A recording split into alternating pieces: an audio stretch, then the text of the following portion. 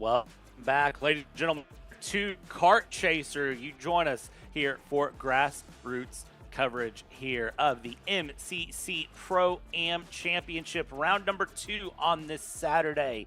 And if you're wondering what round number 2 is here, it's Battaglia de Karts. It is a celebration weekend. It is a weekend of fun. It is a weekend of great tacos and great food and enchiladas, which is my preference. It's a weekend where it's cold. It has been cold. It's a weekend new bathrooms at the facility, which for some reason gets me very excited. And it's a weekend where I'm expecting to see some amazing racing come through. It's myself, Brad, by Sheldon to go through, and we are going to be kicking things off here with the run for our pre-finals for your Saturday. 8 minutes plus 1 lap round out your pre-finals here, and then this evening we go ready racing 30 for 10 minutes plus 2 laps of the finals, but 8 minutes plus 1 lap to get going. Green flag is out here, and it is 206 Cadet to kick things off here as they go. Looking at how 206 Cadets qualified this morning all the way back 2 hours ago at 10 a.m. It was Drew Schneider up at the front with Sam Hornish, Blake Martinez, Harris Bell, Lisa Manelik, Oliver Collins, and Caden Tracy. Your 7 karts that ran on the Cadet qualifying. You should get a look at your grid here on the screen as it goes. So we'll see how this plays out on the run as these drivers get themselves going and get themselves ready to move through. Just taking a look at the karts running through here around this national circuit. Layout was changed for the weekend. We were looking at the national short circuit, but then we brought it to the national circuit. 95 hundredths, 0.95 miles. I wish it was just a little bit longer so we could say 1 mile. 16 turns across this track, split into sector 1, which is a few switchbacks back and forth, and then this into sector 2 through turn 11, up the hill, down the hill, through a 360-degree run of 12 and 13, and then that hard right-hander of 14. Your cadets, as they sit, they are side by side. They are gridded up, ages 7 to 12, 265-pound kart and driver combined, and they are ready to roll. Let's see here as we come up towards the tram lines. Will they get the green flag to go? They are being showed the slow sign. They got to get all the way up to those cones. They are heavily this weekend. So as we roll, as we get ready to go, green flag is out, and we are racing here for the first pre-final of the day. And up in the front, already going through a little bit of bumper to bumper going around there for the front 2 there. Schneider and Hornish hanging on there with Blake Martinez not far behind with Harrison Bell going through. Everybody makes it through the first few corners very, very tidily at the moment down into turn.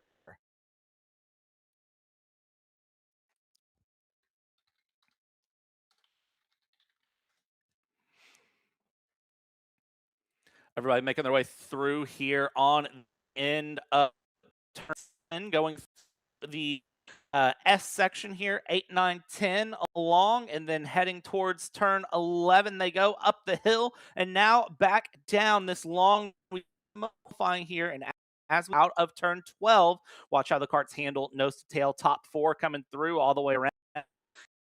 The fun of the Cadet, and we'll see this later with the micro mini classes when they get the KA engines out.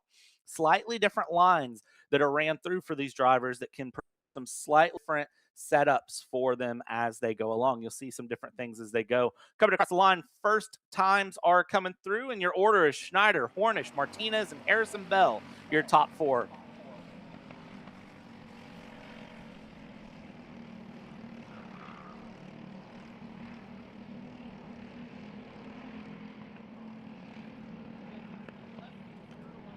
Schneider holding on here. You see a mixture in the top 4 still. Everyone holding here single file. Look at Collins and Simonelik behind. They are having a little bit of a back and forth there going through. And Caden Tracy in 7th place back hanging through. But top 4 trying to hold that number 1 to hold P1 at the moment. Down into turn 11 here, one of the interesting sections of the track because of that downhill run before you go up and back down. There is a bump in the middle of the downhill heading towards 12. Look at this down the inside.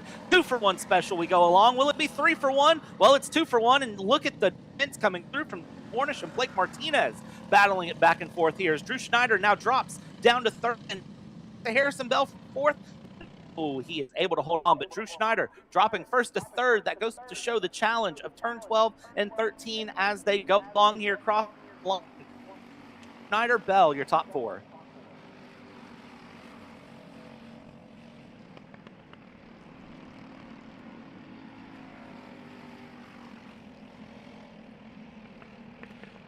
These top four continuing to stay nose to tail. One of the drivers in the mix currently leading is Sam Hornish. If Sam Hornish you're unfamiliar with here, mini Swift driver, has ran multiple runs at MC in round one. Had a good move going through, had a perfectly executed start going last to first in the opening corners, and of course ran with Schneider and Bell, having a 3 wide finish on the end, as it was 0.002 between Hornish going through, and then of course Harrison Bell was there, and we had the run as well with Schneider. So those three going side by side along in 206. They had a great run there on the day as they went. It's been absolutely amazing to watch through them as they go and keep their runs going, and we keep the battles moving up in the front here for these top four. Hornish now starting to breathe a little bit. Schneider has dropped down to fourth. Martinez and Bell hold second and third respectively. You see now Drew Schneider going right behind Harrison Bell there. Harrison Bell, I think, was thinking about a peak out of turn 3, heading towards turn 4. Actually makes the peak there, and they swap positions as they go along. Harrison Bell now ahead of Blake Martinez as they come down through turn 6. They're going to hold nose to tail as they go through. Harrison Bell, Drew Schneider, an interesting position in fourth place, heading down towards turn 11. I think is just kind of trying to play it patient right now. It's been an interesting run of the year so far for Drew Schneider. So if you take a look at the history of that number 1 plated kart as he goes along, of course, the great run at last time out in round 1. But even then, looking at the win there through, his won in OVKA, finished second in OVKA at G&J Kartway on March 29th, picked up a DNF at CKNA Spring Nats, so has had a slew of multiple different finishes going through. Finished first, sixth, actually round 1 battalion a year ago here on the run. So keep an eye on that number 1 of Drew Schneider. It'll be interesting to see where Drew Schneider can go here for the rest of the run. Top 4 currently sitting for getting a little bit of breathing room. It's about a half a second between first and second, just a little bit enough of room here to breathe and go along as they continue their way through down the middle sector, heading towards turn 11 here. This left-hander at the bottom of the hill to go up the hill, down the hill. One of the things that they're not doing that you will see other classes do, left on the downhill for turn 12 to avoid the bumps. You'll see more and more do that as they go along. As of right now, that is not happening. They are holding the line. They're more willing to hold on and hit second place now as Blake Martinez actually gets a wheel out in the dirt coming across the line. Here going through, that wheel hitting the dirt in turn 16, not going to help Blake Martinez. Top 2 now, separated by a whole lot of nothing here. Hornish and Martinez into turn 1.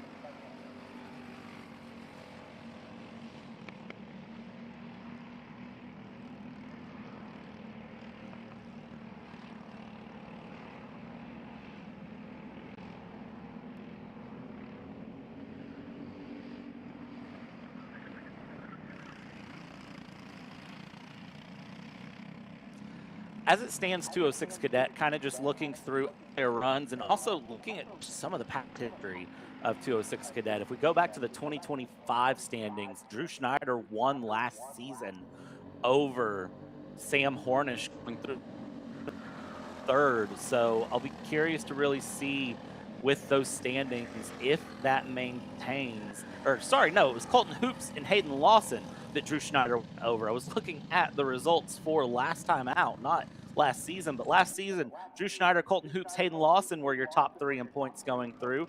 And I'm curious to see for Drew Schneider, that number 1 kart, where the racecraft can come in there for that 206 Cadet driver. Definitely has some racecraft, has some knowledge here, and it'll be interesting to see where he lands himself heading through in the run. Again, lots of great racecraft. Up here, top two, Bell, Hornish heading through. Martinez there in the blue and third, side by side through third and four. That's an interesting position to see these karts going through as they go. That's going to allow Martinez and Schneider to close in. And as they try to settle it out, they don't settle it out. They go side by side again through into turn 8, 9, 10 here. And this is a hard place to hold side by side. That's going to let Blake Martinez sneak up the inside. Into second place goes Blake Martinez. Drew Schneider still not able to capitalize.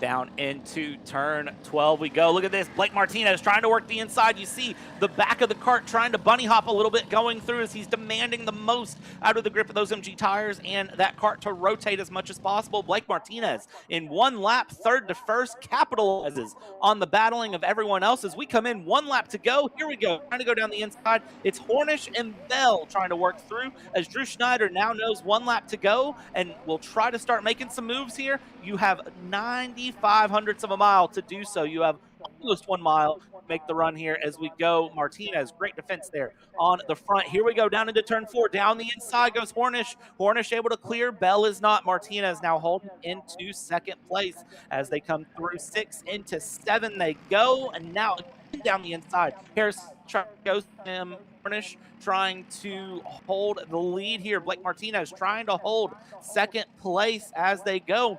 Now down through 11, up the hill they go.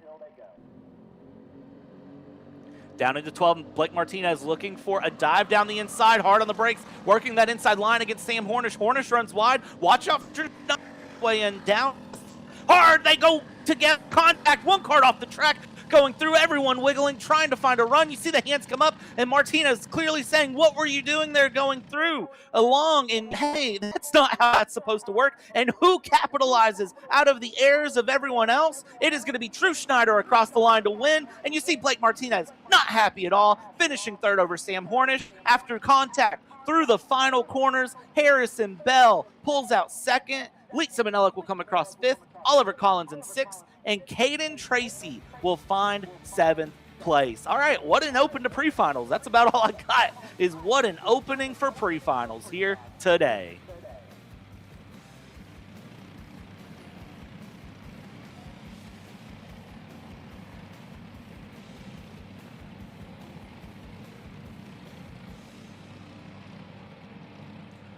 And while we wait for our next class to come out, 206 Master Super Match, we're going to step aside here for just a moment. We'll be right back here on Kart Chaser.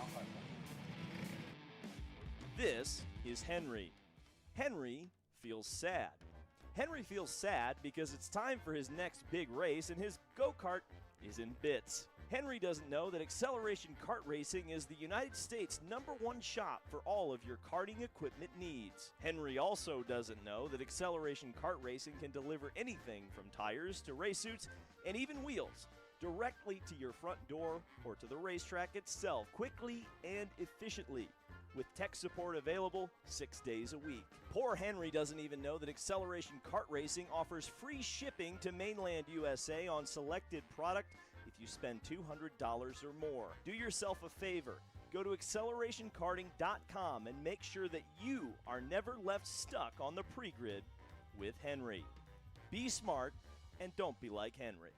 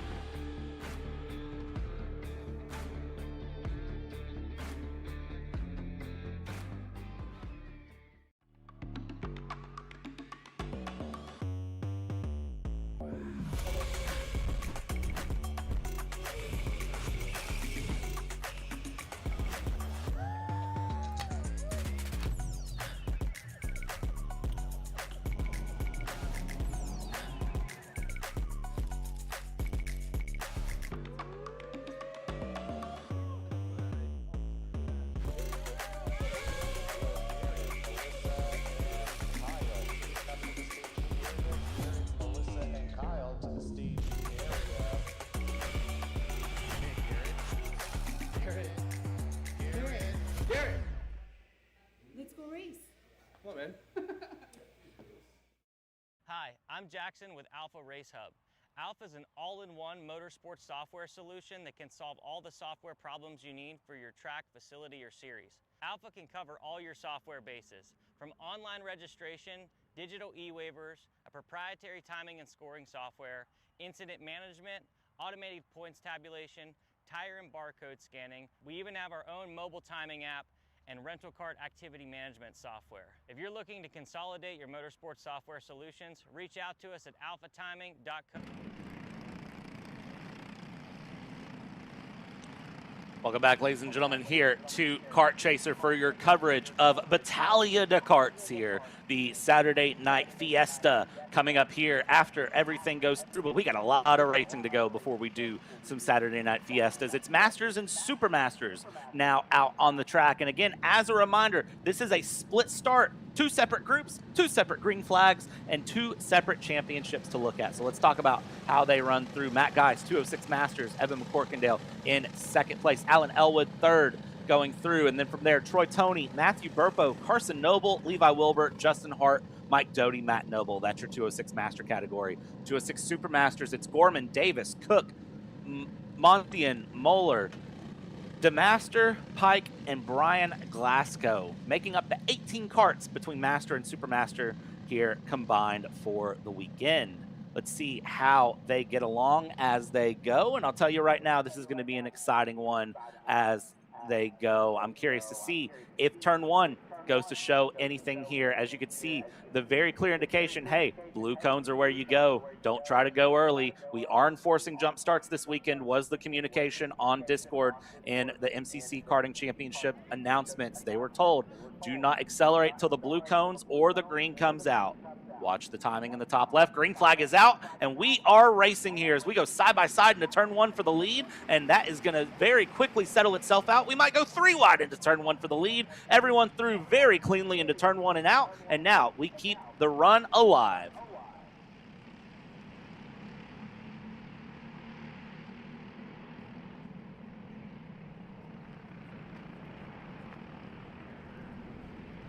Multiple karts off there going out into turn 4. I see 4 karts off in the mix there going through as they've had contact. They've had calamity. That is what happens when you get all these karts together, all very, very quick in their own right, all battling their way through.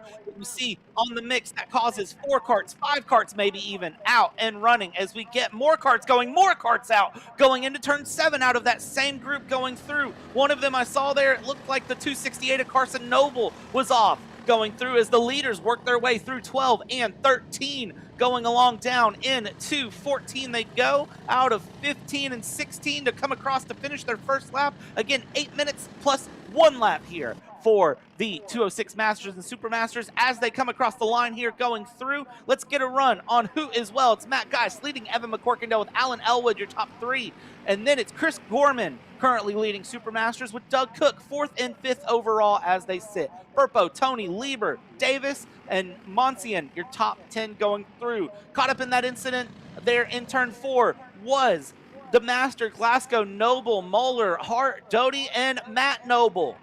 Carson and Matt Noble both caught up in that lap 1. Multiple incidents going through as they try to work their way along, but we've lost 4.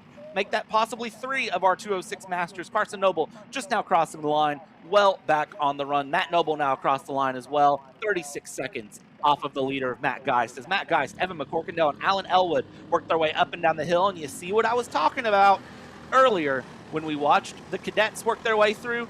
Watch them on the downhill run to 12. You will see them swerve to avoid that bump and come back. Some of the drivers will swerve for the bump and not come back, and they'll go for a deep dive up the inside into 12. That'll be an exciting moment to watch here. Down the tram lines, down the front stretch we go. There's a pull away there from McCorkindale to dip to the outside, going through, swap up in the run, and along there, Alan Elwood now moving through as McCorkindale is into 3rd, Elwood up into 2nd here. Matt Geis in the orange helmet still holding the lead going through, and behind them you still have Chris Gorman, Doug Cook. Here we go, down the inside goes Alan Elwood, out in through the run of turn 4, trying to make the pass. We go 2 by 2. Chris Gorman looking over the shoulder saying, wait a minute, where are Super Masters at? Why am I up here? duking it out with 206 Masters top 3 right now. Where is anyone else in my class? Well, you got a bit of a breather there before you get back to Cook, Burpo, and Tony back behind. As right now, up in the front is the orange helmet of Matt Geist, Alan Elwood holding second, and Evan McCorkindale holding in third. Look to the outside there, avoid the bump down the hill. Nobody going for anything too crazy into turn 12.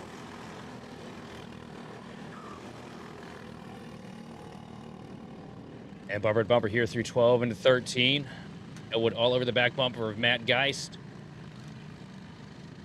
Tell you what, how about this split, man? So many talented racers. We see a lunge being formed here down to the inside. Elwood trying to get past the 531 machine of Matt Geist down to turn 1. Wheel to wheel down into 2 now, pulling ahead. It's going to be Alan Elwood for the time being. Here comes Geist, though, trying to charge with the crossover. Charging with the crossover here, going around one way to the other. Where can you make the pass? Elwood, great move down turn 4 to the inside here to make his way along as they continue through. Look at this top 3 nose to tail. I like that Chris Gorman is just sort of staying out of this. Chris Gorman not necessarily trying to cause any problems, is doing exactly what we just saw happen in the cadet run there with Schneider. Schneider sat right in the back, stayed in 4th place, didn't challenge anything, and then when all heck broke loose and the top 3 absolutely exploded, was there to capitalize. Just like right now we see down the inside goes Geist, switch back through for Elwood. Elwood now back to the inside through, holding on, trying to defend, and able to do so there and go through. And again, look at where Chris Gorman here comes is now Geist as again. these two side by side. They are not done here. And side by side here, coming to the stripe, Matt Geist by a nose, I think at the line. No, here comes Elwood with a surge to the bottom. Elwood sending it down to turn 1. Here comes Geist up to the bumper, trying to move him. Trying to root him up off the bottom lane. Not going to work, though. Elwood holding strong here, not breaking under the pressure as Geist pretty much pushing him all the way down the back half of the track. Alan Elwood here. And the run, again, back out of round 1 was the pole sitter for the final going through. Had strong, consistent performance through the day. He had Elwood right on his rear bumper going through as they ran through. Elwood finished second, just behind Chris Gorman going through. So this top 4, they are strong. They know how to race with each other. Just keep an eye on them. See where they end up here. Heading into turn 12, top 4 holding place. 5th place here, you've got Cook and Burpo looking to go side by side. They decide not to as they go along, but you can see how the things are mixing up. And here comes Evan McCorkindale. Took a little peek there to the bottom. Wasn't able to get past, though. Door got shut in his face by Matt Geist. There they are, 3 in the line, down the front straightaway, across the start-finish line, down into turn 1. Alan Elwood leading at the moment. Starting to lose a little bit of contact there with Matt Geist. Geist going to have to pick up a little bit here if he wants to get to the bumper and make another move for it. But you know Matt Geist, he's probably just trying to keep a little bit extra stored in the tank here for the last couple of laps. Elwood holds the advantage here. Starting to walk away a little bit, though. Just a little bit, and that is all he really needs to do is just find a little here, find a little there, because you've got Matt Geist behind you. You've got Evan McCorkindale. Now, Evan McCorkindale, if you're familiar with K1 Circuit over in Whiteland, Indiana, if you've watched any of the Kart Chaser grassroots coverage there, a slew of history of first places and second places at that track. Has never actually finished worse than 4th. Taking a look here at his history with the IKC challenges going through over the last few years. So, great runs there, 11 wins at that track, has a slew of history across other tracks as well going through. And so when you've got someone strong like Evan McCorkindale behind, you got to be a little careful going through. You see Chris Gorman staying right behind McCorkindale here, not really looking to make any challenges, not really looking to do anything. I think this is a case of knowing where you're at in your class and just kind of being okay with it for the moment. One thing, though, it does make me happy to see another one of those classic McCorkindale versus Matt Geist battles here potentially looming this afternoon. Because, you're talking about K1 Circuit in Whiteland, and those two pretty much the cream of the crop every time the Masters and Super Masters take to the track. There's so many great battles I've had the opportunity to call throughout the past 2 years here on Kart Chaser between the two of them.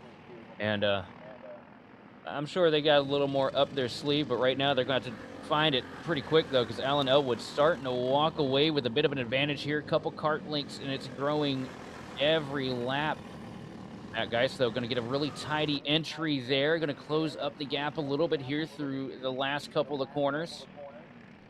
Down onto the front straightaway here into the tram lines, bumper to bumper. Geist trying to use that slipstream to pull up into turn 1. Not able to, though. Elwood holding the defense for now. White flag is in the air. It's the last lap for the pre-final for the 206 Masters and Super Masters. Last lap here for the run. Again, 8 minutes plus 1 lap is the pre-final here as we go on our second pre-final. And you see the top two there of Elwood and Geist getting a bit of a breakaway from McCorkadale and Chris Gorman as they go. Gorman maybe in the position for an overall podium. We'll see if he tries for a pass on McCorkadale. As of right now, the Supermaster leader currently just holding in position with about 6 seconds up on Todd Davis in second place for Supermasters. Coming down the hill through turn 11 back up, Elwood and Geist holding first and second place where they were. Here we go. Let's go for a podium, says Chris Gorman. Going down the inside here into 12. Is going to look for it, is going to go for it. One cart all the way off in the grass. Avoiding, that's Mike Doty, or Brian Glasgow, I believe, going a lap down, staying out of the way. We still have the battle going through along McCorkadale, able to defend against Gorman, but as they go across the line here, Elwood with the run, Geist behind with the slipstream, but Alan Elwood able to defend, drag race to the line for P3, and it is Chris Gorman over by 3,200 for McCorkadale. What a great move by Gorman there. Last second pulls out on the front straightaway and just able to slip right in front of Evan McCorkadale for P3. Your results as they sit: Alan Elwood, Matt Geist, Chris Gorman, Evan McCorkadale, Todd Davis, Doug Cook, Matthew Burpo, Troy Toney, Levi Wilbur, and Scott Monison, your top 10 as they sit. John DeMaster crosses the line here in P11. Renee Moeller will be coming through. Look at that, though. Larry Pike trying to get a dive down the inside there. That's for 11th and 12th coming through. Carson Noble holds 13th. Larry Pike 14th as they go. Brian Glasgow, Justin Hart, Matt Noble, and Mike Doty. The 18 carts that took the run, Matt Noble was the cart that went a lap down there on the final lap, with Mike Doty pulling away. 2 pre-finals down. Next up, 206 Junior here, Sheldon. What are we thinking for 206 Junior's pre-final?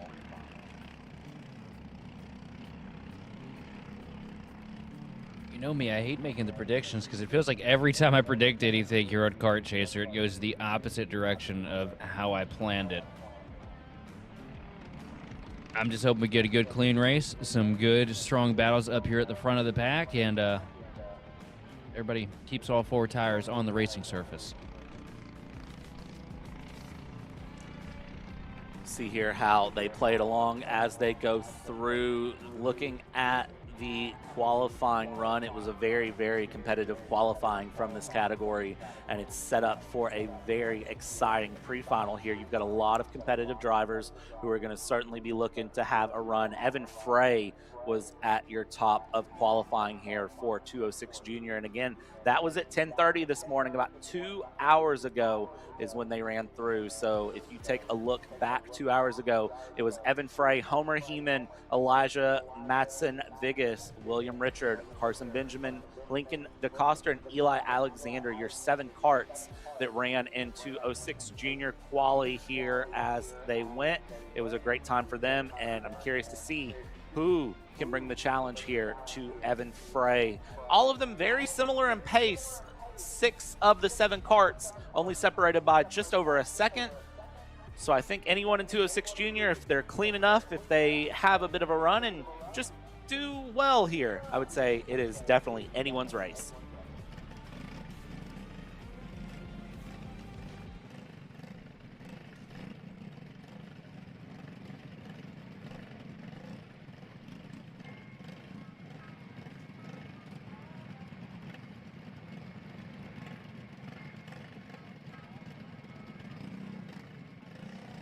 Taking a look here at some of the history of your pole sitter. Evan Frey, by the way, going through, has won at Music City KartPlex multiple times, running through, ran at the December 28th Daytona Kart Week Sprint, finished 5th in 206 Junior out of 42 karts.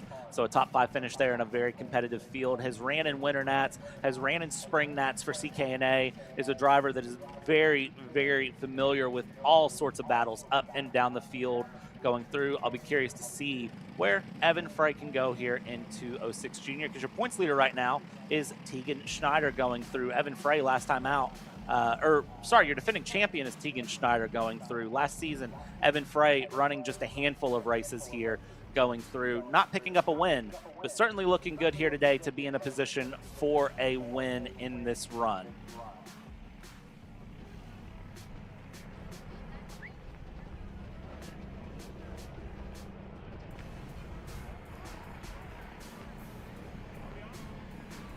Also, how's that weather report looking? Still expecting some showers coming through, maybe?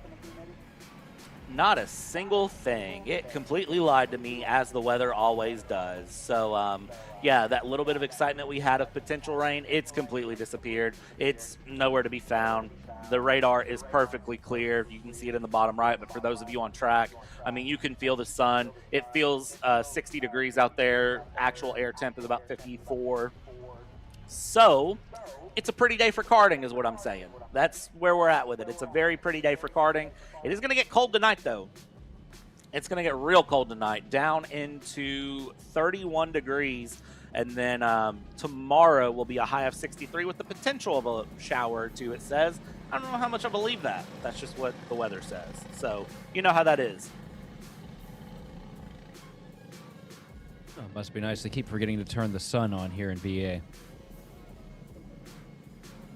Yeah, it's pretty nice here in my neck of the woods. I'm not complaining. Again, I'm in central Kentucky, not too far away, and I'm very glad with the weather we have today. So, again, great weather day for karting across a lot of the U.S.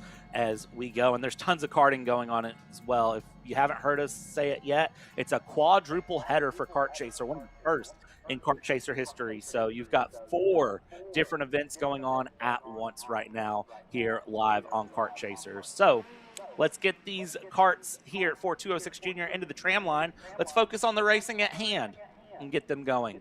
Let's see as they head through. We're looking for green flag. We're racing here as we go, and you can see up at the front already, it's a good run from the front of the pack. Everyone going through. Down into turn number 2 we go, which I always call turn 1, but it's turn 2 if you want to be correct. Going through in a massive, massive lead already developing here in the front.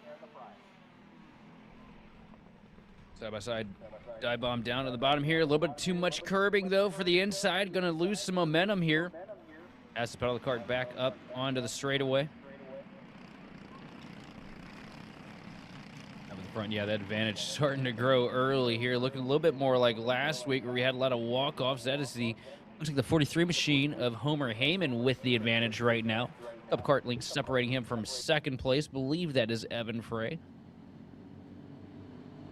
See a little bit of signaling being thrown here from your second place runner, probably trying to get that third place cart to stay in line to maybe work together here, put a little bit of pressure on your race leader.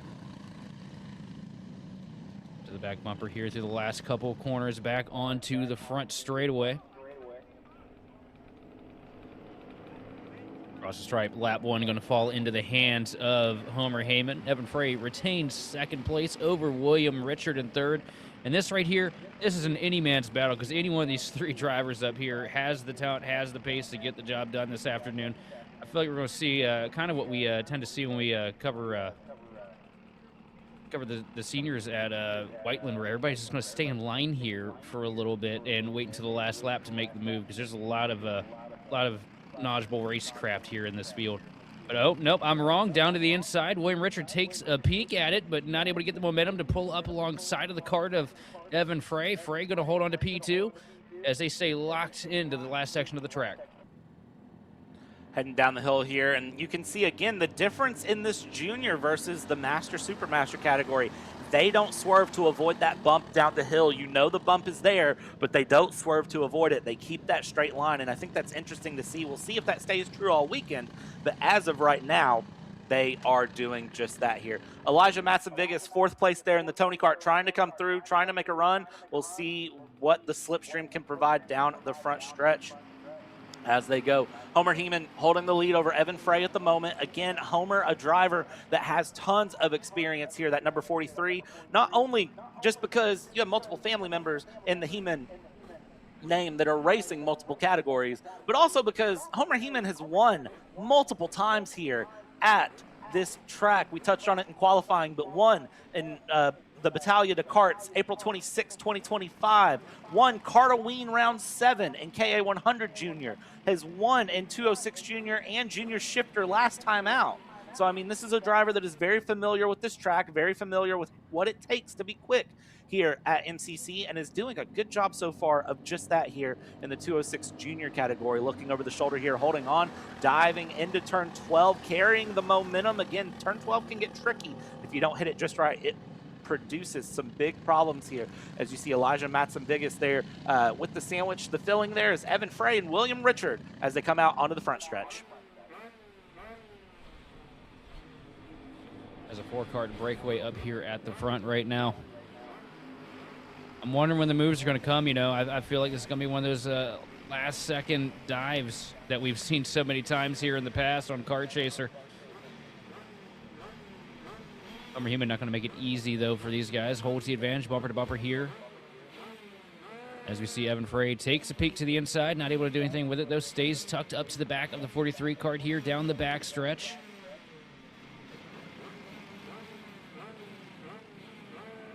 Got a little bit side-by-side racing behind, though. The battle for 5th place looks like it's heating up there.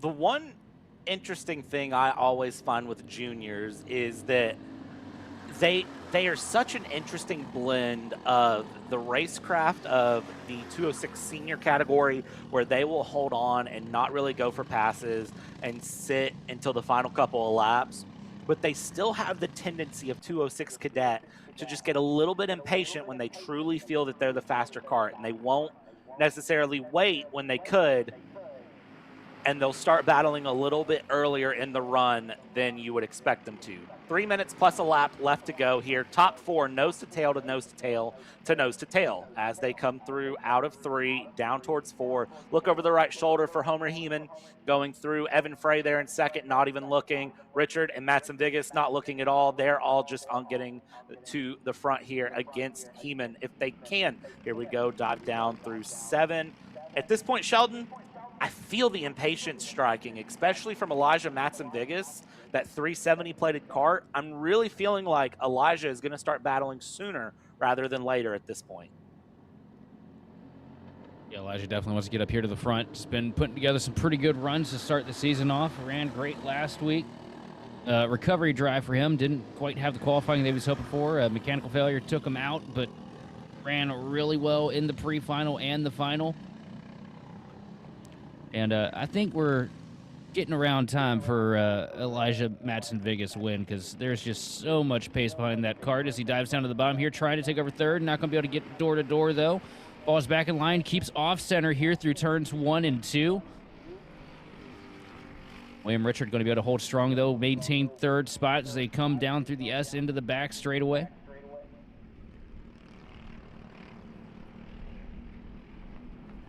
It's going to lose attachment to the back of the kart of William Richard here. At the front of the pack, though, Homer Heeman starting to feel a little bit of pressure building, though. Evan Frey starting to close up to the back bumper here. And through the X's, Heeman still on the point, but bumper to bumper now. And this part of the track looks so much fun to me. Just the way they go down the hill, the bump, everything about it. I love this back half of the track. Yeah, the back half of the track is honestly the best part of the track for passing opportunities, I feel. It's the best part of the track where you can really make or break your lap. It's the most technical section of the track, I would argue, where you can really have problems if you're not careful. Coming across the line, it'll be 2 laps to go here, less than a minute to go, and a lap for these karts takes about 69 seconds. So, as it sits, 2 laps to go, this time by Homer Heeman, Evan Frey, William Richard, Elijah Matson-Vigas, that same top 4 we've been watching since the green flag drop, and the same momentum time and time again. Homer Heeman out of turn 2 looks over the right shoulder and says, all right, who's behind me where? And then you see Evan Frey out of turn 4 look over the right shoulder. It's a tuck down from William Richard, head down, trying to just stay right there. And then Elijah Matson-Vigas in 4th place in the mix, bouncing the seat from William Richard, trying to get some momentum. A little bit of a peek there from Evan Frey with the white helmet, trying to get past Homer Heeman. There, going through side by side into 11, swap there. That's going to shuffle Homer Heeman for the first time out of the lead all the way down into 4th, heading through as we'll come around through turn 12. Now, let's shuffle this field through a bit more. Let's shuffle Evan Frey back here as William Richard moves up. They continue to mix it up, and as it sits, that 831 of Evan Frey was in 2nd, is still in 2nd. Homer Heeman is down in 4th. Where does that put other karts as we come across one to go? It's Vegas. Vegas took a peek down to the bottom, wasn't able to get to the door, though. Evan Frey hanging on to 2nd, but you see Matson-Vigas looking everywhere to make a move, but now down to the bottom, here comes Heeman trying to take away 3rd. Pushes the machine of Matson-Vigas a little wide there. He's going to lose a lot of time here. He's going to have to close back up. Time's running out, though. This is the last lap up at the front of the pack right now. William Richard, great move to take the lead. But is he going to be able to hold on to it? He's got a lot of pressure being applied to him by the back by Evan Frey. Evan Frey took a peek to the outside there, wasn't able to get to him though. Now peeking again, trying to make a little bit of momentum in the S's. Closes up to the back bumper, pretty much pushing the kart of William Richard around the speedway as they come to the downhill section. Down the hill, here comes the move down to the bottom. Man, look at him avoiding the bumps and then making the move. Oh, and here comes Heeman. Here we go. Heeman going through. Watch out. One spin through on the back. Big spin in the background. That is going to cause calamity up in the front going through. And here we go. As they go, that is going to be Richard spinning through. It's going to be 3 karts to the line. Don't tell me it's going to end up absolutely wild. It is. And here we go across the line. It's Homer Heeman up in the front with Evan Frey. Elijah Matson-Vigas finds 3rd. And William Richard, 4th place across the line. Very clearly not happy about it after the contact there going through 12. And somehow Homer Heeman in 2 laps goes from 1st to 4th to 1st. That was amazing. Heeman's going to be definitely going to be one to watch here this afternoon. What an incredible battle between 4 incredibly talented drivers here. I can't believe Heeman was able to get back up to the point, though, after as much as he lost coming to the white flag. But if you're William Richard, you're going to be thinking about that strat. You're going to be strategizing now, trying to figure out how to take that lead and not lose it coming to the white flag. Well, I think the strategy at this point, as we're learning, is don't take the lead into the white flag. Wait for the final sector and pass. I think that's what these pre-finals so far have taught me, because, wow, that was crazy. And I'd be curious to see how William Richard is feeling there in the scale line after that run as we go through. I mean, wow. That's all I can say. 206 Junior's done, though. I'm sure we're going to hear about that later in the final when those karts go through, because I'll tell you right now, one of the things that they always talk about with drivers, have the memory of an elephant and remember everything forever. Right now, I'll tell you right now, William Richards is going to remember that one, that spin, and the final's going to be fun, and tomorrow's going to be fun. But let's shift gears from 206 Junior. Let's shift, and let's take a look here as they are set up at 206 Senior. Emily DeMaster qualified on pole. This is a quick field again. I say it every time we come to MCC, and I promise I'm not just saying it to say it. This is ridiculously quick fields that go through here. And this 206 Senior category, nonetheless, is going to be amazing. 13 entries were signed up coming into it here. And Emily DeMaster, Addison Ianello, Randall Potter, AJ Roderick, Adler Klein, Will Wilkie, Braden Heber, Brandon Helton, Ryan Curl, and Gavin Deeganhart, your top 10 as they sit. Moving on from there, we go Katie McDaniel, Tanner Gorman, Tanner DeMaster, Vince Krasuski, William Specht, Dylan Sorg, and Troy Hart. 17 karts here for this 206 Junior or 206 Senior pre-final as they go through.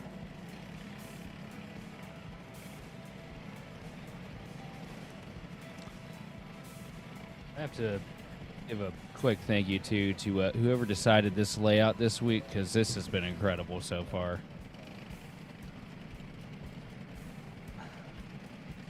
They changed it on Wednesday, and I'm very happy they did, I'm going to be real honest with you, because, yeah, this 0.95-mile track is absolutely great to run. Don't get me wrong, I like all the other layouts of MCC, but this 0.95-mile track that includes 12 and 13 on the back end, just chef's kiss. Chef's kiss, legendary. I think this is the first time I've had the opportunity to cover this track where we did have turns 12 and 13, and this has been absolutely incredible. I mean, the amount of moves that we've been able to see, that we've seen get made in that last sector is insane.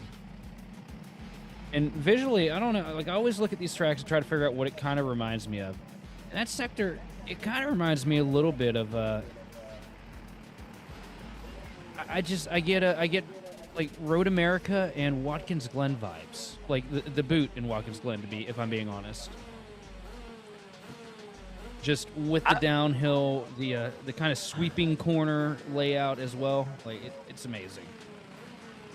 I agree with that completely. That I've been wondering what that section of the track reminds me of, and I think the boot of the Glen is a very good summary of it. And I will tell you, the elevation, it's a bit more elevation than you would think. Looking at it on camera, I think hides a little bit of how much that elevation change truly is.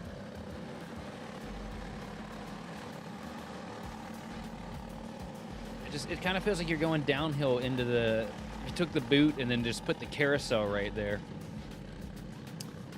Yep, and shoved a couple of hairpins in. It's beautiful. It's an incredible layout. I'm so happy we get to call it today. It's a great track design, and it's definitely a great facility. Again, I've said this a few times, but new bathrooms opened last night. I don't know about you, but I love a nice, clean bathroom. So, I have to say it. Karts are in the tram lines, though. Let's focus on the race at hand here, and you can see the very clear indication all the time coming through of watch for the run here. You don't jump early. They didn't like it. We're going to go back around, I believe, here. I don't think they gave them the green. They did not. Kart's trying to roll too fast. There it is. Your yellow flags are still on, so we will go around, rack them, stack them, and try to run it again here. They said on the drivers' meeting jump starts were being enforced. That was communicated going through, and that was something that everyone was to be aware of, was to make sure that you were being careful with that as it went through. That was very important. The direct quote from Seth Streidel, race control here for the weekend: do not accelerate till blue cones or the green. Jump start and pushing start penalties will be enforced.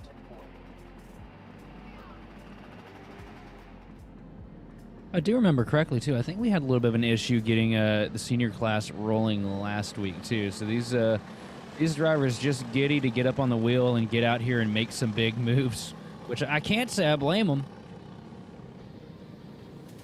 I'd be doing the same thing. Absolutely. I would be ready to go, too, and I do get it. So it's one of the things sometimes to watch through on how the karts handle here, as we will rack them, stack them robots. Again, let's get it going through. Emily DeMaster, Randall Potter, your top two, as they sit here with Addison Iannello. And you see, again, the reminder, blue cones, blue cones. Slow through the tram lines. Side by side they go. Let's wait and see. And green flag is out. We will be racing here. Head down into turn one, and Emily DeMaster holding the lead for the moment, parking the bus in the middle of the track. We're 3 wide mid-pack coming through. They sort it back out to 2 by 2, though, by the time we get through turn 3. Top 3 going to try to hold on here. Top 5 now single file. Looks over the shoulders. Everyone defending through. Up in the front, though, it is going to be held where it was, but further back from 5th on back. Still shuffling for position. We've got 2 karts together in the background outside of turn 4. Emily DeMaster leading in. We got 1 kart, 2 karts off the track. They got together. Both karts stalled off the racing, being pulled off the racing surface right now. One of them, I was able to make out the door number. That was the 85 of, I believe that is Vince Krasneski. Really difficult start here for the 206 pre-final. That's definitely going to hurt later in the race. You see how big a field we got, a little bit of 3 wide in the downhill section. Braden Heber locked up in traffic right now, trying to make moves. Gonna be difficult though. Bumper to bumper again. A little bit of contact. 8 Machine gonna swing through here, pick up a spot as we come into the final section and back onto the front straightaway. Across the stripe to lead us to lap number 1. It is going to be the Machine of Emily DeMaster with Addison Ianello worked up to P2. Randall Powder hanging on to 3rd with Adler Klein and AJ Roderick, points leader, sitting back in 5th. Braden Heber dropping all the way to 9th place on that race start. Big drop down the order there as you see multiple karts we lost there in turn 4. Katie McDaniel, Vince Kraszewski, and Dylan Sorg, the 3 karts that we lost there on the run there that were further back in the pack. Side-by-side contact through turn 4 takes them out. Top 2, Emily DeMaster, Addison Ianello, and Randall Potter here. Top 3 holding on nose to tail with a little bit of a break there to 4th. And again, look at 206 Senior. Most of them avoid the bump to some varying degree as we look for dives down the inside. If they can be found, here we go, shuffling for the lead. Emily getting shuffled down into 3rd, possibly further here. But no, it's just going to be the 3rd as it goes through. AJ Roderick now showing a penalty on the board from the race director. Uh-oh. Across our finish line here. Randall Potter, now your race leader. Emily DeMaster back up to 2nd. AJ Roderick in 3rd, but with the penalty, so it's going to be interesting to see how this plays out. Oh, 1 kart off the track here into the grass. That is Klein who is off there going through. Adler Klein, you can see the punch of the steering wheel there. Was not happy at all, Sheldon. I wouldn't be either. That's a lot of time that you're not going to be able to make up here. 5 minutes left on the board. Randall Potter with a pretty sizable gap here to 2nd place. You see them weave around the bump here in the downhill section.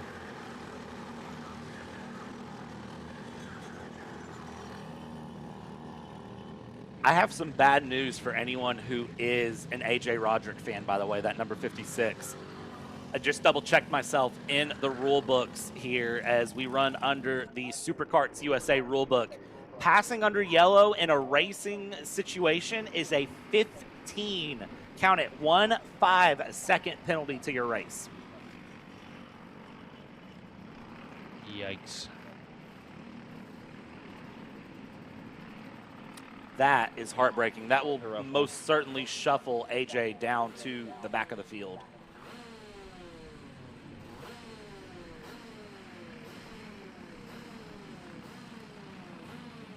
That's not what you want in a field that is as stacked as this, too. I mean, 17 karts on the track.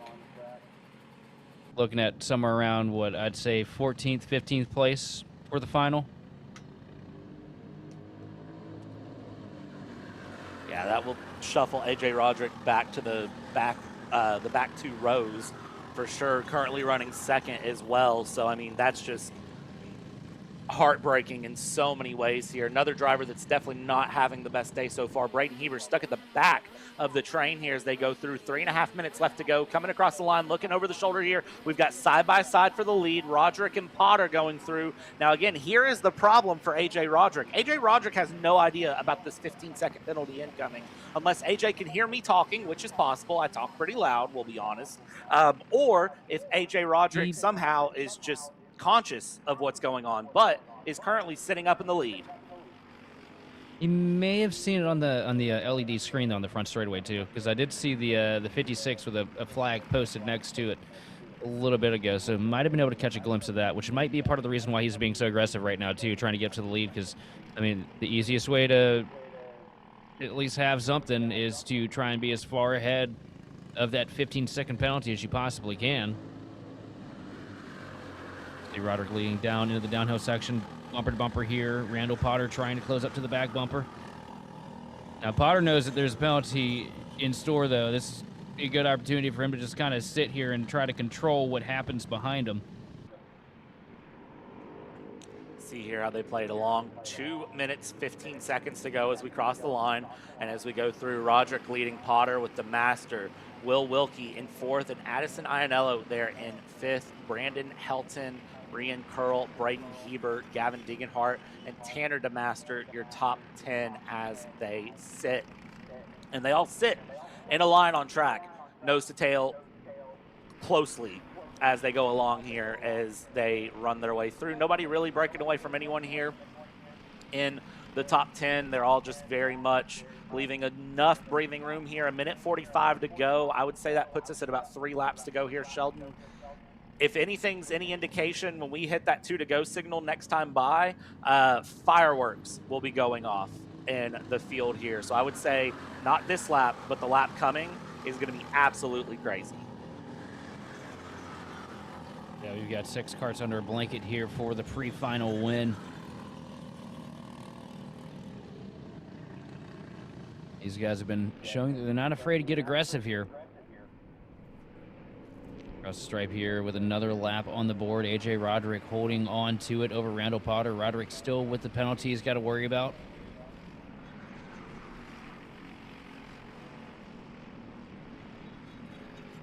Has the advantage now. Potter going to stay in line here down the back stretch.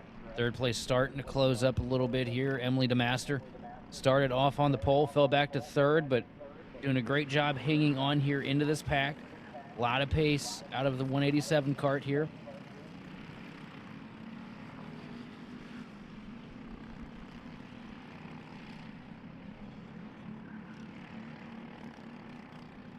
Just waiting to see here for Emily what the decision is going to be in terms of going for a pass. I would think Emily DeMaster going to try to work back up for a run to the lead here, but has not done so yet. Is currently just holding position through in third here. Will Wilkie there in fourth place, very close as well. Watch those tires as they dip onto the grass coming out of 14. You can see where it's been worn down below the pavement there. You have to be a little bit careful. You can lose a lot of momentum coming through there.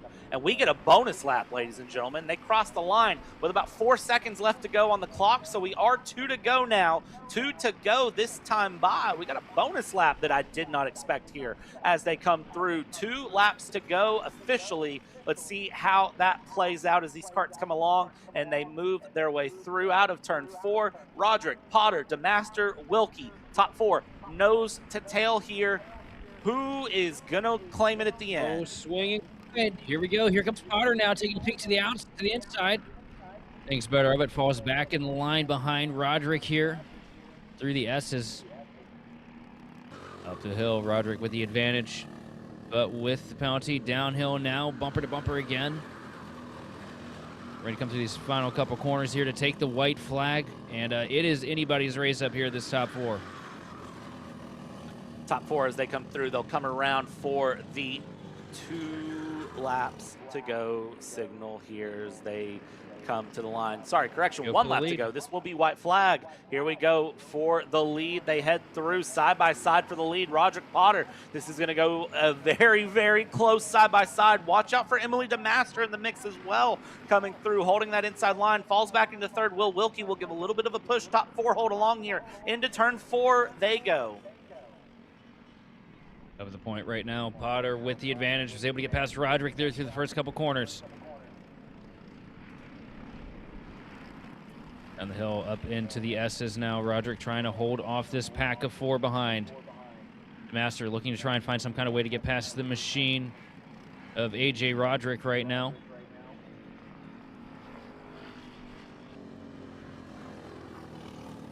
Down the hill for the final time. Who's going to pull out? Everybody stays in line here into the last couple corners. Randall Potter with the advantage, now working back up here onto the front straightaways. They're going to be a pull out here at the last second to try and take the lead. Everybody staying orderly. Here comes the Master taking a peek now down to the inside, trying to get by, not able to find the momentum though across the stripe. It is going to be Randall Potter with the 206 senior pre-final win. AJ Roderick coming home second with Emily DeMaster in third. Remember, Roderick with the 15-second penalty though, going to fall way down the scoring pylon once this is all over with. Will Wilkie going to come home fourth with Brandon Helton coming home in P5. 6 going to Aston Ionella with Ryan Curl, Braden Heber, Adler Klein, and Gavin Degenhart rounding out the top 10 here for the 206 pre-final. Senior pre-final. Yeah. Randall Potter, Emily DeMaster, Will Wilkie will be your top 3 when it's said and done. AJ Roderick after The 15-second penalty will fall down to P11 behind Tanner DeMaster. That is a significant drop there going through. We'll see if that's appealed or if anything changes post-race, but that race control decision being issued very early in this race here from race director Seth Streidel, and we will see if that sticks through. We're going to step aside. When we come back, it's time to get some shifter karts out here on the track here from MCC. Welcome to the future of kart race preparation. Kart Sim Pro North America. Featuring laser-scanned North American kart circuits and precision-tuned kart physics developed using real telemetry, dyno and tyre data, Kart Sim Pro North America delivers the most advanced and realistic kart simulation experience available today. Whether you're training for race day, refining your lines, or shaving tenths off your personal best, Kart Sim Pro gives you pro-level insight without leaving your home. Trusted by world champions, coaches, and karting enthusiasts alike, this is where virtual practice translates into real-world performance. Experience the thrill, the challenge, and the edge. Kart Sim Pro North America. Use code CHASER20 to get 20% off today.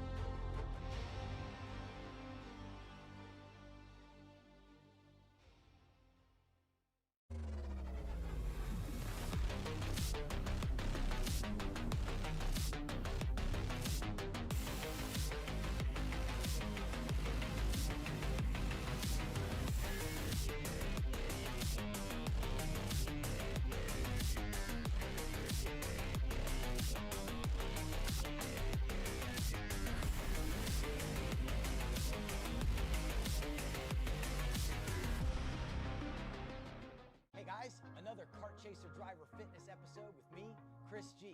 Today, I'm going to show you how to protect those ribs in the seat. We're doing core. Exercise number 1 is the bench leg raise.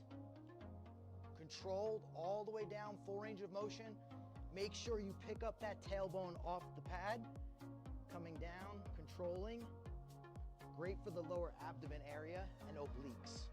Floor slider mountain climbers, exercise number 2.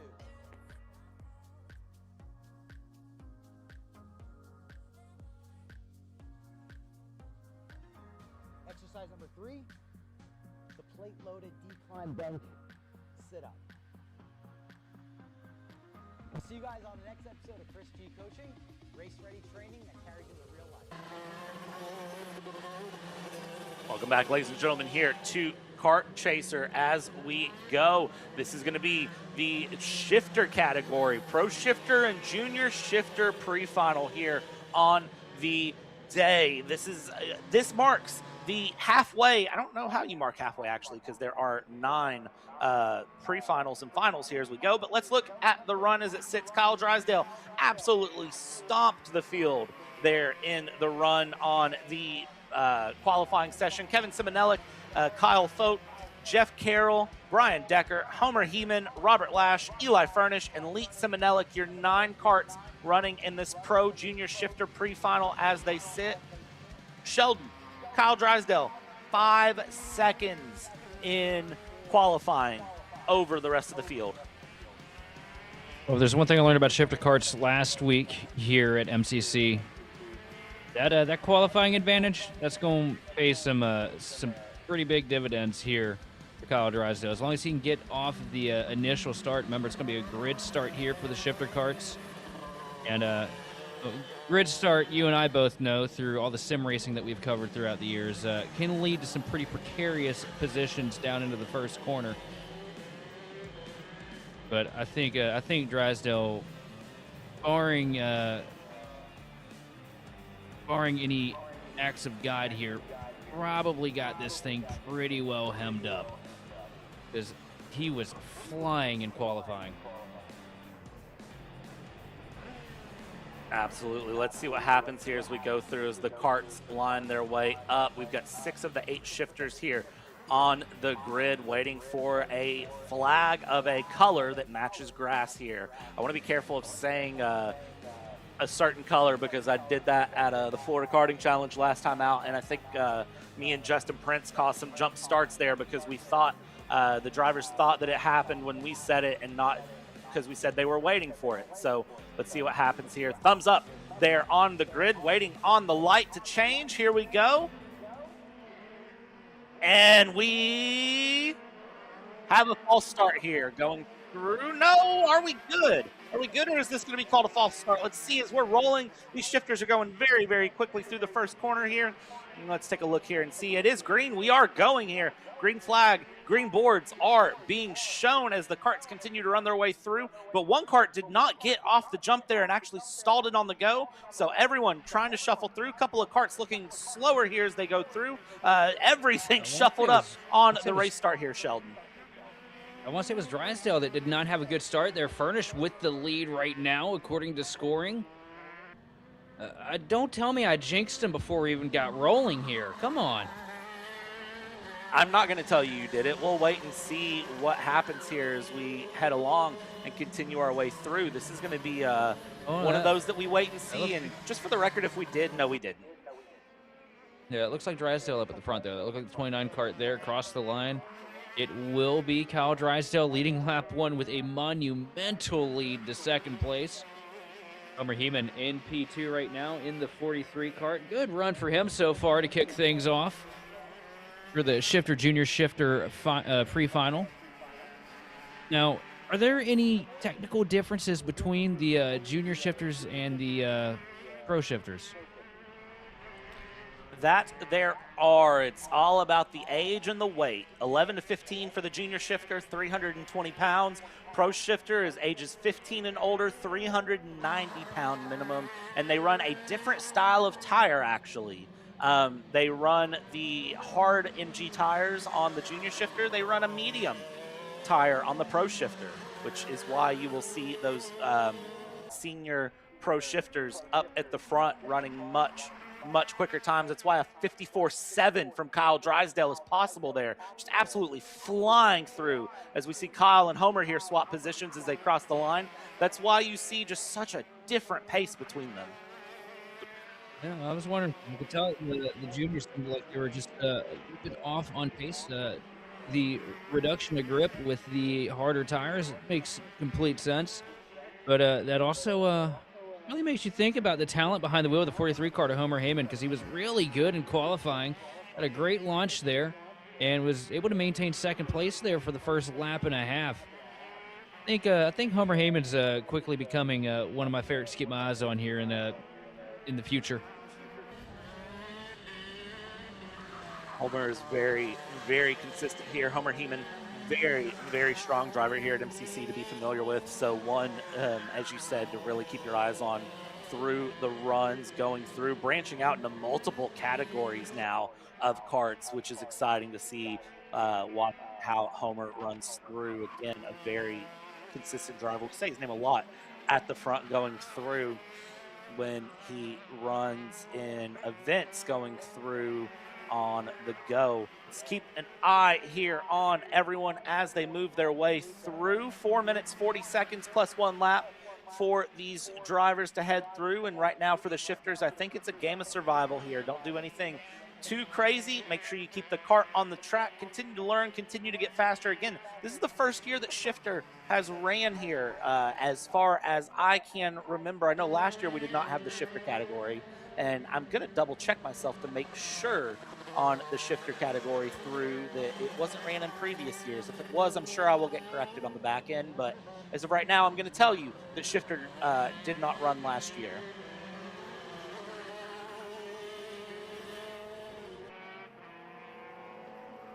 Also a 12-second lead already. Make that 15-second lead for Kyle Drysdale.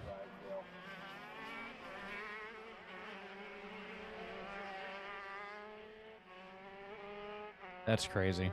I don't think I've seen somebody pull away that much in anything in this short of a time. It's a wild jump going through. I will be perfectly honest. It's kind of amazing going through. And shifters have been here for a while, so I am misremembering. So getting myself corrected on the back end here, as I said I would be. So me misremembering the non-existence of shifters going through and along on the run here as we continue to watch these karts absolutely fly. One kart off the track there to the right-hand side out of turn 15. And as they go down to cross the line, 3 minutes left to go. Look at this, too. The last lap that Kyle Drysdale ran there, lap 5 here on this run, a 54.625. The closest lap to him right now is a 58.310 from Kyle Fott. Or sorry, no, let me scratch that. Is actually a 57.891 from Kevin Simonelli.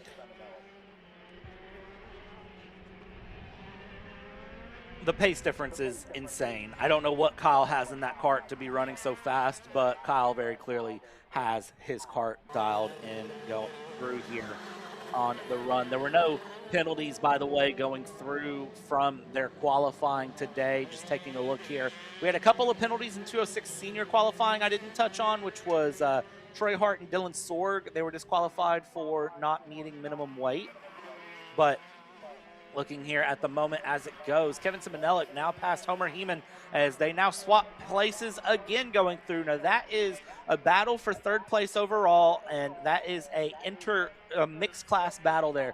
Kevin Simonelli running senior shifter, of course Homer Heeman running junior shifter here, and you would not be expecting such competitiveness between these two since they're in different classes. You would think that the senior shifter would be able to go past just a little bit quicker, but right now they're holding nose to tail.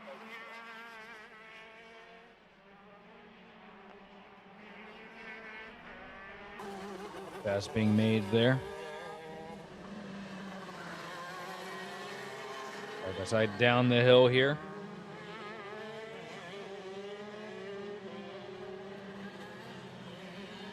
Looks like we got one kart off the track here at the bottom of the hill.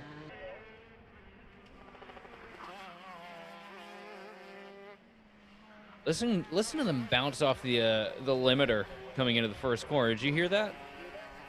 I did. It's absolutely crazy to just hear them absolutely sending it through. These shifter karts are having the time of their life with this track, with the long straightaways and the turns that they can accelerate out of aggressively.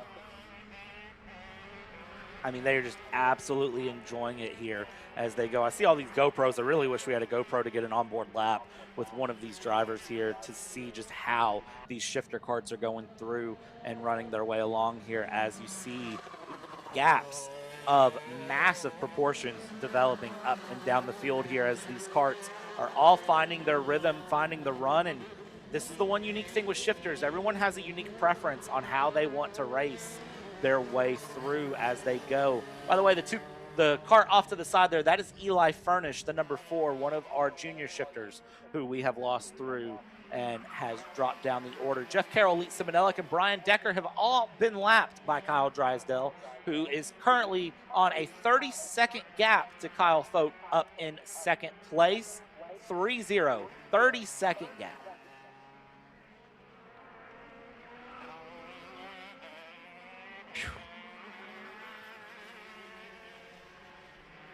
Kyle Drysdale doing a good job sticking up the show here for us, walking away with such a big lead. I don't think I've called anything that's had a 30-second gap this year, and I think I've probably called at least 120 races since February.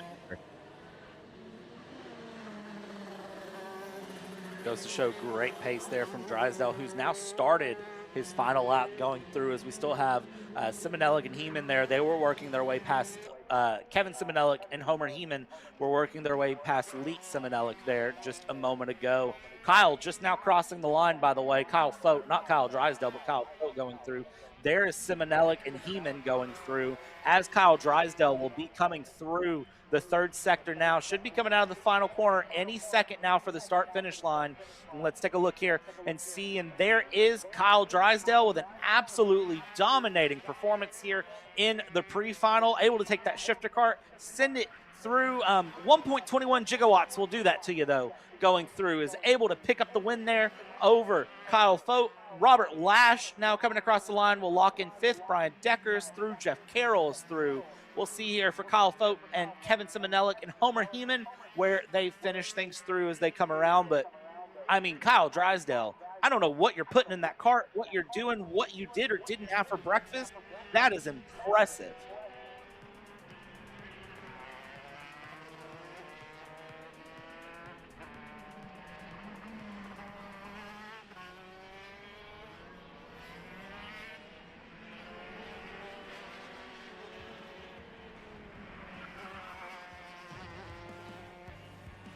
And your final unofficial results here up on screen. Drysdale, Fote, Simonelik, Heeman, Lash, Carroll, Leet Simonelik, Brian Decker, and Eli Furnish, the 9 shifter carts that just took on 8 minutes plus a lap here in the pre-final. So we go through 4 more classes to go here. We go from 206 and shifters into the master category and the KA100 engine package here. Sheldon, KA100 package, it runs very different to the 206s here. I'm curious to see, how do you think these drivers, especially the ones that are jumping across multiple classes, how are they going to handle this? My question for you, what's the big performance difference between the 100 and the 206 package here? So 100 and 206 packages, the 100 is going to be air-cooled coming through, a little bit more power than the 206 as well, accelerates up a little bit faster. The 206 is a Kart Briggs & Stratton pull-start engine. It is just, you take it, you put it on the engine stand, you hook it up to a sprocket, and it runs. It works, it just works. And that's where it's at. The KA100, it's more expensive to get into, and it gives you a bit more power to it, bit more of a different run going through. I've been actually doing a lot of research on that lately because I would like this summer to get to run some 206 going through. But I tell you what, my local track would be MCC and 206 senior. It's a competitive field, and I'll tell you where you wouldn't find me, in the front of the field. So you never know how that's going to play along for them as they go through. I don't know that I want to put my name on the bottom of a leaderboard. Yeah, I don't know that I want to put my name being bullied on a leaderboard here as they go through. Let's see what happens, though, for the KA100 Master and Super Master combined as they get ready to go out here onto track. KA Master and Super Master as they sat in qualifying, well, it's going to look like this. Andy and Chris Kutcher are going to be your front row, 4 milliseconds separating Chris behind Andy. Paul Meese in third, Damian Jennings in fourth, Greg Leary in fifth, and Jared Tracy will be in sixth place here. You've got 3 Masters, 3 Super Masters. The Kutchers and Jared Tracy are your Masters. Your Super Masters are Meese, Jennings, and Lee as they go along and get set up to run here, waiting on the track to clear for them to go out. We do have, I believe, 1 kart, if I remember correctly, of Eli Furnish that had to be cleared.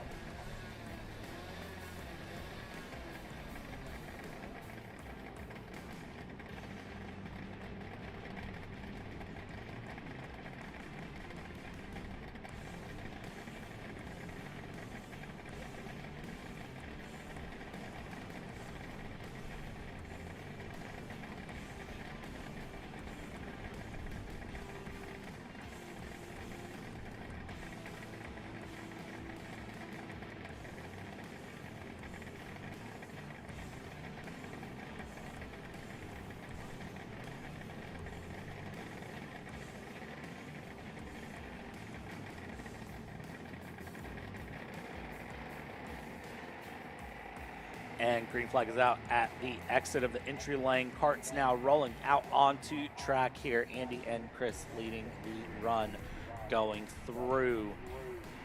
All right, so if you want to be Andy or Chris, what's the strategy here, Sheldon? Almost called you Patrick. Well, I'm definitely not a Patrick. Not that good. Come on, man. No, my strategy here is well, my same strategy with everything. Just lick the stamp and send it and hope that you brought enough. But you're gonna have to break up that sibling duo here if you want to win, because we saw in qualifying, we've seen so many times. If you go look at the stats, you know, Andy and Chris always do a great job working together before they come to the checkered flag. You're going to want to find a way to set yourself up in the middle, break up that tandem, try to get a couple karts to come along with you in the process if you want to have a chance here, because they will absolutely hang you out first chance they get. Yeah, this is going to be interesting to watch and see how it plays through as they get gridded up here. These 6 karts up into line, getting ready to go on the run here into the tram lines. You see Andy and Chris, they look at each other, they give a thumbs up. You know that they've talked about what the plan is here on the run. Let's see how it plays through as they get ready to go. And green flag is out. We are racing here for the Master Supermaster combined as they go. And here we go down into turn 1. Andy immediately with Chris slotting in behind.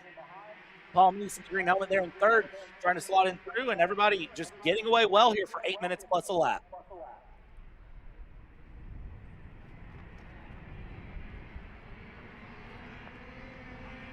Down the hill up here, single file throughout the field. Everybody trying to find their bearings, trying to find the grip. Andy and Chris controlling things up at the front of the pack as we work through the S's back uphill here.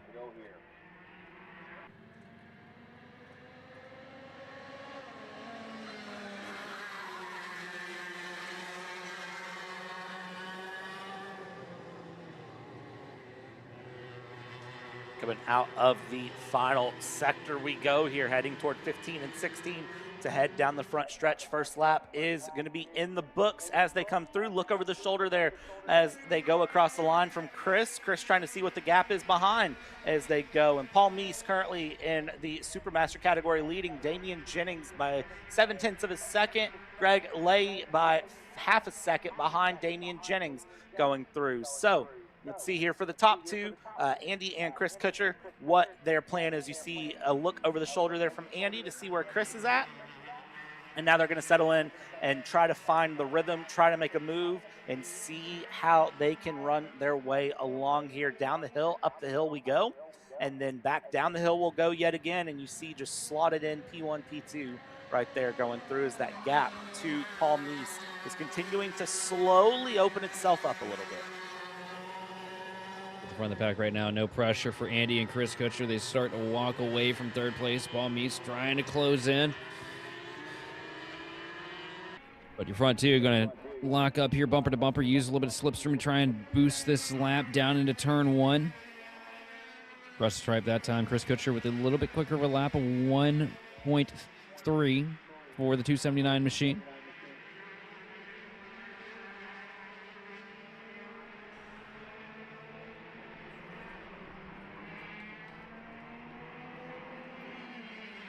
Get bumper to bumper here again down the hill. The amount of elevation changes at this track just make it look like such a blast to run around. It's not often you find a kart track that has this much variance in it.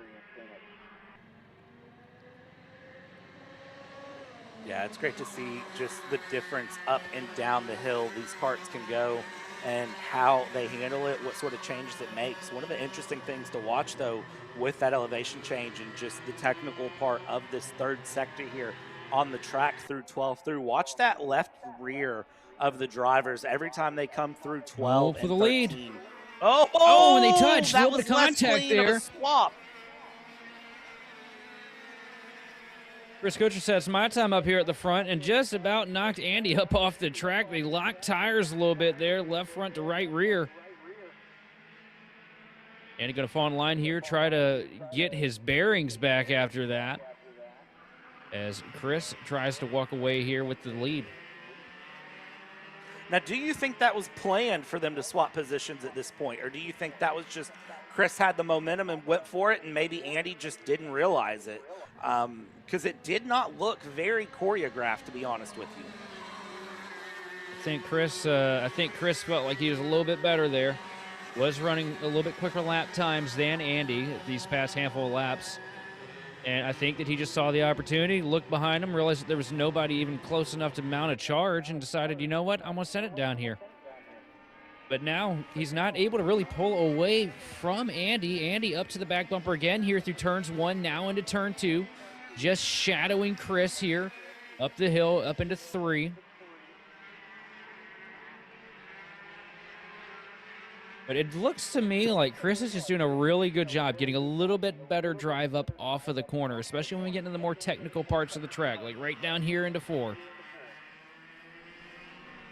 To be honest, I don't know that Chris wants to pull away from Andy. I think they want to slipstream with each other and work together their way down the hill and then back up through, and then down towards turn 12 we go. And again, you see in the master class and the super masters, we're swerving to avoid that bump on the downhill towards turn 12. They do not want to hit it. And then you see again the kart bunny hopping that left rear through 12 and 13. Just the amount of torque and demand that those karts are being put in there to make their way through that run. Look over the shoulder from Chris, trying to see where Andy's at. Top 2, though, holding on where they're at. Gap about 0.3 of a second when they cross the line, and you can see that's going to vary a little bit as this lap goes on here. 2 minutes, 45 seconds left to go for Chris and Andy as they go through. And again, these are drivers that are overly familiar with this MCC circuit, have raced here for a long time, are very familiar with the layouts of this track, and can pretty well, I would say, drive this track with their eyes closed if they had to.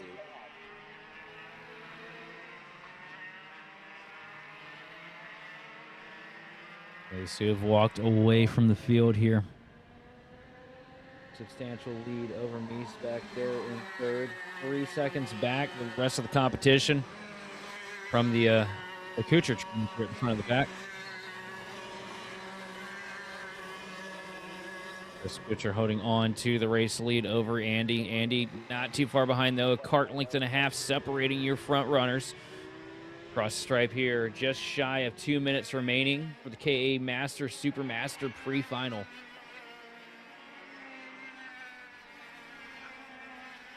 Top 2 still just holding on with each other here. 4.3 seconds is the gap. A warning has been issued from race director Seth Stridle. 275 Damian Jennings, tram line warning issued. Thankfully, it's just a warning for Damian, so nothing heavier comes out of that. But that warning is going to be very, very much one to watch going through as we continue along the race. No, that is a pull-off from the 296 of Andy. Mechanical failure for the 296.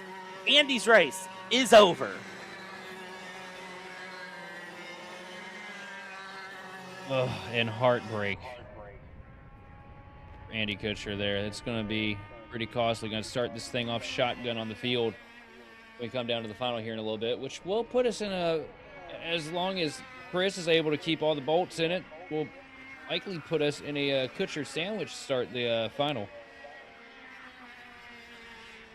I cannot believe it. That is heartbreaking going through for Andy. 30 seconds plus a lap to go here for Chris, who just needs to continue to be smooth here. But now the problem is you've got no drafting partner. You've got no push. You've got nothing behind here. So for Paul Meese, if Paul Meese wants to try to really close that gap, if Paul can find some pace here, lost a second last lap. What is the gap like, though, whenever Chris doesn't have any push or draft? Where does that race pace go? 101.3 for the Supermaster Paul Meese in the 297 last time through. For the 279 this time through, let's see where the gap lands going through. And for the 279, taking the white flag, 1 to go. It's a 1 minute, 0.7. So still plenty of good pace there from the Masters versus the Supermasters, because a 101.1 last time through for Paul, half a second slower, and just 3/4 of a lap there for Chris to go through. Heartbreak for Andy. Andy will be going from the back to the front in the final later today. 10 minutes plus 2 laps.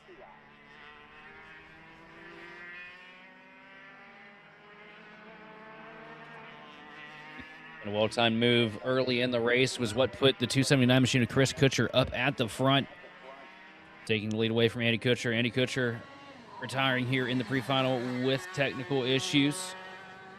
into the final sector, and with a substantial lead, 6 seconds over second place, Paul Mees. It's going to be Chris Kutcher leading into the final corner here, and so long as it holds together down the front straightaway as you look at the tale of two races here. Chris Kutcher coming across the line here with the win. Right in the background, you see Andy sitting there next to a broke-down kart. And racing sometimes it can just be so humbling. But it's going to be fun to see Andy work his way through the field once we get into the final here for the KA Master and Supermaster. But big win here for Chris.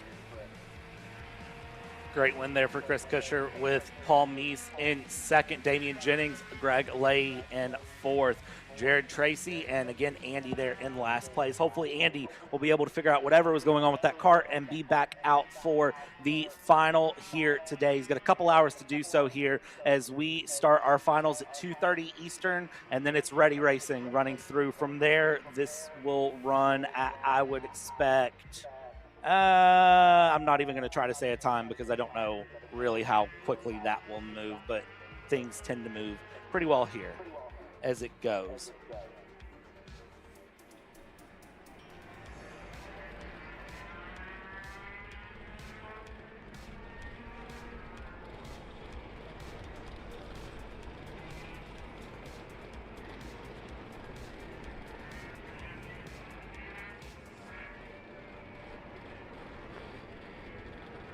Three more finals to go here, or pre-finals to go, not finals. I'm looking at the final schedule, so I said finals, but three more pre-finals to go here on the day. Coming up next, it's Micro Mini, then KA Junior, then KA 100 Pro-Am, as Micro and Mini are slotted in with the green flag out for them to roll here on the go, and we'll see how this Micro Mini combined class can handle their 8 minutes plus 1 lap. Taking a look at their starting order as they go through. Your pole position is Min Lewis with Sam Hornish and Blake Martinez. And then it's Brogan Wren in the micro with Griff Heeman in the micro, your 5 karts that will be taking on this Mini Micro Swift pre-final.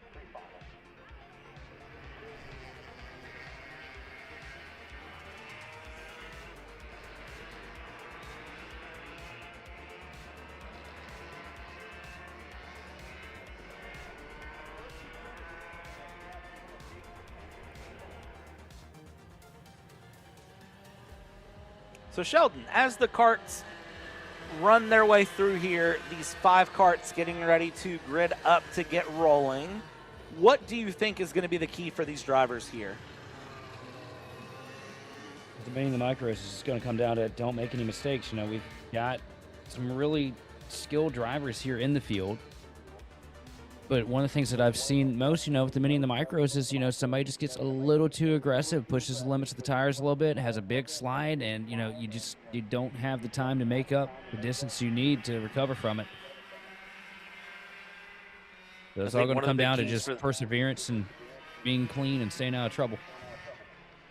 I think one of the big keys for them, too, is going to be to get this race going here. You can see they were not remotely gridded up coming up through the line, so sent back around for a second lap here, so that way we can try to close the field up a bit more as they go through these 4 together. They were going through. I'll be curious to see how they group it up coming in for the next run of the tram lines here as they go. It's always interesting to watch how these younger drivers develop through and some of the differences in lines. You know, one of the big things that I've talked about today with different classes is that run down towards turn 12. But these micro and minis here, they can really muscle these karts around a lot more and try to carry more momentum if they can.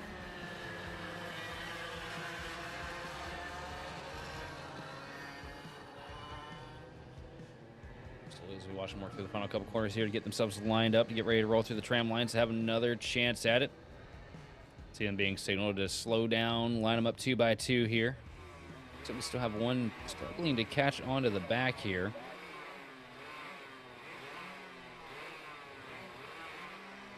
Into the tram lines here. And can't tell, did they let them go there? It looked like they they did not. They will send them around one more time here as they are not grouped up. It looks like Griff had a spin there through 12. Griff Heeman spinning through 12, so they are telling them slow it all the way up here. You want to do the slowest pace lap you possibly can down the track here. We need to get Griff into the line and caught up here, so they did not send them through. And you see every marshal doing the very clear whoa it up signal here going through. There's no rush to get this thing going here for the micro and minis. We want to make sure we get it going right when they're going through, so they're all being told slow it up, whoa it up as they try to get it together here.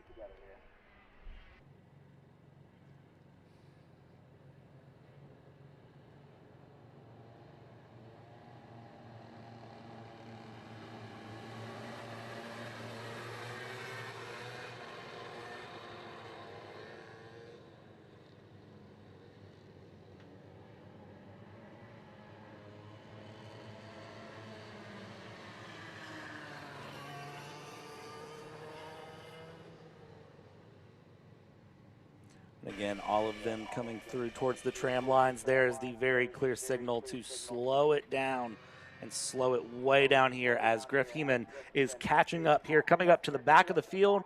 Will he get to the tram lines before they send it through? Let's see as they hit the cone. Green flag is out this time through, and Griff with a run there, being able to be so far back, trying to get a run through, not able to pass the field, stays back in 5th, but everyone else moving their way through, finally going along here, ready to race, and top 3 there, all of your minis now fighting it out. Side by side here, battle for the lead, starting to heat up, falling back in line here though, down the hill into the back straightaway. Down to turn 4. 3 carts broken away up at the front of the pack. That's Blake Martinez right at the back of it. You got Sam Hornish and Min Lewis up there in the mix as well.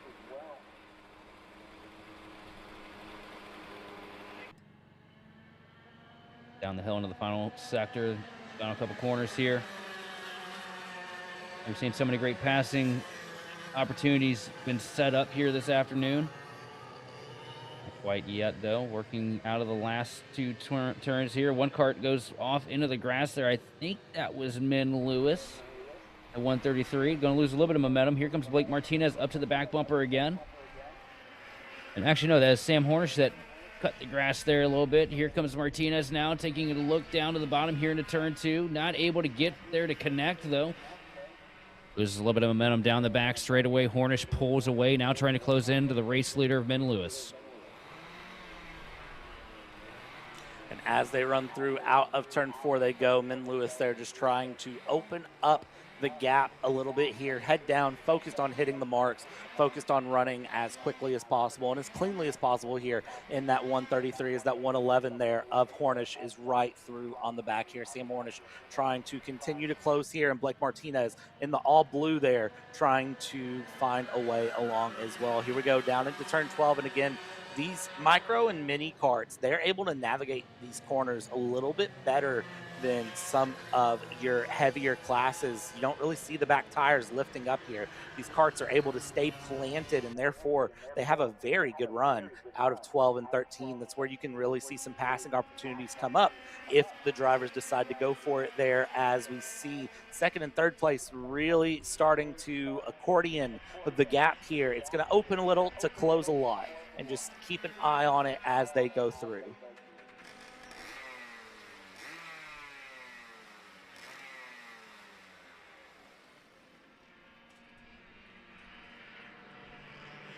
The pace that Min Lewis has brought, pulling away a pretty sizable margin here over some really strong competition.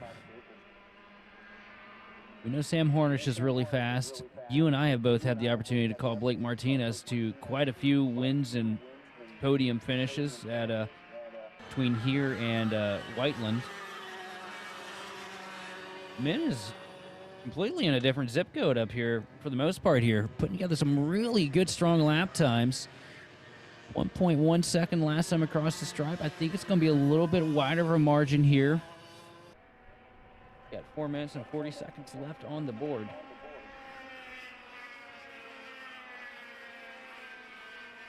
Interesting to see just how this gap is opening at the moment between these top three. I mean, they're all running very similar lines, very similar momentums, but I think the big difference that I'm seeing with them at this point is really that mid-corner speed is where I'm seeing the difference. It's Min Lewis is just able to carry a little bit more speed through the mid-corner than Sam Hornish and Blake Martinez are. So if you watch, especially through some of the more technically challenging sections of this track, like right here through 8, 9, and 10 into 11, and then through into 12, 13, 14, those sections, it seems like Min Lewis just has a little bit more control of the kart, is able to carry a bit more, and the kart is a bit more compliant than it is for Hornish and Martinez, which is allowing those extra couple tenths a lap to just eke their way out.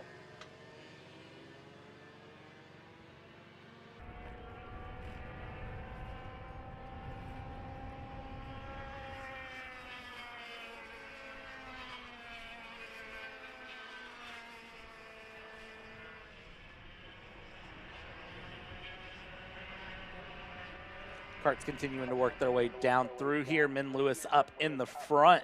Again, you see coming through turn 4, just very much holding that kart in a consistent position here. Hornish in second, Martinez in third.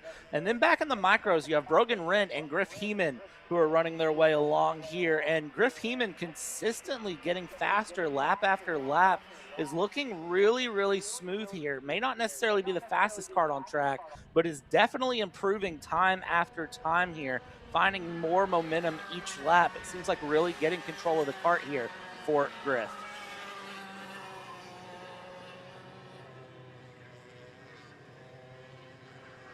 Nearly 2 seconds now separating Min Lewis from Sam Hornish. Hornish finding some clearance though and some breakaway over the 138 machine of Blake Martinez.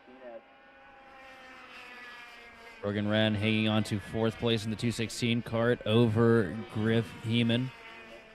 Rounding out your top 5. 2 minutes, 20 seconds remaining on the clock here. Seeing a signal being thrown there from one of the officials? Not for sure. I don't see anything on my back end, so I don't know what might have been thrown there, what they might have been indicating at. So I'm not 100% for sure. I don't know.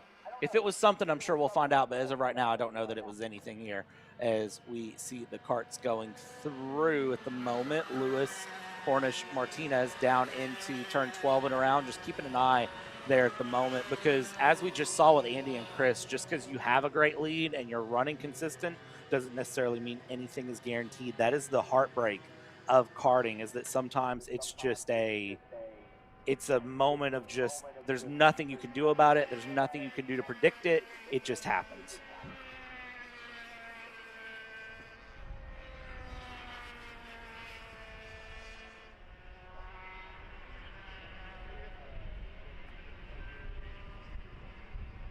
I was expected to be a lot closer here for the mini micros. I'm not going to lie to you right now, man. But Min is he is taking this thing over right now up at the front of the pack with a 2.8 second advantage over Sam Hornish. Blake Martinez 8 seconds back from your race leader.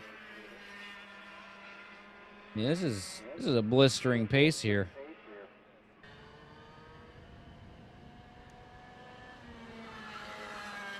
It's very, very quick pace coming through here.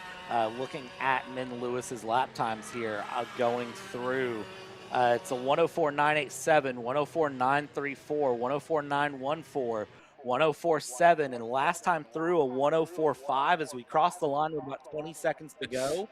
What is the time going to be here? A 104.7. Very consistent for Min Lewis.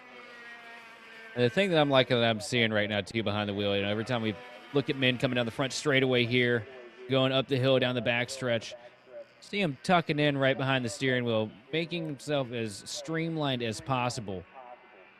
Doing everything. I mean, worrying about a drag coefficient at this young of an age and following through with it every lap. That's a driver right there that in the future is going to be doing everything possible behind the wheel, and it's fun to watch.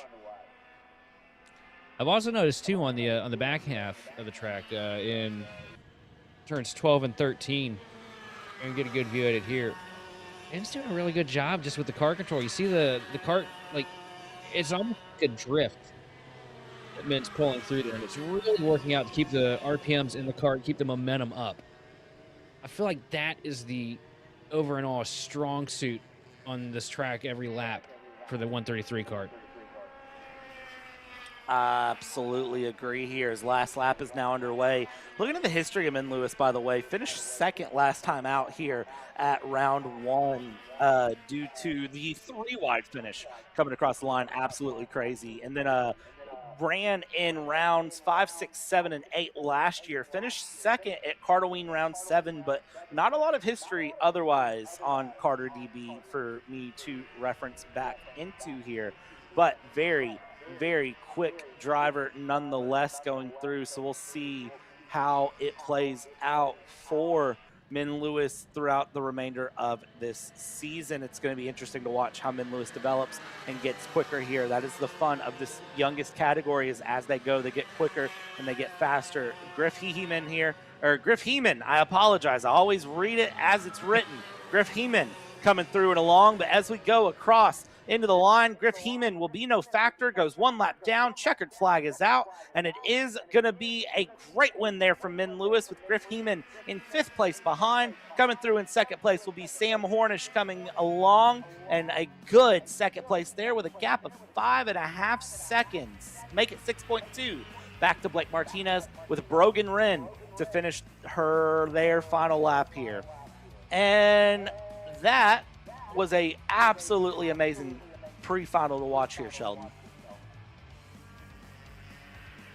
A dominant one, too, for the 133 cart of Min Lewis. You guys got to put in a lot of work here if you want to catch them. And I tell you what, with that going through, just a couple more pre-finals before we get ready for finals here today. We're going to take a step aside for just a brief moment here at Kart Chaser. When we come back, it's time for KA100 Junior. Kart track. At SimShop, we deliver professional-grade simulators with the best performance-to-price ratio in the industry. Founded by racers who understand what you need, our SimMagic and Moza equipment is powerful enough for the pros, yet affordable for everyone. With unmatched customer support and a thriving community, we're your racing partner. Visit simshop.com today.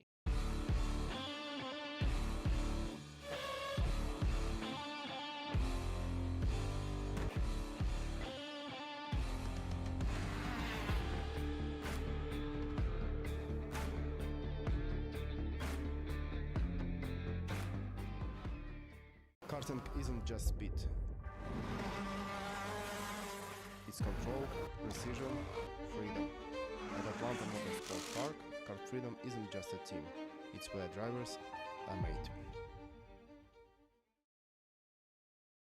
Are you ready to get behind the wheel? From Formula One to NASCAR and IndyCar, all the pros start here.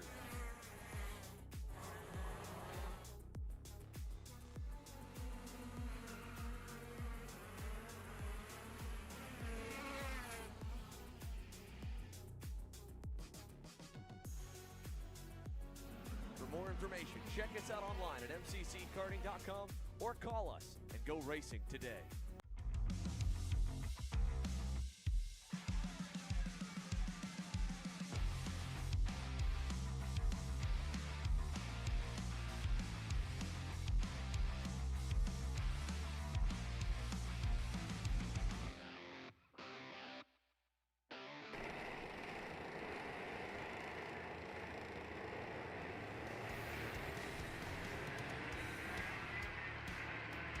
Welcome back, everybody, here to Kart Chaser, coming at you live from the Pro-Am Karting Challenge here at MCC. We have KA100 Junior Pre-Final coming up for 8 minutes plus a lap, and this is how they start. Ben Gleiberman with Alex Kutcher up on the top two. Homer Heeman in third, Kai Park in fourth, Elijah Matson-Vigas, Lila Beck, Robert Lash, William Richard, Eli Furnish, and Caleb Tracy rounding out your top 10, with Drake Williamson and Andrew Avalos rounding out your top 12 here. Sheldon, this is going to be a competitive field in the top 6. I mean, look at the way they're warming up the tires.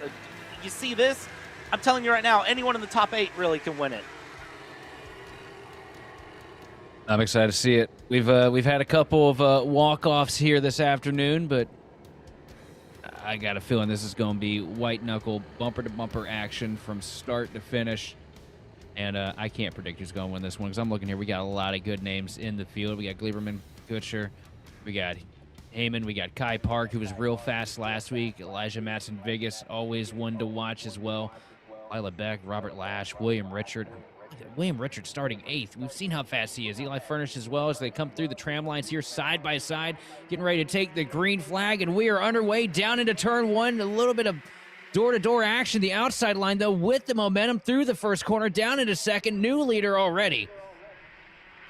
And that is how quickly the KA Junior category can change. If you've never seen KA Junior before, welcome to KA Junior. This is where things can get a bit wild at times. So just buckle up. Enjoy the next 8 minutes as we get going here, as we go out through turn number 7. Everyone up in the front trying to hold on to it as there's a Vespa now running through, but everyone else on carts here running their way along as they get going and keeping the way along.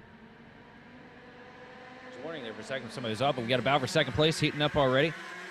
Down to the bottom, big pass made for P2, bumper to bumper here through the last couple of corners. Big slides there from your race leader out through the final corner here onto the front straightaway to take lap number 1. And finishing up lap number 1 here, we stay green. We're still going through, and let's get a reset on where all of these carts are. Alex Kutcher now leading over Homer Heeman going through, and Ben Gleberman in 3rd, Robert Lash, William Richard, Eli Furnish, Lila Beck, Caleb Tracy. The carts we have unfortunately lost so far are Kai Park and Elijah Matson-Vigas. They're not on the circuit at the moment. It looks like getting caught up in a lap 1 incident there, and they will not be putting in any further laps. Keep an eye on them as we go through and along as these drivers continue to move their way along and through. Here we go, up the hill, down the hill, and they go and dive their way through here into turn 12. 2x2 is how they run in the front right now. Kutcher, Heeman with Gleberman and Lash, your top 4.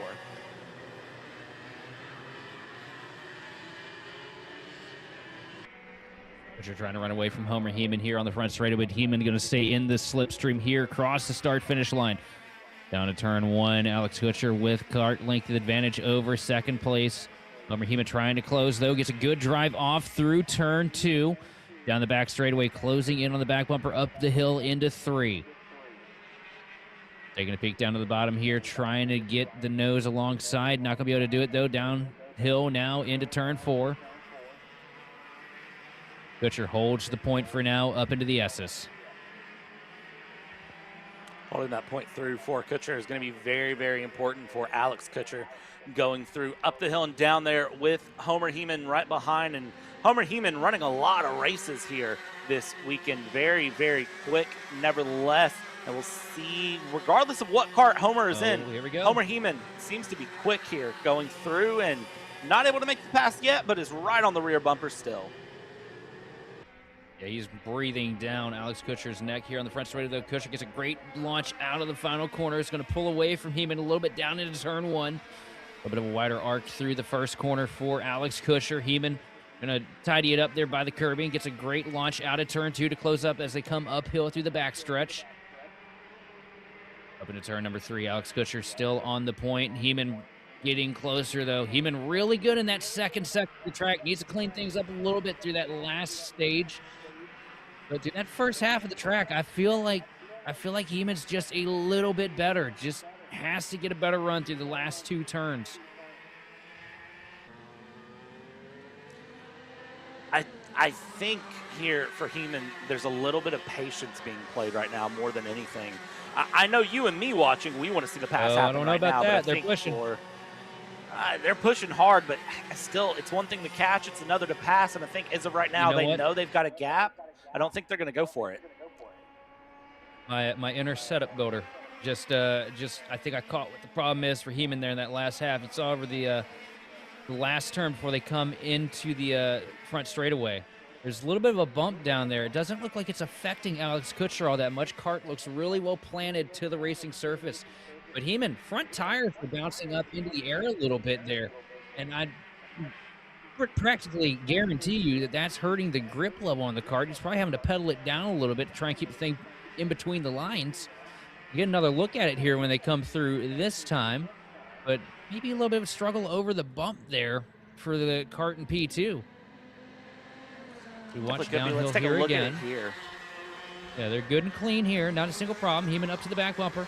The last time I watched him go through here, now watch how Heeman's kart gets affected by the bump right a little bit better there. I think he missed it this lap. But it almost looked like, hitting one of those glorious Virginia potholes that I complain about every day. Last time he went through there.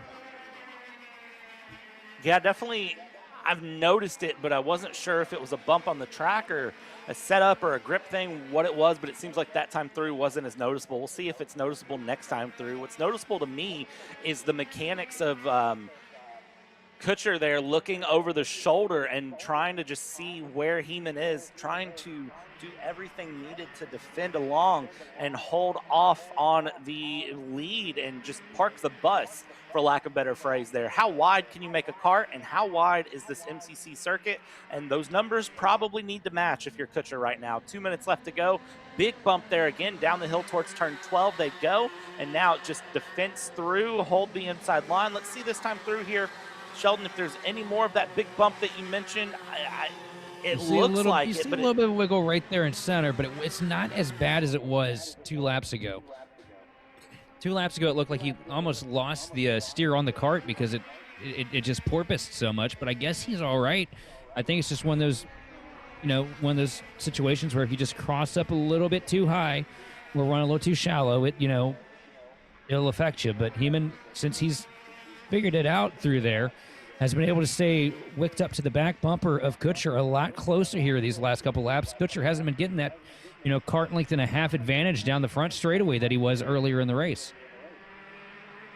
Yeah, and that's the interesting part to see here, too, is the later in the race, the difference in the gaps as they go along. So let's see, up the hill, out of 11, down the hill towards 12 we go. Look over the shoulder there for Kutcher going through, and now Heeman again right there on the back bumper going out of 12. But it's into 13 and 14 that it seems like that gap is really starting to open itself back up, but then it closes back up down the straightaway. But again, I kind of wonder if Heeman isn't really too concerned about it here, as we're less than 60 seconds to go when they cross the line. And with the way the laps are timing out here, we're running right at 60-second laps in the lead. Oh, that was almost a moment there for those two. Yeah, that was not a good exit there for Homer Heeman either. Came out turn 2, swung a little wide there, got up to the back bumper, lost some ground. It's going to give about 2 corners worth of breathing room for Kutcher, but I feel like Heeman might be a little bit quicker because of how well he's able to stay tacked to the back bumper. You see, this is the point too. If I was Heeman, if I was in Heeman's situation right now, I would absolutely miss every corner, because when I'm on a road course and I'm tucked up behind somebody like that and I can't really see my marks, I pay attention to who's in front of me way more than I do what I should be, what's around me. But Heeman doing a great job not making the same mistakes that I make anytime we have to go right and left. Yeah, definitely more skill than me as well going through here in this K Junior run, as we're white flag, 1 lap to go here between Kutcher and Heeman as they head down towards turn 2, make the run, and let's see what Heeman can do. A little bit of a run out of turn 2, but will it play out into turn 4? The answer as of right now is no. Here as they go through, they just hold in position. Homer Heeman needs to look for a pass soon, though. Tries to send it a little bit wider into turn 6. Isn't able to make the pass, though. Here we go, down into 8, 9, 10, 11.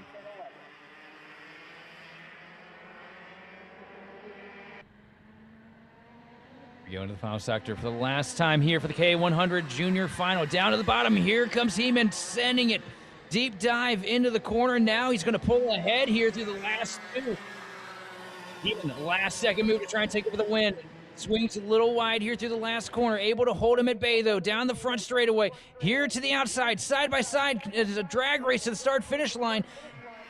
And Kutcher is just barely going to get across the line with a nose. over Heeman. It was a bold move for Heeman to try and get the job done here in the closing sections, and just about had it, but Kutcher barely walking away with just a 100th of a second margin to victory. Wow. Wow is all I've got there. Alex Kutcher, Homer Heeman, Robert Lash, William Richard, Lila Beck, your top 5 with Tracy Furnish, Avalos Williamson, Kai Park showing in 10th place, Ben Gleiberman in 11th, and Elijah Maston Vigas in a lap 1 incident.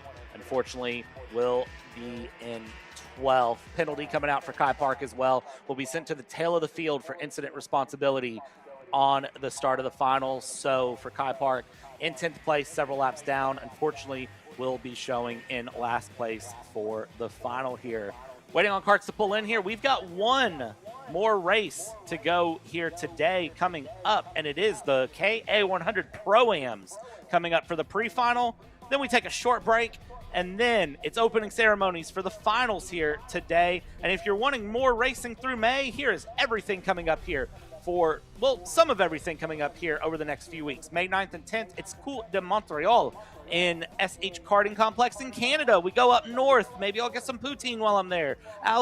Apex Racing Karting Championship, May 16th and 17th at Newcastle Motorsport Park. May 16th, 17th, also CKNA.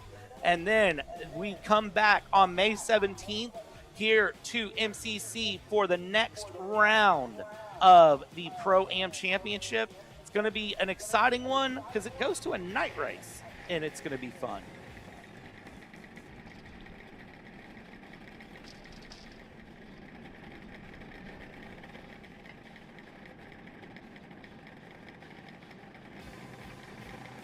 By the way, if you don't know what poutine is, it's French fries with gravy and cheese curds. It's absolutely delicious.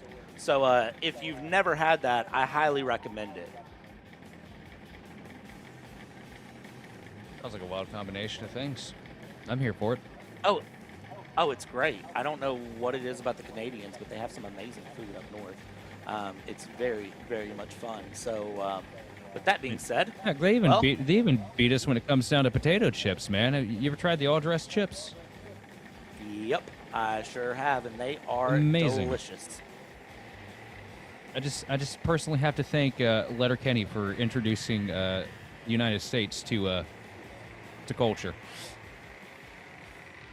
You are not wrong there. Next up here in the final pre-final of the day, KA100 pre-final as they roll. And let's talk about how this goes. Big Sizzle, Isaac Malkowit up in the front with Logan Mueller, Will Steele, Adler Klein, Tegan Schneider, Max Klein, Addison Ianello, Braden Heber, Shane Hambrick, Ryan Miller, your top 10 here on the run there. P11 on the day is going to be claimed by, if I can read my grid, which is easier said than done some days. I'm going to be honest with you. Maybe that's a me issue on the run here. Marcus Bastian, Emerson Blatt, Josiah Phillips, and Gavin Deeganart, your 14 carts that will be taking on this K100 Pro and pre-final.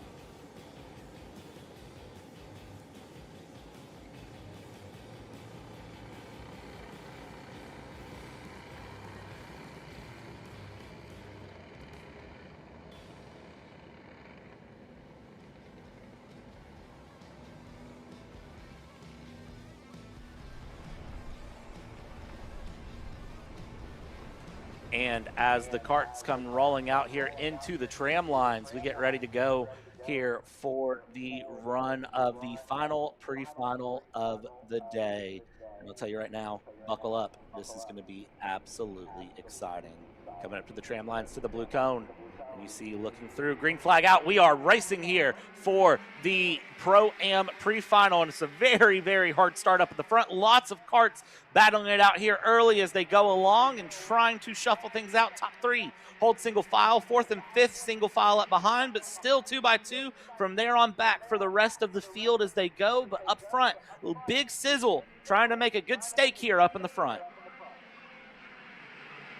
Avoid holding on to the lead here. Down back up through the S's. 3 carts in the line here. Top 3 under a blanket at the moment. Back up the hill now, down in my favorite section of the track. Bumper to bumper. Everybody's staying in line here, trying to get their bearings for the first lap, get these tires up to temp, figure out what the strategy is going to be. Big wiggle there from second place. That was a little bit of a struggle.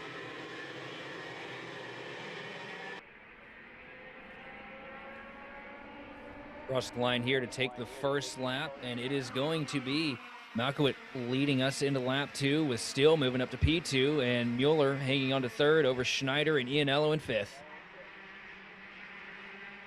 As they continue through here on the run down towards turn 4, watch those top 3 and how they hold on nose to tail coming through on their run here, as they are all setting very, very confident. But it's not going to be an easy run there for Isaac going through up in the lead, as you have Steele and Mueller behind. They are very, very quick, and they can put some pressure down well as they go. The big thing for those two is going to be working together. They cannot afford to battle with each other. They need to focus on getting up and past the leader here going through. Back in the background there, that was Braden Heber making a dive down the inside towards turn 12, trying to get back up to P9 here, currently sitting in P10. Lost 2 positions on the start for Braden Heber, dropped down from 8th to 10th, is trying to work back forward as our leaders come through. Top 3 here holding on. The gap between 3rd and 4th is over a second now, 1.6 seconds to be exact.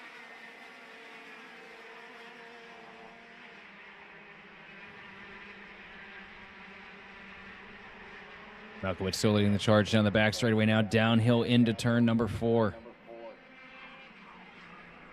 Steele and Logan Mueller hanging on there, bumper to bumper there, 2nd and 3rd.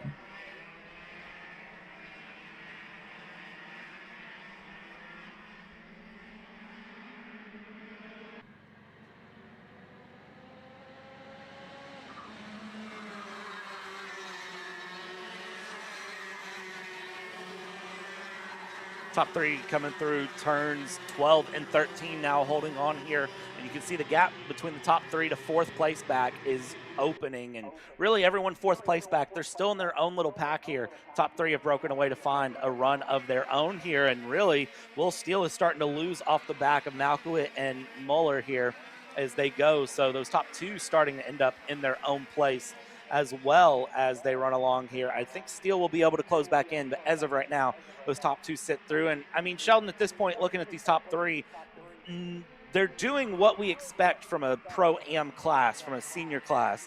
They're not trying to pass each other yet. They're sitting nose to tail, bumper to bumper, running their way through. They're not doing anything too crazy. They're really just trying to build the gap back to 4th place. Yeah, these guys know they want to settle it out among themselves when it comes down to checkered flag time. Don't want to give these guys behind too much of an opportunity to close in the gap. You know, especially when you got drivers like Ianello and Klein sitting back there 4th and 5th. It could be difficult to deal with, but here we go. Battle for the lead now. Mueller taking a peek down to the inside here on the front straightaway. Gets a little crossed up, a little bit of contact here through 1. They keep it pointing in the right direction, though. Mueller going to hang on through turn 2, but here comes Malkowit taking a peek to the inside again here on the back straightaway down into turn number 3. Malkowit going to take over the lead again, bumper to bumper here, a little bit of a cross. Not going to be able to pull forward here from Mueller, though. Mistimed that move. But you're going to save that one. Keep that in the back pocket. Bring it back when the white flag comes out.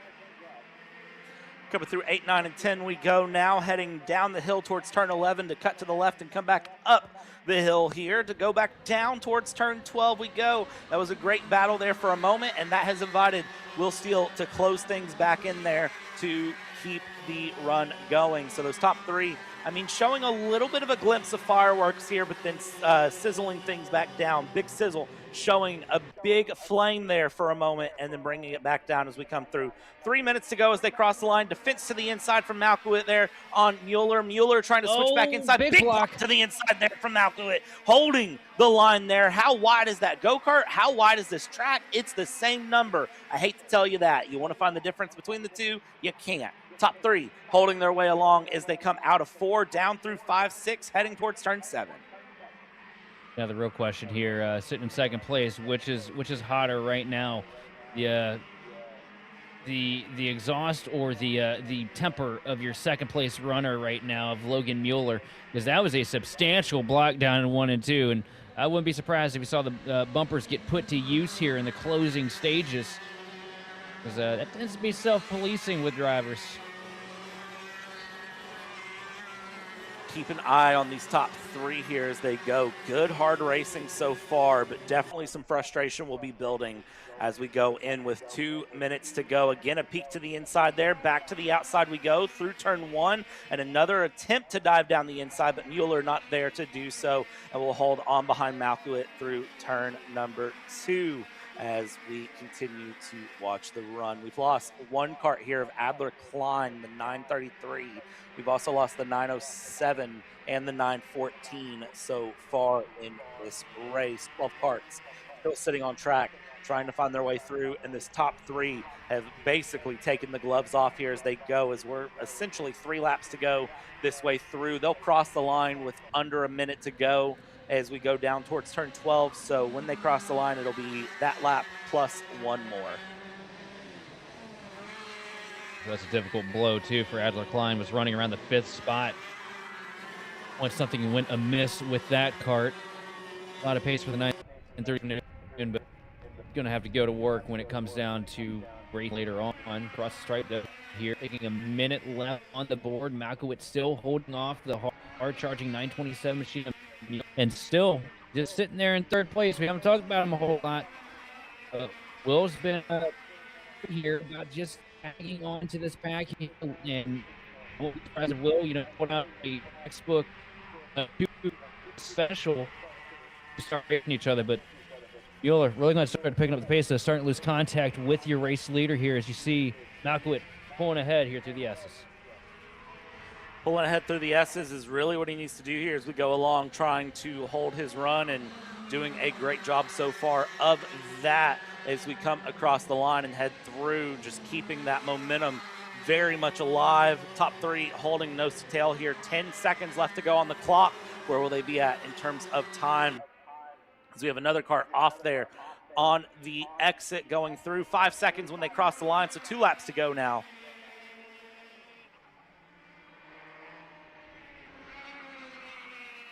Coming through turn 3, they hold nose to tail.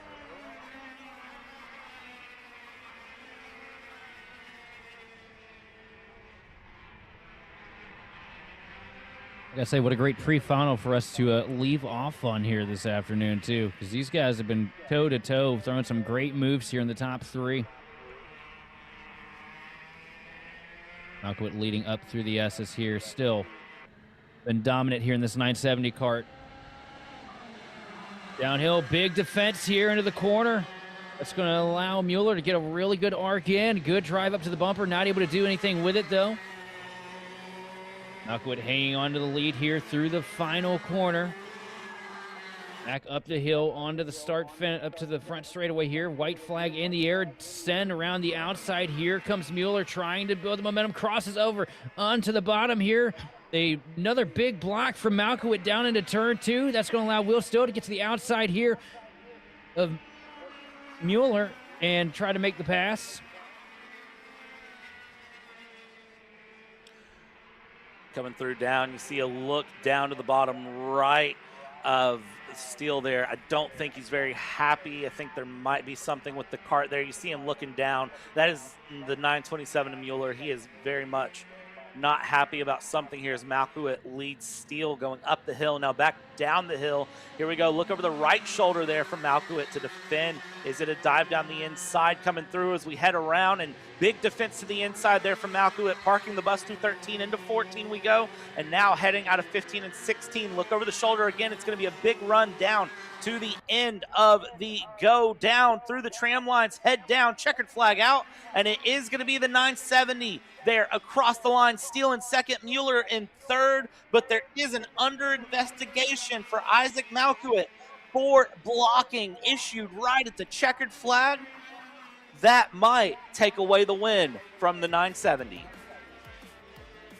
Well, he definitely got real aggressive there with that last lap block that he put on Mueller, which is what shuffled Mueller back to third. Mueller made a great move to the outside to try and get past. Malkowitz threw a heavy block. I'm not sure what the tolerance is on blocking, but we'll see.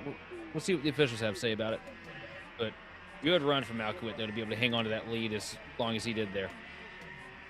And this, kids, is why I'm not a race director and I am a commentator. It is much more fun up here than to be the one making those decisions. I will tell you that much. But on that note, pre-finals are through. Sheldon, any final thoughts before we take a quick break? I am so excited to see how the racing action is going to transpire this afternoon, because we've got a lot of close classes, a lot of really talented drivers. It's not going to be a whole lot of walk-offs here like we saw last week. I feel like we got a couple barn burners in store for you, so be sure to stay tuned here to Kart Chaser.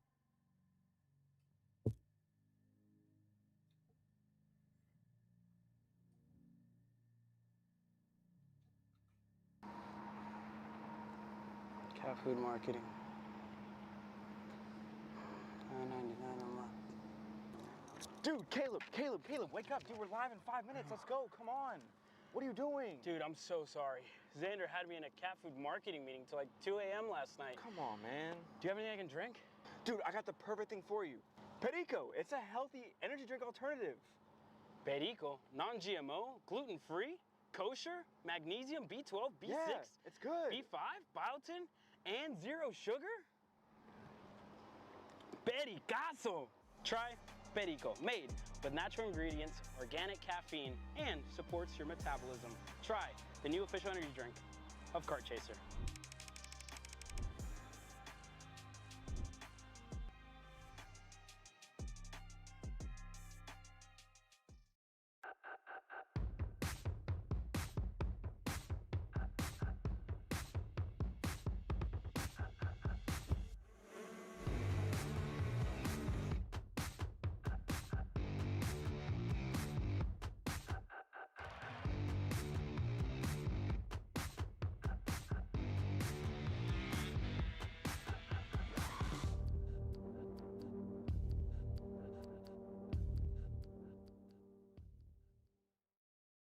You know, I'm really starting to like this go-karting thing. Yeah, me too. Oh my gosh, can I show you this cute dress I just got? Yes, of course. Oh my goodness, it's so cute. I just love shopping. I love shopping too. Oh my god. Wait, did you guys say you like shopping? Of Yeah. course. Well, dude, I have the perfect place to do that at. ShopPayCara.com. At ShopPayCara.com, you can get free shipping on orders $200 or more. You can get anything you want, like MXC rims, gloves, rib vests, shoes, anything that you need, all at ShopPayCara.com.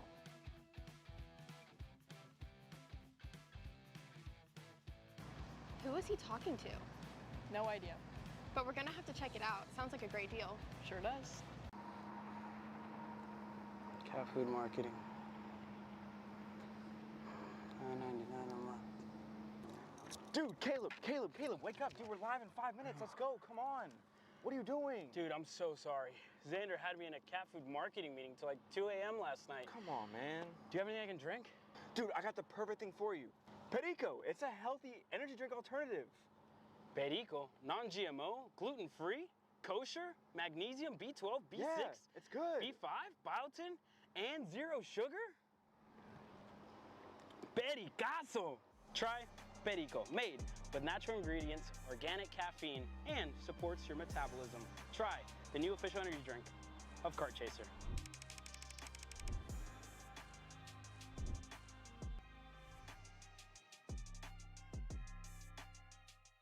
Hey guys, I'm Chris G. I'm Kart Chaser's driver fitness coach, and today I'm going to give you 3 tips on how to strengthen your shoulders for more endurance and better stability in the kart. Here we go. Okay, so exercise number 1 is the front rope pull-through cable raises.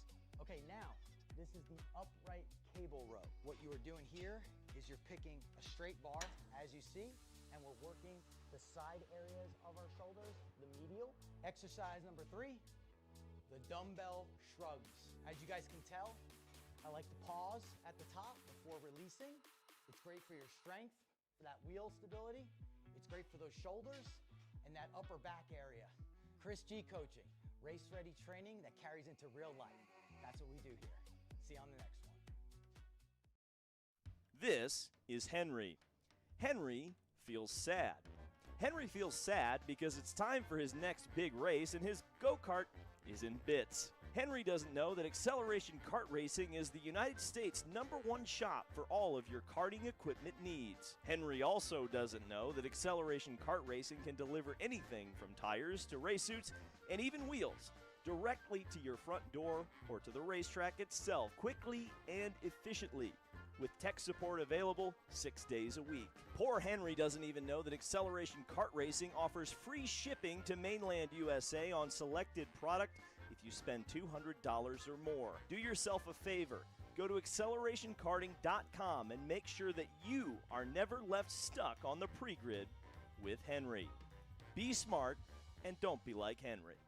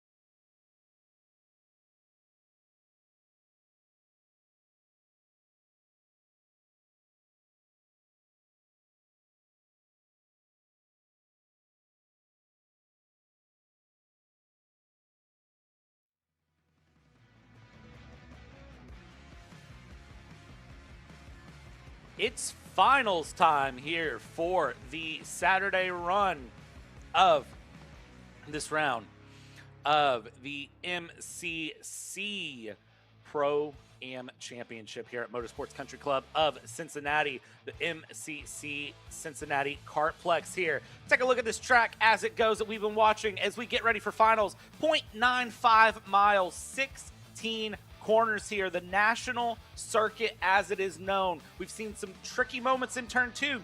We've seen some amazing moments coming out of turn 12 into 13. Those are corners to keep your eye on as they go through this track. Very, very challenging all the way up and down the field into 7, 8, 9 through 10 at the bottom of the hill and 11 down at the bottom of the hill there.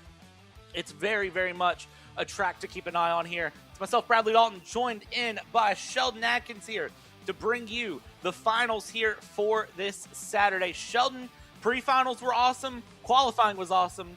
I'm kind of with you here that this is going to be an absolute barn burner as our 10 minutes plus 2 laps get ready. 206 cadets, first one's out on track. And who better take to the track first than the 206 cadets? You know, we talk about the excitement and the anticipation. There's nobody in the field more excited than these young talents right here.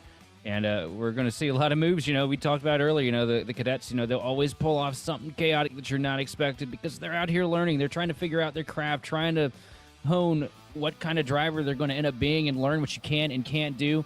And a track as grueling as this track, just shy of a mile in length with as many elevation changes and corners as this place throws at you, you're going to see some pretty wild stuff here. So let's talk about what happened in the pre-final. It was Schneider lost the lead early, holding on there with Martinez, Bell, and Hornish.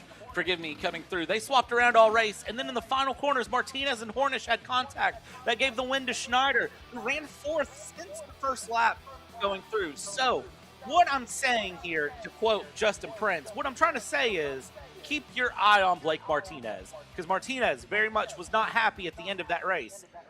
And it's only been a couple hours, so let's see what happens here as we come down in the tram lines going through. Mind the run here. Green flag is out for 10 minutes plus 2 laps. Final racing here for 206 Cadet. And you can see up in the front already, we've got our way going very, very quickly here as these drivers continue out through turn 2. Now keep the run alive here early on down the back stretch. One of several we could call a back stretch. Martinez retains third, now diving down to the bottom to try and take over the second spot. Door-to-door with Bell down the back straightaway. Going to fall back in line, though. Bell gets the run. Up at the front of the pack, Drew Schneider trying to do his best to walk away from the field up through the S's. That one car's been pretty quick here today.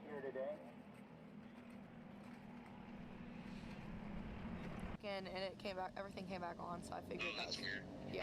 Back down the back stretch, bumper to bumper. Down the hill. Turn 13 back up onto the front stretch here.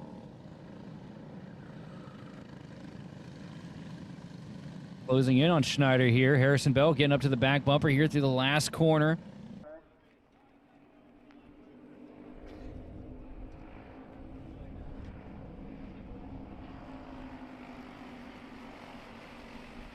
And first lap is down, so let's get a reset on the grid of where they're at. Schneider, Bell, Martinez, Hornish, Collins, Simonelik, and Caden Tracy. Your 7 karts as they sit here in the front. Again, that top 4, just as we talked about with the pre-final here, Sheldon, those top 4 are still together going through. And you got to wonder here, like Martinez, we said, what happened to him in the pre-final? What's going to happen to him here in the final as they go through? Well, it's definitely going to be a challenge for him here. 8 minutes left to go on the clock as we go down through turn 11, now up the hill, and then back down the hill towards turn 12. Martinez right on the back of Bell here. Just about pushing him into the corner, too. Bell not giving anything here to Drew Schneider. Schneider hanging on to the point, though. Martinez all over the back of Bell. And just hanging out there in fourth. Wait for these guys to make big moves. Sam Hornish.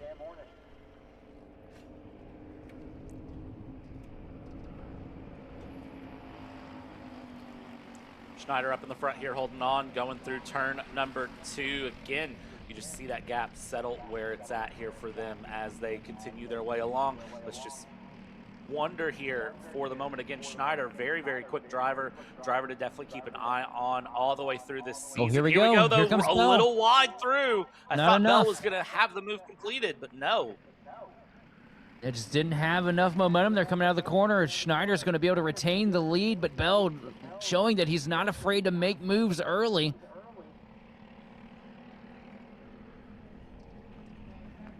Bell falls back in line here, getting back into the wake of the one machine as we go up the hill into the final section.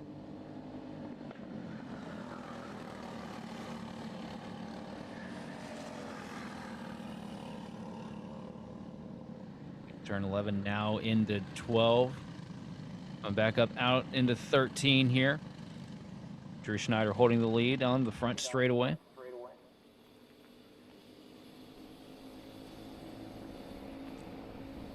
I think right now what we're seeing here at this point, Sheldon, is going to be these drivers just being patient in position.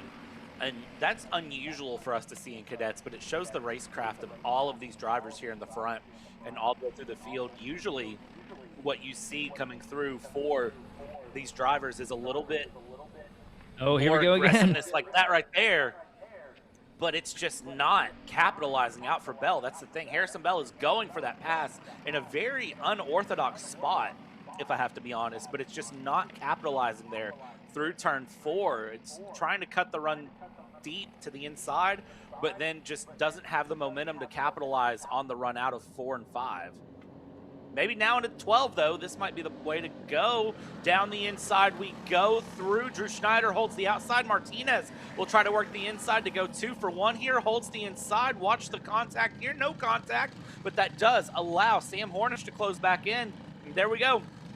Top 4 flip around here as they go through, and it is going to put Harrison Bell to the front. Blake Martinez to second. Schneider down into third, but Schneider's going to try to fight that back down the front line. Not able to, not close enough, and these top 4 will settle in. Bell, Martinez, Schneider, Hornish.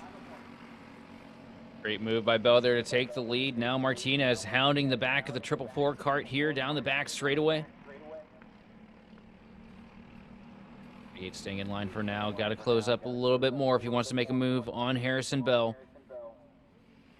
Remember, Harrison Bell's been pretty good here to start this season off. Ran real well last week to keep the momentum alive here for round 2. Halfway up, halfway down here at this point as we sit. Going through turn 11 now, down the hill and back up. And then back down the hill one more time. Martinez avoiding the bump down the hill. I thought was going for a move, but no, just avoiding the bump. That bump is going to wear everyone out through the weekend, even here in these younger categories. But you see Martinez really hustling on that cart, trying to get it to move around here. Schneider sticking right to the back, and Hornish, the 141, holding on again in 4th place. Oh, here he comes, Martinez. Wide here. Martinez gets a good run out of the final corner, getting a little bit of help there from Drew Schneider. Martinez up to the point here through turn 1. 38 cart with the lead now down the back straightaway. But now a lot of pressure being applied. Schneider wants that lead back. Led early, knows that he's fast, wants to get up to the point, try to walk away. Bell taking a look down to the inside again, out of the corner.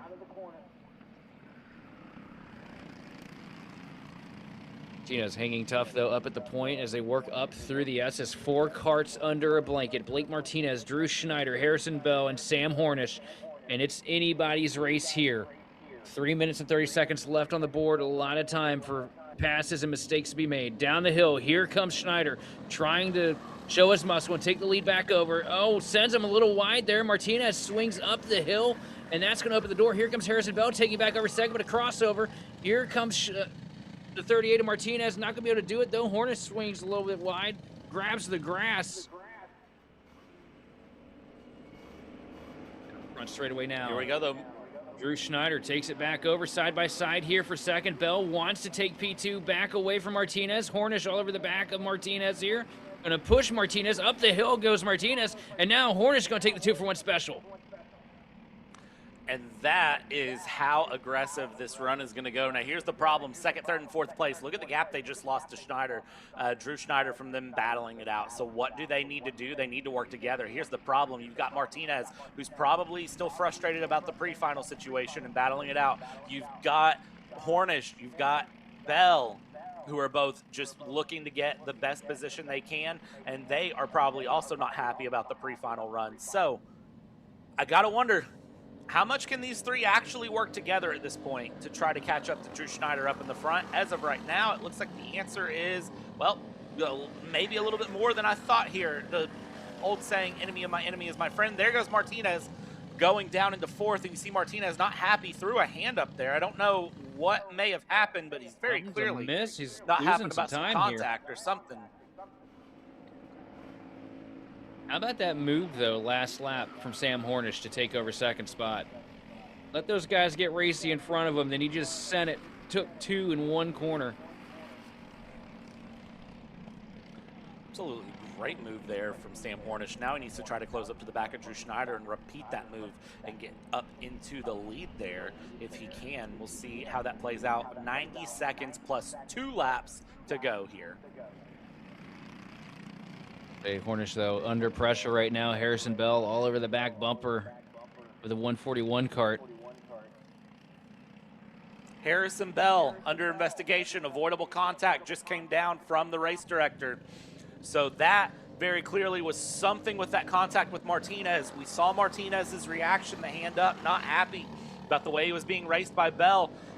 Race control have decided to take a look, what I would assume would be that 12, 13, 14 contact between those two karts, the 444 and the 38 here. You see Blake Martinez losing a lot of gap, though, to these top three. For Blake Martinez, you need to close that in. There's the blinking sign, 444 investigation. Martinez will see that, and that needs to be a fire behind Martinez to close that gap to the top three and get back closer here. Try to have a bit more there in the tank, because that could help you out significantly here. We'll see what the decision is as this race continues through. Right now, it's Schneider in second with Hornish up in the front. Harrison Bell holding third.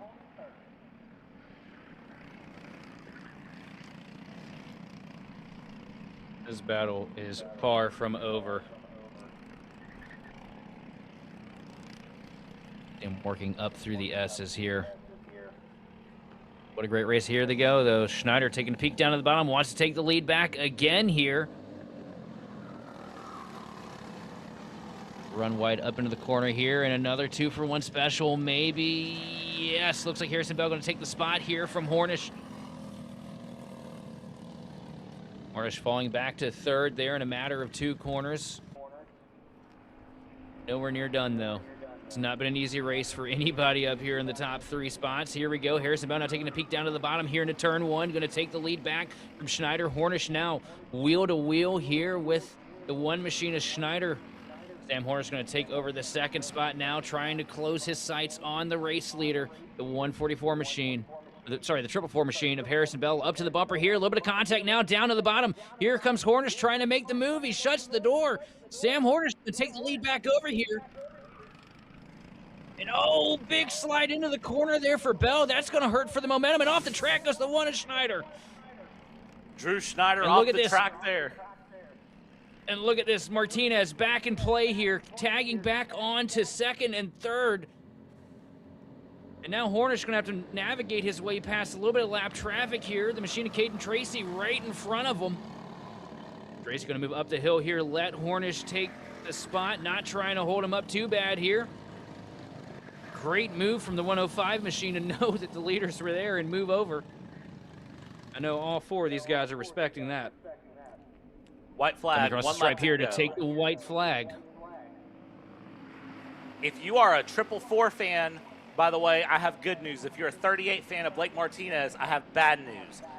It is a warning issued by the race director for avoidable contact. There is no penalty, just a warning. So for the 444, that P2 as it sits is currently safe. Coming out of turn 4 now, it's going to be the run here at the moment. Hornish, Bell, Schneider, Martinez as they sit, coming through down into turn 7 now. They come along and they hold nose to tail. That number 1 looking to find an opportune moment to go through, and that third sector has been pretty well the luck of the fortune here for anyone around. Through turn 11, up the hill we go, to go down the hill we go, to go around the hill we go. And let's see here, dive out to the inside there from Drew Schneider, not taken yet there, is going to look to set in. Martinez holding fourth, first and second holding through. Watch out for Schneider here, going outside to inside, nobody looking anything here. As they come around the final corners, it's a drag race to the line. Here we go.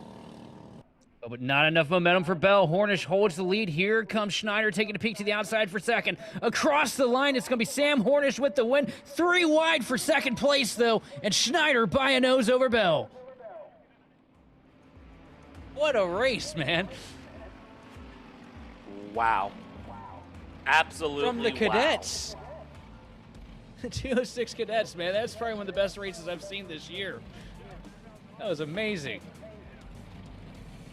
Sam Hornish up in first, Drew Schneider in second, Harrison Bell in third, Blake Martinez, Lee Simonellic up into fifth, Oliver Collins in sixth, and Caden Tracy at the end of the race going 1 lap down in seventh. 206 Cadet Final is done. That was wild. And well, we still got plenty more racing where that comes from. 206 Masters and Super Masters will be up in just a moment. And I tell you what, that is going to be just as good.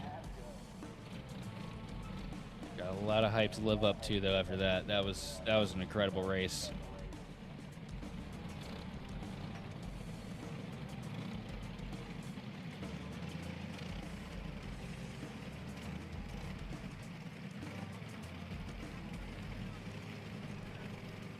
Masters and Super Masters lined up already as we are ready racing here for these finals. As soon as we get them out, they're going through. Alan Elwood will lead in the front with Matt Geist in second, Chris Gorman in third, Evan McCorkadale in fourth, Todd Davis, Doug Cook, Matthew Burpo, Troy Toney, Levi Wilbur, Scott Monsian. They're your top 10 as they are released through. Again, ready racing for the day. So for the finals, that means just soon as one is done, the next one goes. There is no delay at all.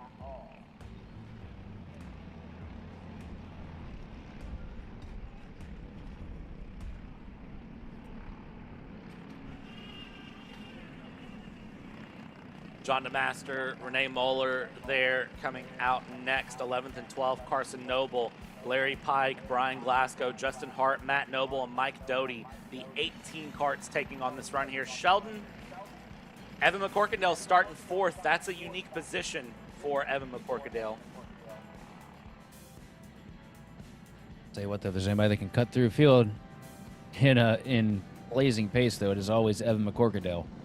Always fun to watch here, but I mean, how about the battle that we're going to see, too, though, between Alan Elwood and Matt Geist? Those two are wearing each other out earlier. Elwood has been with elite pace to start this season off, though, in that number 5 kart, and I don't expect that to change here. But cannot count out Chris Gorman either. We've got one heck of a show in store here with the Masters and Super Masters this afternoon. These guys are never really that afraid to throw a tire at each other, throw a fender. This is going to be fun. I say throw a fender. There's not a single fender to be found here, but you see the karts lining up side by side here. Wheel to wheel into the tram lines to get ready to kick things off. Coming through the trams here. Let's see how this goes. And green flag is out. We are racing here, going through for the Master Supermaster in 206 final. Here we go, top 2 holding their way along here. Third place on back. They are side by side holding their way through out of turn number 2, and they continue that momentum down towards turn number 4. A couple karts off into the grass. One kart off. Big time off into the grass. Losing a lot of momentum. That looked like that was going to be the 446 of Matthew Burpo. We'll confirm here momentarily, but everybody else shuffling through and around and holding their way along.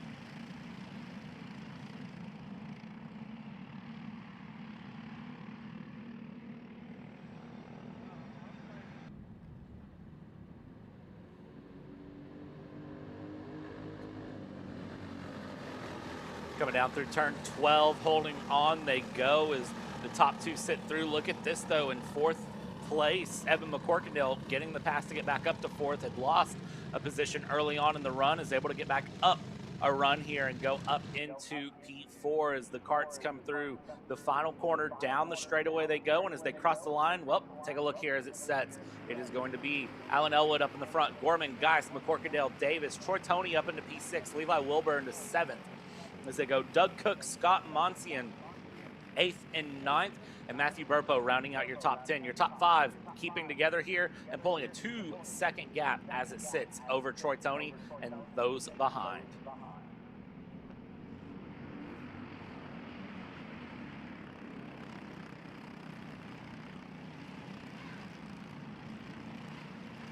I think what we're looking at right now is just, you know, what we've mentioned multiple times here today is just that waiting game before these guys really start to make big moves for the lead. Oh, I say that, a little bit of a miss, though. Oh, trouble for Elwood up here at the front. Looks like the kart stalled out there for a little bit, loses a whole bunch of momentum, trying to get it back there. Still firing, but a costly loss there for the 5 machine. Going to fall back into the pack. It's going to hand the lead over to the 34 machine of Chris Gorman. Matt Geist going to move up to second with McCorkindale into third. And as that shuffles up here going down the straightaway, I mean, it's hard to tell exactly why Alan Elwood lost so much time there, but that was not a insignificant loss. We'll see if Alan Elwood can recover some time here going through as Gorman holds up in the front going through. One of the things I'm kind of watching a little bit more, watch the bumper of Evan McCorkindale. It seems loose. The rear bumper, not the front. Just seems to be a little bit wiggly there. And I'm not sure if that is just a trick of the light or if there is genuinely something loose. No, that is very loose there on the back of that, number 19. You can see that whole thing shaking. It's got a little bit of a rattle, but I mean, it's McCorkindale. I feel like I've seen that bumper get struck quite a few times throughout the years, so no surprises there, but also no surprises. Matt Geist now going to try and make a charge here to the lead. He's going to pull the 19 machine McCorkindale with him, but here comes Elwood up into second. Heavy over the curbs for the 5 machine. Going to lose a little bit of momentum. McCorkindale going to retain P2 here up the hill through the final corner. So coming through and around here for the record, this is Masters and Super Masters battling it out here, but as they cross, it's Matt Geist up to the front. McCorkindale, Elwood, and Chris Gorman. One of the Super Masters. Big dive from Elwood down the inside of McCorkindale. Side by side they go. Out of turn number 2 they go. And down the single file there. McCorkindale able to hold on. Alan Elwood, though, was brave with a send there down the inside. Yeah, Elwood really desperately wants to get back up to the lead. Feels like he got robbed with whatever held him back there on the downhill a couple laps ago that took him off the point. But that happening has kind of turned this into a slugfest up here at the front because it just feels like as soon as you got the run, you got to take it right now, and that's what we've been seeing these drivers do. And right now, field being pointed by two that we're used to calling over at Whiteland as we got another side-by-side battle here, and up to the point now, McCorkindale on the 19 machine going to take the lead. Here comes Elwood trying to opportunistically work himself up into second. Bit of a swing wide there, but Matt Geist going to hold on to second spot, and they're side-by-side behind. A little bit of contact for third.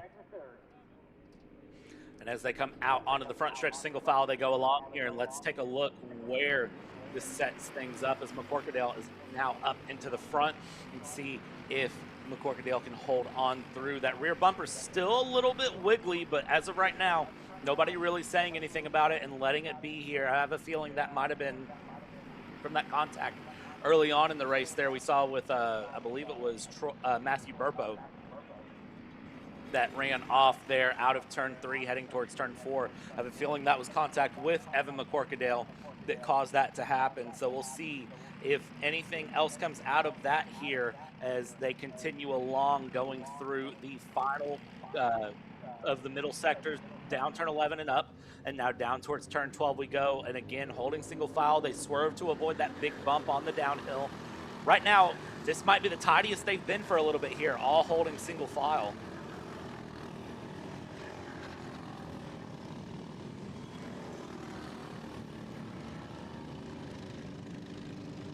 You feel that right now, though, buddy? I feel like something's brewing. We got one kart signaling problem a little bit further back.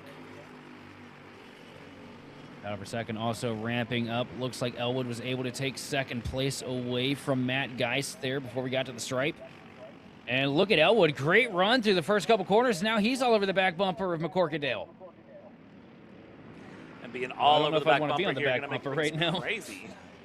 Yeah, no, I would not want to be right on the back bumper. So I would imagine a pass is going to come pretty quick here going through. Penalty for the 0 of Justin Hart. Avoidable contact. And that is the 0. Currently sitting back down in P15. Unfortunately, will be taking a penalty for avoidable contact post-race. We'll see how that plays out and if there's any order shuffling from that. Here we go. Big move. Here we go. Down Here the comes inside. Elwood. Elwood over McCorkadale. Here we go. Is this going to be a follow-through by Matt Geist? And it's not, as Evan McCorkadale will now move to second. Elwood up into the lead. Oh, McCorkadale tried to take a peek to the bottom, though, out of the last corner there. Wasn't able to do it. And we got another driver back there signaling. Looks like more problems. Yeah, another cart dropping off. I want to say that's Doug Cook, the 59, dropping off there. And I can confirm that is the Supermaster driver, 59 of Doug Cook, who has dropped down the order here and is dropping off the track, unfortunately, for a technical issue. Hopefully we'll be able to get that sorted out before tomorrow. Here's the thing, Sheldon. We still have 2.5 minutes of racing plus 2 laps after that. So call it another 5 minutes of racing for anything to happen in the stop 4. Yeah, it's going to be a long haul here. And these guys are definitely going to make it interesting because Masters and Supermasters, man. It's one of my favorite. You know, I don't have favorites, but I always realize that these Masters and Supermaster races get a little bit argy-bargy as we see more side-by-side up at the front of the pack. McCorkadale wants the lead back from Elwood. Swings Elwood wide there through the corner. McCorkadale taking the lead here to the last sector. 2 minutes and 4 seconds remaining on the clock before we get the 2-to-go signal. McCorkadale with the lead. Alan Elwood tucking in line, trying to pull the slip, taking a peek here on the front straightaway across the line. By a nose, it's going to be Elwood with the lead down into turn 1. And he's going to take it right back from McCorkadale as soon as he lost it. Able to hold on to it there as they go out of turn 3, down through turn 4. Now they'll hit turn 4 here going through. Able to hold on. Left-hander here, and then the right-hander of 5. Just that little bit of a cut there. So, a minute and a half plus 2 laps to go. A little bit of a slide there from Elwood. I'm really watching right now Chris Gorman. I think that's number 34 Supermaster of Chris Gorman is in a great position to just be sitting right on the back of these 3. Let these 3 start battling real hard, and you never know. Chris Gorman might be able to just send it around through up the inside. As up the inside, McCorkadale wanted to look, wasn't able to get a look, is going to hold second for now. And nose tail up here for the first 3 spots. Here goes McCorkadale all over the back bumper here of Elwood. Not able to get the drive off the corner, though. Elwood going to be able to pull ahead here by a narrow margin, about a half a kart length separating first from second. Cross stripe here, 40 seconds remaining. Alan Elwood with the advantage down into turn 2. McCorkadale starting to fall into a bit of a fight here, though. Here comes Matt Geist up to the back bumper. What's left of it? And that is exactly what Matt Geist needs to do, is just get up there and start moving forward. You need to get past McCorkadale quickly and be able to get up into the run here so that way you can start to fight for the lead. As of right now, you're kind of stuck where you're at if you don't get past McCorkadale here as we go. Time on the clock has expired, so no more time left. When they cross the line, it will be 2 laps to go. So as they go down through, we are approaching the 2-lap to go signal here. It is Elwood leading McCorkadale with Geist and Gorman. And shout out Troy Toney in 5th place, able to move all the way up into 5th from 8th place, up 3 places on the day so far. Mike Doty, currently running a P12, started out last on the field, is up 6 places on the day. So big shout out to them. Across the line, 2 laps to go here. McCorkadale right near the back of Elwood. Then there's a considerable gap there. Back to Geist, back to Gorman. Alan Elwood starting to slip away here a little bit from McCorkadale. Not by much, but about a kart length and some change separating first from second. That guy's about 3 or 4 kart lengths back. That advantage starting to grow between second and third. Here comes McCorkadale, though, back up to the bumper. As soon as I count him out, he's coming back with another charge here. Classic Evan McCorkadale fashion here. Looks like it's going to be a two-man battle down to the bottom here. A little bit of defense from Elwood, but McCorkadale gets to the inside here, grabs the curbs, wheel to wheel here, but around the outside, Elwood able to defend there. First time we've seen that happen up at the lead. But that's going to set up McCorkadale. He gets a peek to the bottom, not able to close in, though. Going to have to follow in the wake as we come down the front straightaway here to take the white.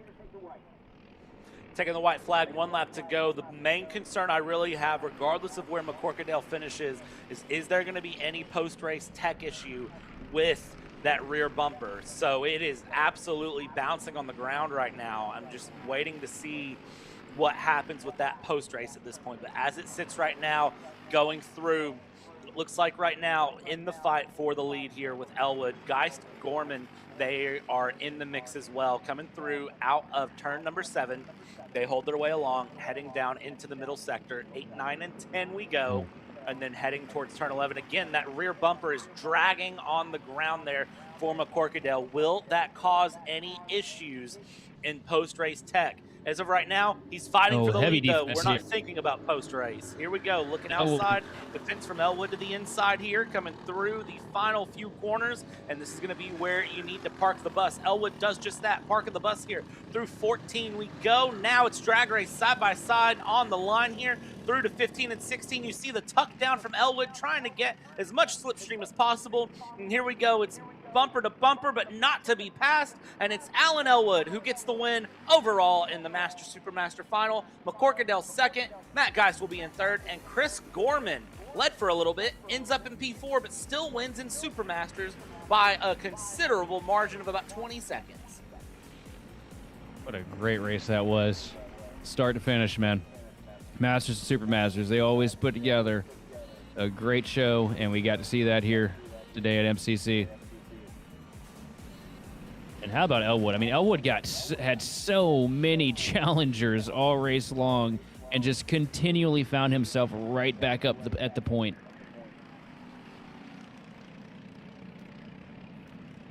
Great run there. I will keep my eyes here on what happens with the post-race tech inspection for that rear bumper, because per the Superkarts rules, which we run off of here, the penalty is disqualification from the session. But while we wait on that to go through, we're going to step aside for just a moment. When we come back, it's time for the next round here on Kart Chaser.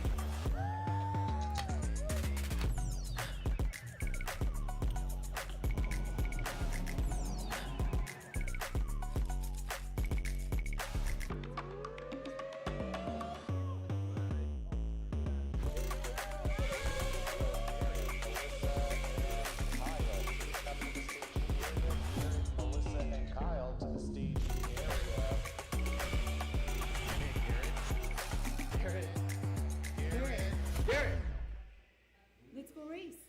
Come on, man. Hi, I'm Jackson with Alpha Race Hub.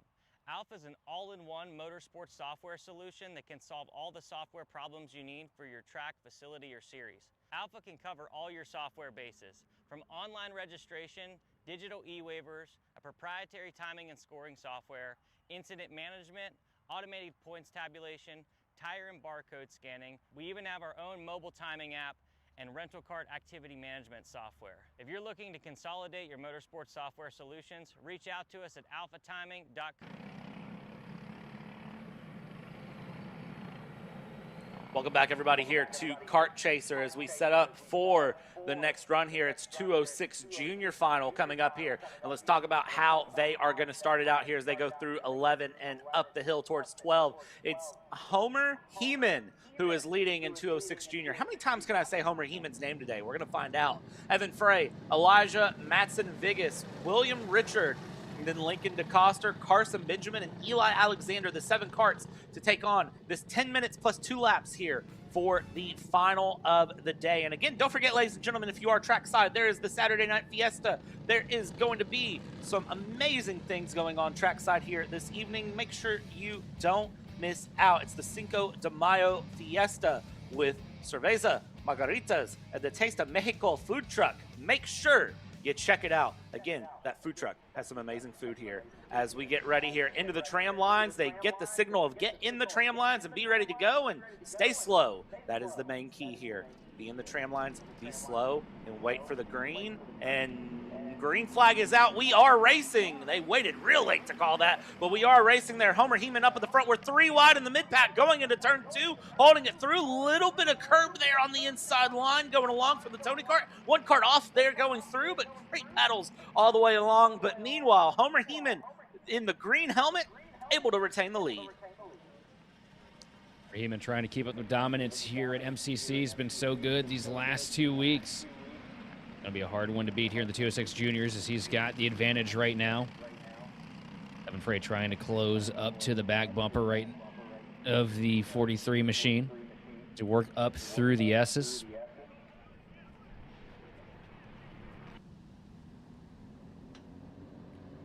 Oh man, that bump just looks so gnarly from over here. It really does. I understand why some of our older classes avoid it, honestly. Like, I cannot imagine hitting that bump through. You saw a switch through and a switch back there. Matson-Vigas in the Tony kart trying to move through and along and then switching back through. And that is something that I think we'll see more out of this junior class than we have any others.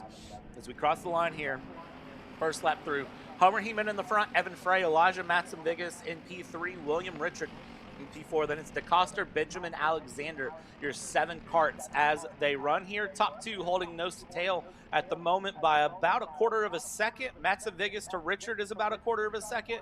Between those 2 packs, though, is about 1/2 a second right now as 5th place of DeCoster is trying to close in as well. Frey got a really good corner there. Gets a little bit closer here to Homer Heeman. Up through the S's, they're going to be just about bumper to bumper here.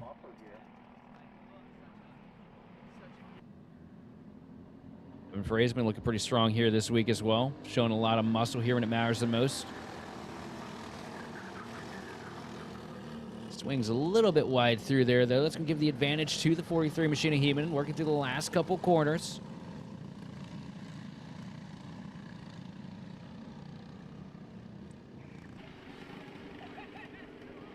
Final corner here across the stripe.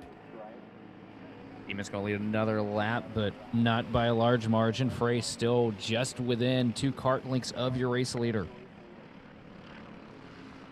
I got very, very bad news for anyone who is a fan of Homer Heeman, the number 43 kart.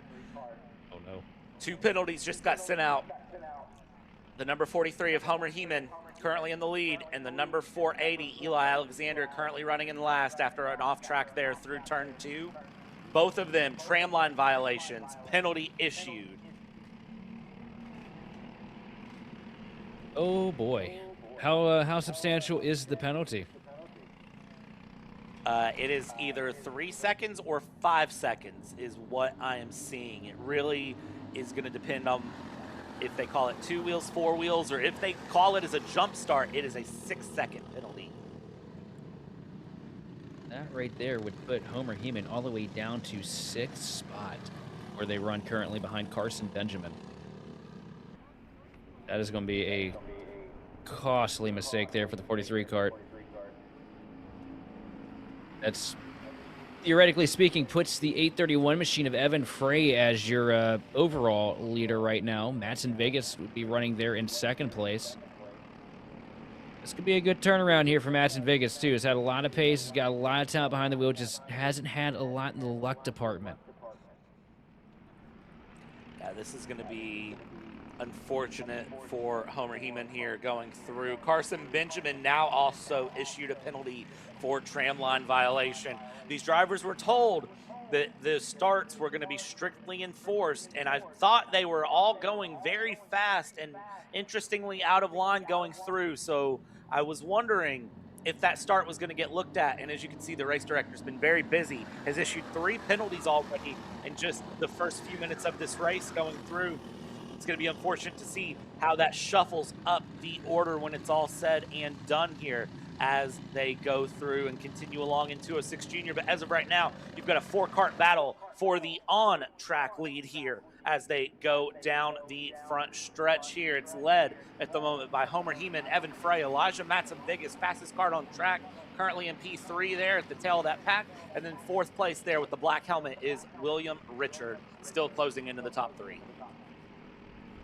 Yeah, penalties and rulebooks, not typically very popular among racers and whatnot, but I gotta give a big shout out though to race control here, because I mean, rulebook exists for a reason. Half the field followed it, the other half didn't. You gotta stay in line with what they tell you to do. If you want to be have any credibility, behind anything, race control has to stand behind what the rulebook says. So huge props go out there, even though it's never the most popular thing to do. But right up here at the front of the pack right now, Homer Heeman, physically in the lead, but technically it is the battle between Evan Frey and Elijah Matson Vegas for what will be the overall top spot. William Richard hanging on there, a strong 4th place run. Here's the interesting part. You got to wonder, I mean, they should know, because we have the LED signs here at MCC that tell you what is going on and who is where, and all the penalties are handed out. They show up on the screen right there. But when you're deep in a race like this, you may not register in your head. You may see it and go, oh, okay, penalty, this kart number.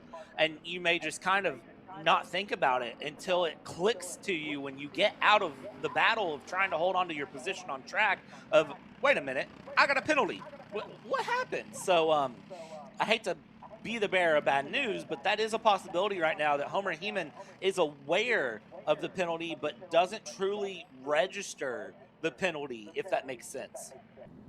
That's the thing too with Homer. He's got the penalty. He knows it's a time penalty. So how do you maximize when you have a time penalty? Well, you try to be as far up the running order, as far up the position as you possibly can.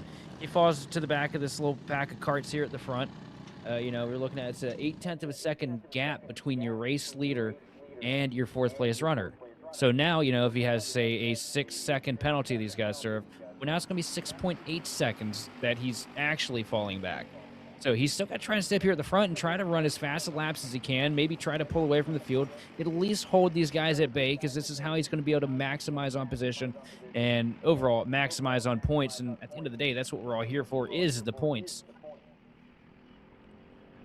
Absolutely. You got to think long-term here for the championship. This championship, of course, scheduled to go way through the year. We're not just looking at now. Our last weekend is October 23rd through 25th, the doubleheader for Kart-O-Ween. So, I mean, you got to think going all the way to that, the night finals under the lights all the way in October. You got to think about running through there and going all the way down, because that is going to be absolutely a long run to get through. So, and you do, of course, have some drop weekends in as well. So you get going along, and so you just have to wait and see where that all plays in for the mix of everything. So we'll wait and see how that goes through as we see another run here. Carson Benjamin, the 98 mechanical black flag, meatball flag. And if you've never heard of a meatball flag or the black and orange flag, the bad news for the mechanical flag is that your day is done. That is there being the call that there is something unsafe on your kart, and race control is telling you to park it. So something on that 5th place kart there, the 98 of Carson Benjamin, whether it's a piece of bodywork coming off, something just not working right, Carson Benjamin is being told to park it. you cannot race any further. And unfortunately for Benjamin, will be scored in 7th. And you can see Carson Benjamin there at the bottom of your screen looking down at the engine. It's very clearly something on that car has broke. Break there. Make it this late in the day and have some kind of a failure that you just cannot climb your way out. One of the worst feelings you can have as a racer.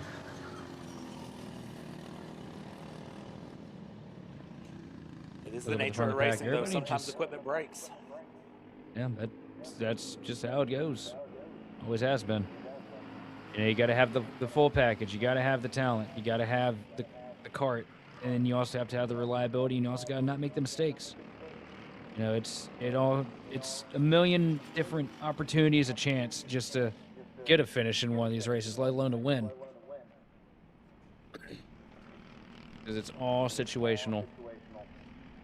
Up in front of the pack right now, Homer Heeman holding the physical lead as we work around here with 10 seconds remaining on the clock. We'll come across the line this time to take 2 laps to go for the 206 juniors.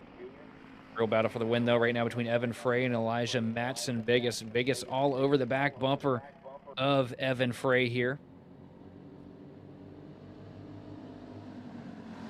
And if I'm Evan Frey, I'm going to be trying to find a way to get past Homer here very soon, because I would want to have that separation between myself and Biggis there in 3rd. Absolutely. I think that needs to be and the here goal. he goes. It looks like that is the goal. Here we go, down the inside through the tram lines, and look who's following through, though. Matson Biggis. It's the same thing we keep seeing. Oh, here in comes MCC Biggis. 2-for-1 specials. Biggis down the inside into turn 2. Can he make the pass Not gonna stick? connect. He can't. He's going to slot it in, though. And now we continue down the back stretch here, going through into turn 4. And as it sits, it is going to be Frey, Matson Biggis, and Heeman. Getting dicey here. Homer Heeman trying to take back the 2nd spot here. Matson Biggis trying to hold on to it. It's going to give a big opportunity, though, for Evan Frey. He pulls away multiple kart links there that time. Up through the S's. Is Matson Biggis going to be able to close in to get back up there to battle for the win? Time's running out. 2 laps to go. Coming down the hill here, getting ready to take us to the white flag lap. Matson Biggis going to run defensive here. Or is that William Richard? Did William Richard carve up into 2nd there? That is William Richard, who worked his way up into 2nd. That is impressive to see, sneaking all the way through from us here as we go 1 lap to go. And it's going to be Evan Frey in the front with Richard in 2nd, Heeman in 3rd, and Biggis in 4th here. But now, watch the switch through. Heeman trying to go up the inside of Richard, does so, moves up into 2nd place. But now, look at the gap between 1st and 2nd, Frey to Heeman. That is a massive gap that will need to be addressed here as we head through turn 4. Gap not closing. And again, this is all with a looming penalty over Homer Heeman going along. So that is going to absolutely hurt all the way through as we go down into 9 and 10 now. And watch that 370. Watch Matson Biggis. I feel like that 370 is right in a good mix here as we go through 11. Biggis has been doing great all day, but look at this. Heeman going to close back up to your race leader. Evan Frey throwing a block down into the last couple of corners. Frey going to wheel it around here, slides up the hill. Heeman gets a little bit of a bobble. Now here comes William Richard to the inside up to bat. Going to move Heeman up out of the way. Last couple of corners. Is William Richard going to be able to get there to the back bumper to make a move? Coming out of the final turn onto the front straightaway here. Checkered flag is in the air. And across the stripe, it's going to be Evan Frey.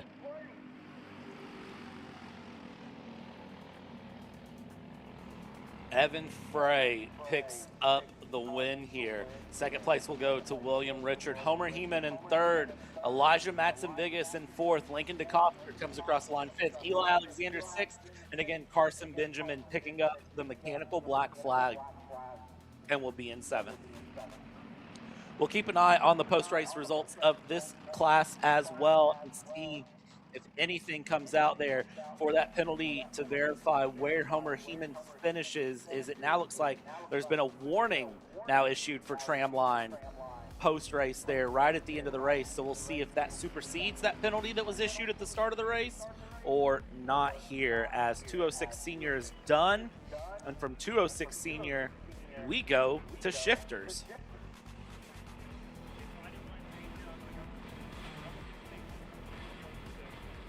206 junior to senior. Yeah, I totally did just read that backwards.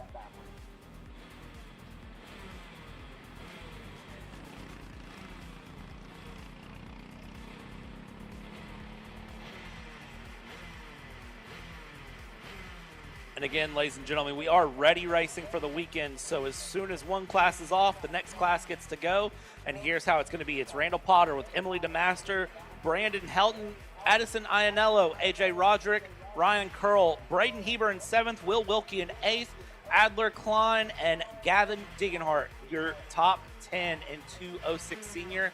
Sheldon, anyone in this top 10 can win it. That is genuinely how I feel about 206 senior. Anyone in the top 10 can win it through, and 17 karts here. Really, anything can happen. It's about to be a wild run. Well, my question, who's your favorite? You said anybody, but I mean... I'm not picking a favorite in this class. Who's your guess? Who's your guess?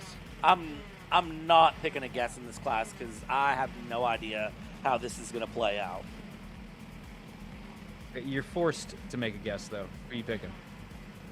Nope, can't force me to make a guess because come on. I am not being responsible for any picks here going through.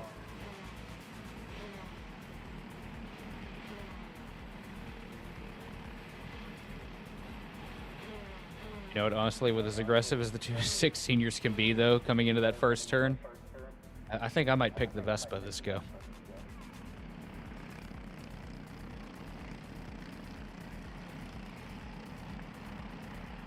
You're definitely in for a treat, though, because this is one that I've had circled on the schedule here today. Just the amount of karts in the field, and not just the amount of karts, but look at the amount of talent that we have in here. Randall Potter was able to win the pre-final. Emily DeMaster, been really fast, was the pole sitter for the pre-final. Brandon Helton, really good run this afternoon. Addison Ianello, AJ Roderick, all incredibly talented karters. This is going to be a lot of fun. And also, starting back there in 7th, I still don't think that you count out Braden Heber. I mean, we've seen what he does everywhere he goes. Been a bit of a miss this week, but I don't think it's over for driver number 8. I would agree with that completely.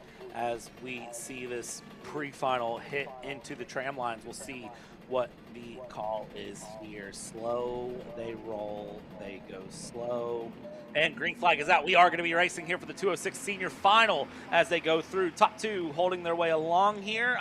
Second place there on the outside line, dropping down a little bit there, I believe Emily DeMaster is all sorts of shuffles up in the front. Look at Braden Heber, though, that highlighter yellow helmet. Hard to miss him there, especially when he's gotten up into P5. Yeah, Heber going to pick up a couple spots early here. Now trying to set his sights forward to the front of the pack. Up at the front, though. Randall Potter holding a pretty clean wheel here, not getting himself in any issues. Going on a couple kart lengths of an advantage over second place.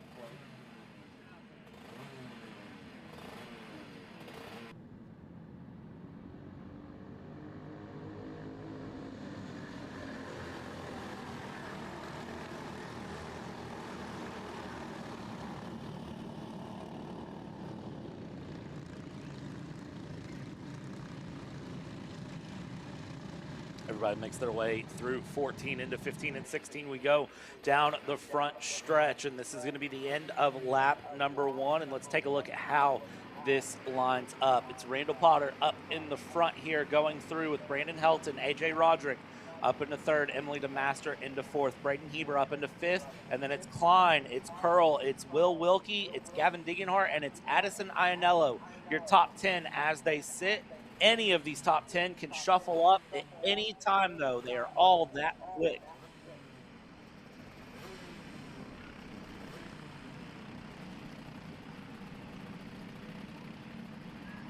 Right now we're kind of looking at a little bit of that waiting game that we've talked about quite a few times here today. Everybody just lined up 4 karts under a blanket right now. Nobody wanting to break out here and make a big move just yet.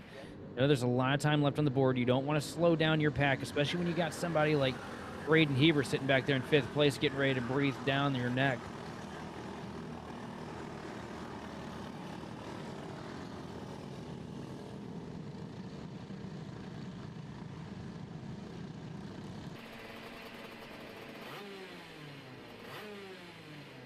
Coming down the front stretch here, going through top 4, trying to pull a little bit of room there to 5th place Braden Heber as they sit, and the gap for them is about 0.6 of a second right now, but Heber able to close a 10th and a half last time across the line here. Top 4 sitting nose to tail as they go through out of turn 4 and down out of 5 they go into 6 and 7, and they are just continuing to keep that run through. Nobody really looking over the shoulder, nobody really too concerned. One little glimpse there from the 187 of the Master, but everyone in this senior category, a little bit different than the junior. Everyone in the senior very much focused on just fast laps, moving forward, not really anything too crazy, and they all have the same goal, which is to just run forward as fast as they can.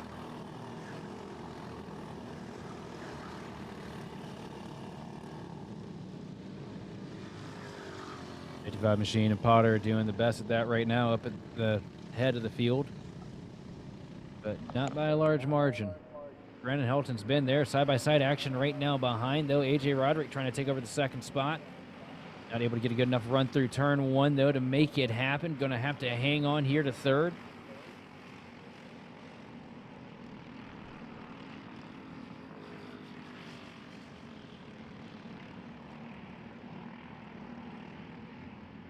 Back straightaway now into turn 4. Bumper to bumper here. Almost contact. Potter going at it with Helton.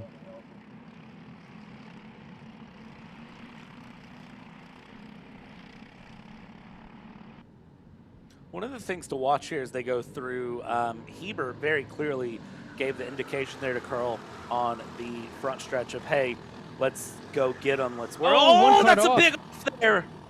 Big moment there from the Tony Kart going through. Was that Adler Klein there? That was indeed Adler Klein. Don't know exactly how that happened to the 33, but that kart just completely slid off there, and he drops all the way down to possibly outside of the top 10. We'll get a reset here for Adler Klein coming through. Drops down into P11. Adler Klein, at one point, the fastest kart on track. You see how quick things change. It was one big wiggle there of the kart off the track out of turn 12, and then drops all the way down into the order there as we're halfway through on time. I think Braden Heber got overtaken there too. Like Emily DeMaster got in front of the 8 machine. Sorry, is that Curl? I think that's a 222 machine of Curl actually that got in front of Braden Heber there. See here as they run through, down the hill we go, and top 2 here holding nose to tail right now, Potter and Roderick. AJ Roderick, of course, head driver for Roderick Racing Development as they go through, and then you have Brandon Helton and Emily DeMaster there in the mix as well as they head their way along, coming through the final couple of corners and down the front stretch. Your top 4 here as they sit. Here we go. This is going to be Helton and DeMaster looking for a little bit of a position swap here. Emily DeMaster trying to work that inside line there, able to do so. Emily DeMaster now up into 3rd, but possibly going to lose out to that again, trying to squeeze Brandon Helton, and Brandon Helton will fall back there into 4th place. Emily DeMaster now into 3rd, trying to chase down Potter and Roderick, who are currently your top 2, who have about a half a second gap on P3. And Roderick breathing down the neck of Randall Potter here as they work up through the S's. Potter has led this thing from the wire. 3 minutes and 30 seconds remaining, and we know how fast things can change here. Roderick all over the back bumper here, working downhill. And Roderick just absolutely mirroring the line that Randall Potter's running.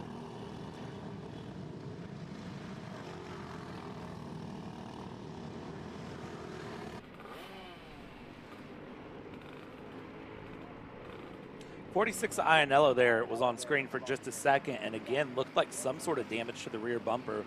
it was hard to tell.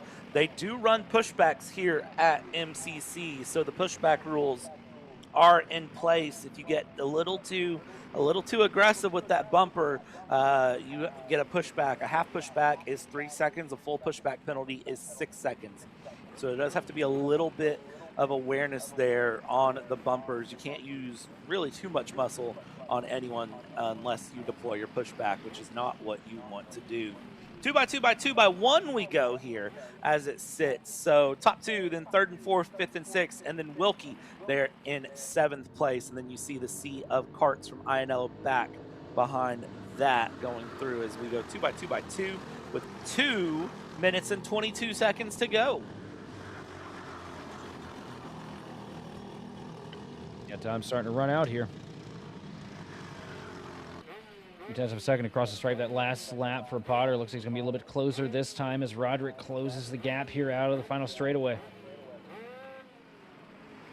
Two karts in line right now trying to work together. I'm pretty sure trying to push themselves ahead of the field here a little bit. They don't want to give Emily DeMaster or Brandon Helton the opportunity to close back in, but that second pack of karts looks like they're running pretty quick up here through the straightaway. Closing up. Master starting to close into the back of Roderick.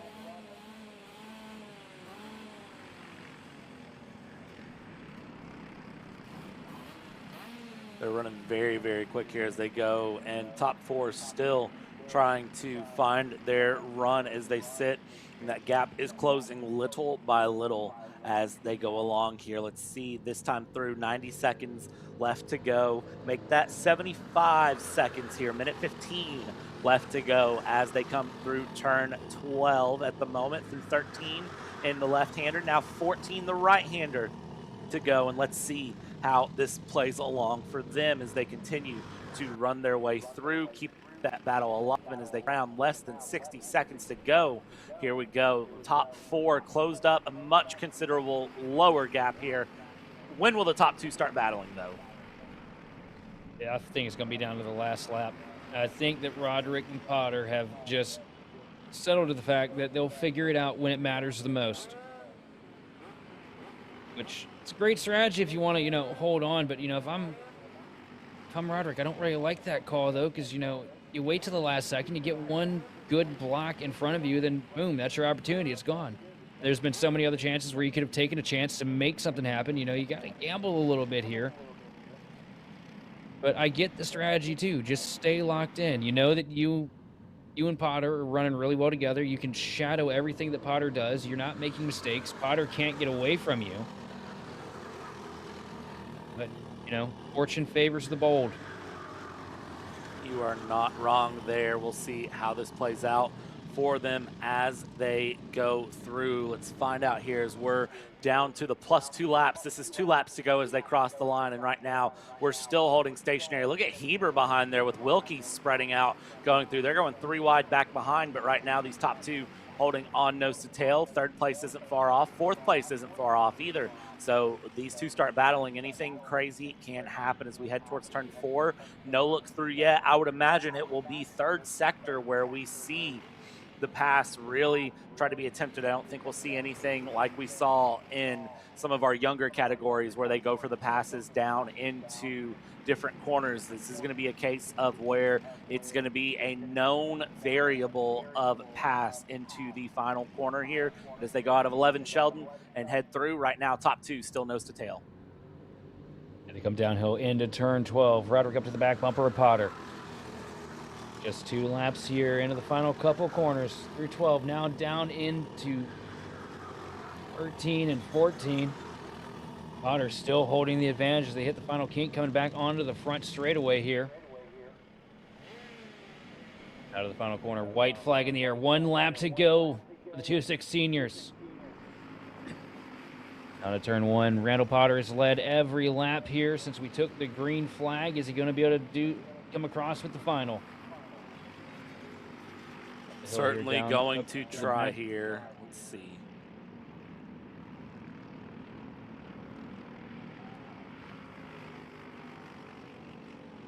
Out of turn 3, now down into turn 4. Potter with the advantage. Here comes Roderick closing up to the back bumper. Not a good enough run for Roderick, though. They're going to stay dead even up here through the S's for the final time. Last handful of corners here on tap here for the 206 seniors. Randall Potter holding the lead down the hill. Throws a little bit of a defensive move over the bump into the last couple corners. Here comes Roderick up to the bumper. Not able to put the pressure to him, though. Swings wide here. Potter trying to build the momentum to get... Roderick building the momentum to try and get by Potter, but I don't think he's going to have enough as they come through the final corner.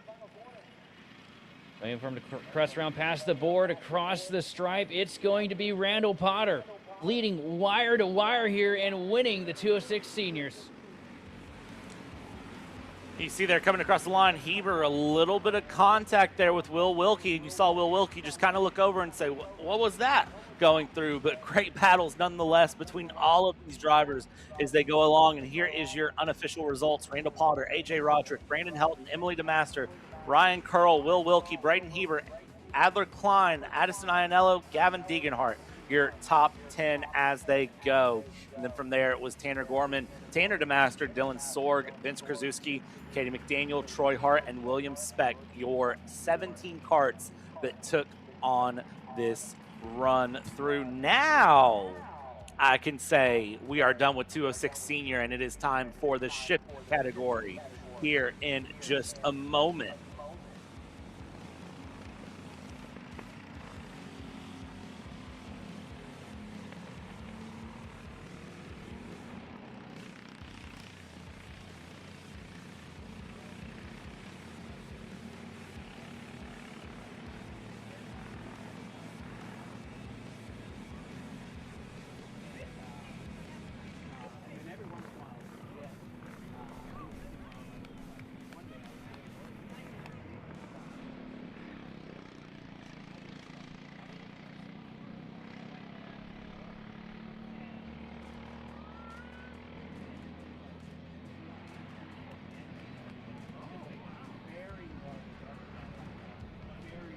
Well, let's take a look at the starting grid here for Shifter as it goes. And at the moment, here is where they sit. Kyle Drysdale, crazy fast, up in the front with Kyle Fote there in second. Kevin Simonellic in third. Homer Heeman in fourth. Robert Lash in fifth. Jeff Carroll, Leet Simonellic, Brian Decker, Eli Furnish. Your 9 Shifter karts here on the category as they sit. Shifter pre-final. I mean, what else can we say, Sheldon?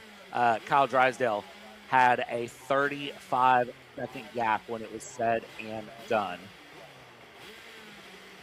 As long as he's able to keep the wheels on it, I mean, I don't see how you're beating Drysdale here.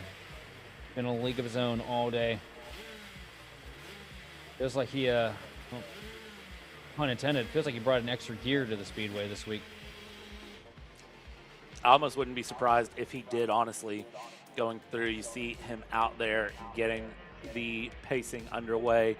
Remember, with shifters, it is a standing start, so they will run through. They will probably run 2 pace laps, and then they will settle it in here to get ready for their standing start. Let's see here as they are out, and you can see all of the wiggles there trying to warm up those tires, trying to get those karts ready for what is about to be a wild run.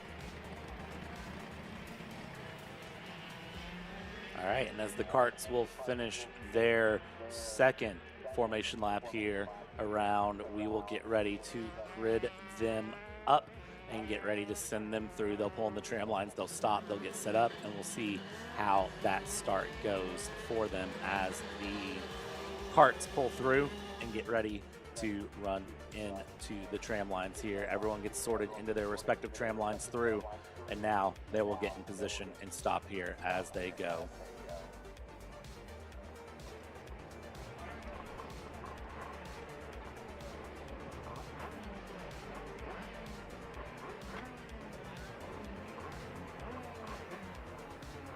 And again, as a reminder, we go on the light. This is going to be a case of as soon as that light sets and goes off, it is go time. So let's wait here for these carts to line up as they get set through. We want to make sure they're all good and ready to go here as we look for them to get fired up and away.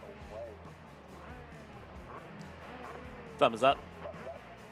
We are set, light is on, and light is off. We are racing here for shifter carts, and you see the amazing getaway there from the two up front as they go. And now, well, this is where things begin to get real exciting. Let's see how this plays out for them as they go through up in the front of the field. Great battle so far. Drysdale, though, up in the front as it sits. We'll see how this plays along for all of these carts as they continue their way further into the lap. But great getaway.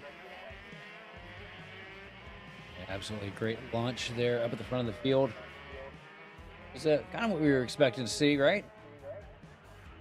Absolutely, that was what I was expecting to see. Was a great run from them there as they go through. So glad to see that head its way through and everyone move their way along. This is a great jump up in the front of the field. Everyone getting those shifter carts away well, and they will continue to battle it out here so far as they go.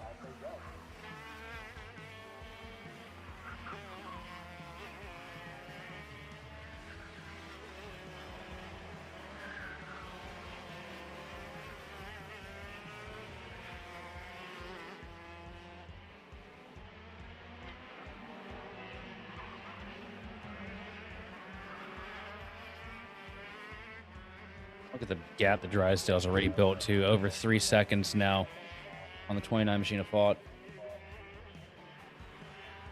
That gap is absolutely insane to see from them as they go through. So as these drivers continue their way along, that gap just will continue to open its way up. But you got to wonder for these drivers, what is going to be the best option for them as they run their way along. It's going to be a very, very hard-fought battle for them, but I definitely think that they can have a good go of it later through. There's a lot of learning here with these shifter carts, and it's a very, very, very hard. Oh, one cart run. off the track there. I think that's Simonellic. That yes, it is. Kevin Simonellic, who is off. Again, I said it, there's a big learning curve here for these carts, and, well, that's proving the point.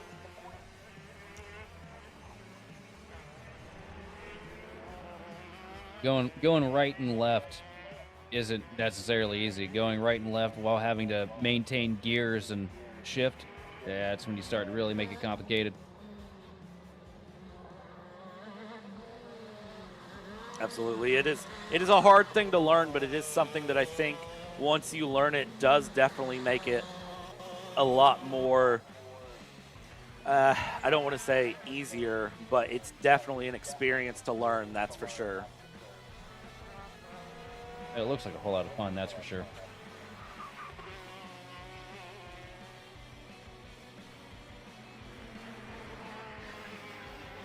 Would agree with that completely as it goes through and along, and these carts continue to battle their way forward on the night.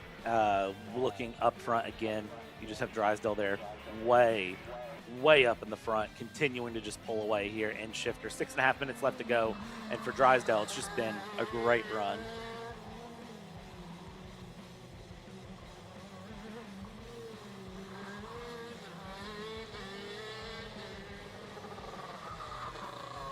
Look at how big of a gap it is. Drysdale is an entirely different sector than the rest of the field at this point. Yeah, looking through here at, again, at Drysdale's history going through the Carter DB, tons of racing experience in shifters, as we've talked about. So just one of those drivers that it seems like these shifter karts really click out well with for Drysdale going through. Primarily races junior max as well too. So for Kyle Drysdale, tons of experience going through. Again, just great. Has ran at K1 circuit at the Pro Kart Challenge. Going through, has ran at the Musselman Honda circuit, at the SCUSA Winter Nats and Pro Shifter, and just seems to really have a lot of pace anytime behind a shifter. Also has experience running Rotax and X30, so is a driver that can definitely get things done when it needs to be all the way up and down. Has ran Phoenix Kart Racing Association and has won multiple times with that. So definitely a driver to keep an eye on here throughout the run, because as it sits, is continuing to just build up momentum and pace.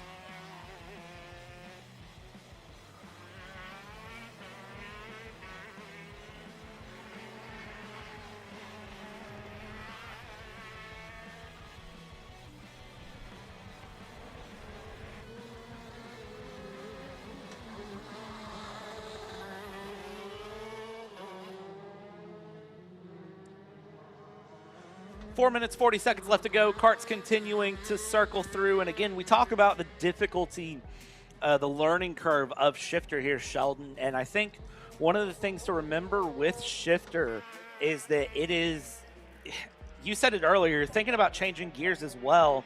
A lot of shifter can come down to driving style and what gear you want to be in. Yeah, it all comes down to obviously gear, because, you know, different gear equals different level of rotation in coming into the corner and in the center, but also, you know, I don't know if we have enough horsepower to wheel spin, but I imagine, you know, you'd get light coming off the corner if you're too high in the RPM band, because that's pretty standard for anything in motorsports. But it also comes down to, there's a good touch of rev matching you have to do as well, just to get the karts, you know, in gear at the right time. You got to hit, you know, right at the chip, right before shift as well. And it's all about timing, and it's just something that you don't necessarily get directly out of the box. It's something that takes a lot of laps, a lot of practice, and a lot of experience to really master. Well, I think one of the things, too, with it is that this is a difficult track to really nail it at as well, because of the nature of this track.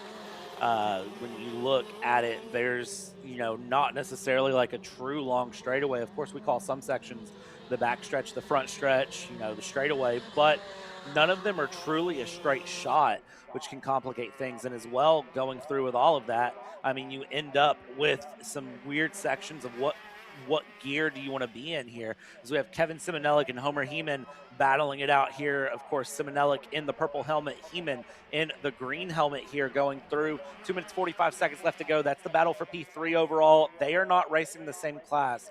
Heeman is in junior and Simonelik is in senior. So just keep an eye on them as they go along. They're giving each other just a little bit of fight here for third place overall.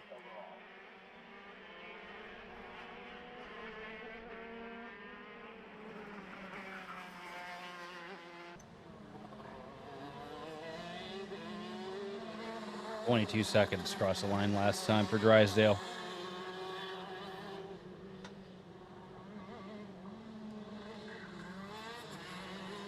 Oh, doing a good job hanging on in second. Make that 25 seconds now. 2 minutes plus 2 laps left to go here. And again, I say it, what do you do to catch a Kyle? What do you do to catch a Kyle tomorrow? Because at this point, I think you have to start thinking about tomorrow at this point, as Kyle is just absolutely on another plane of existence with pace. I mean, if you are Kyle Foe, if you are Kevin Simonelik, what are you going to do different tomorrow that you didn't do today to try to catch Kyle Drysdale tomorrow?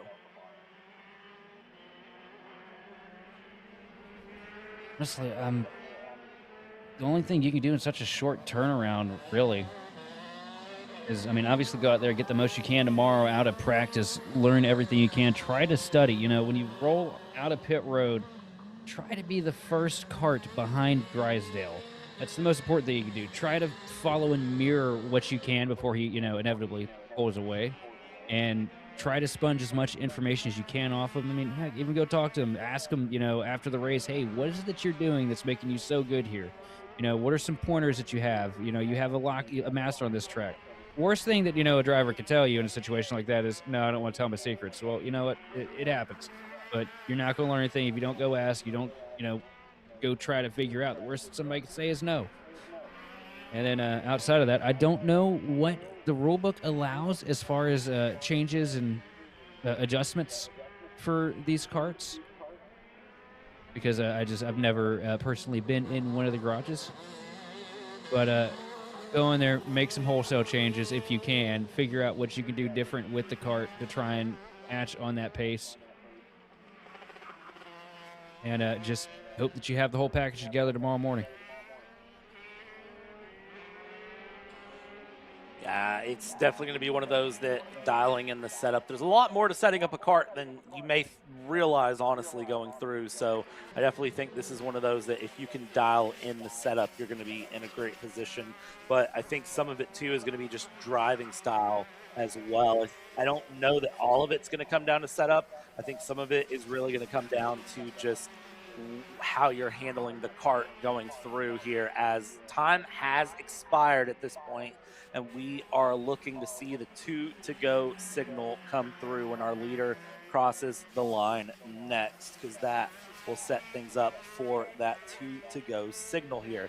So we continue to watch just what's been a absolutely wild shifter and junior shifter so far with these carts. Absolutely in a league of his own here is Kyle Drysdale, that 129 cart, who is just absolutely taken off, not looked back, not hesitated, and had a great go of things so far.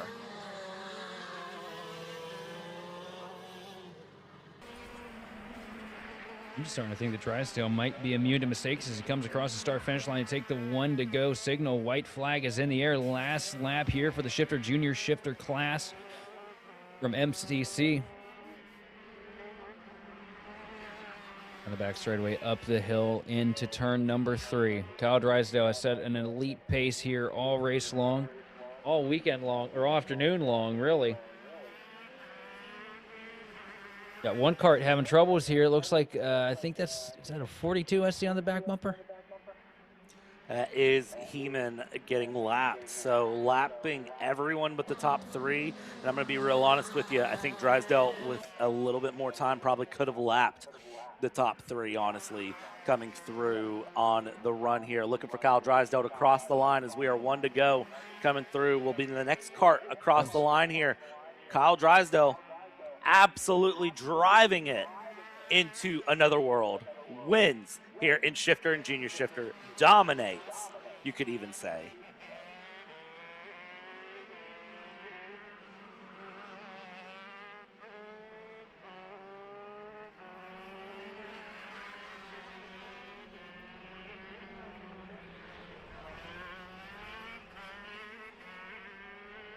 And as the rest of the field comes across the line here, it is going to be Kyle Drysdale with Kyle Foe, and then Kevin Simonelik, your top 3. Homer Heeman in 4th, just crossed the line. Robert Lash, Jeff Carroll in 6th. Lee Simonelik, P7. Eli Furnish in P8. We're going to take a quick second here and step aside at Kart Chaser. When we come back, it is all the KA categories left to go to finish up your Saturday of racing. Don't go anywhere. We'll be right back. Welcome to the future of kart race preparation. Kart Sim Pro North America, featuring laser-scanned North American kart circuits and precision-tuned kart physics developed using real telemetry, dyno and tyre data. Kart Sim Pro North America delivers the most advanced and realistic kart simulation experience available today. Whether you're training for race day, refining your lines, or shaving tenths off your personal best, Kart Sim Pro gives you pro-level insight without leaving your home. Trusted by world champions, coaches, and karting enthusiasts alike, this is where virtual practice translates into real-world performance. Experience the thrill, the challenge, and the edge. Kart Sim Pro North America. Use code CHASER20 to get 20% off today.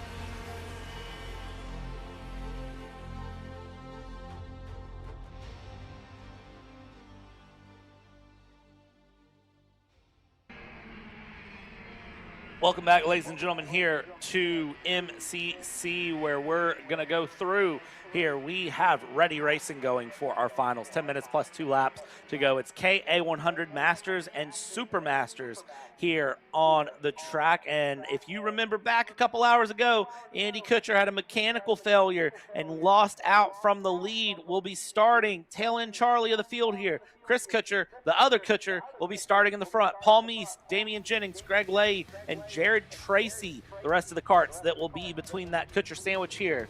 Sheldon, how's this one going to end?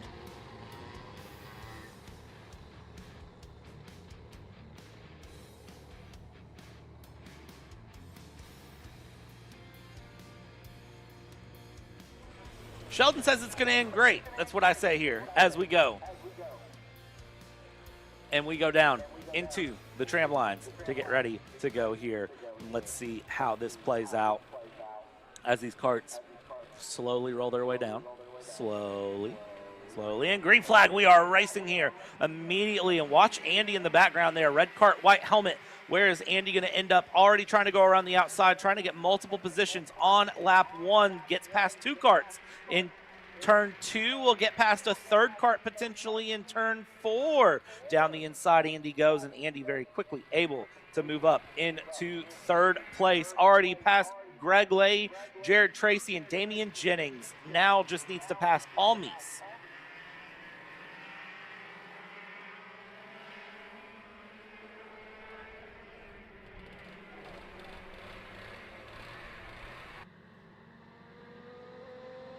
You can see Chris there up in the front, head down, running through, trying to just keep the momentum going as Andy has already gotten up into 2nd place there, got past Meese very quickly there into turn 12, and is going to continue to battle the way forward here as we are about to finish this first lap out.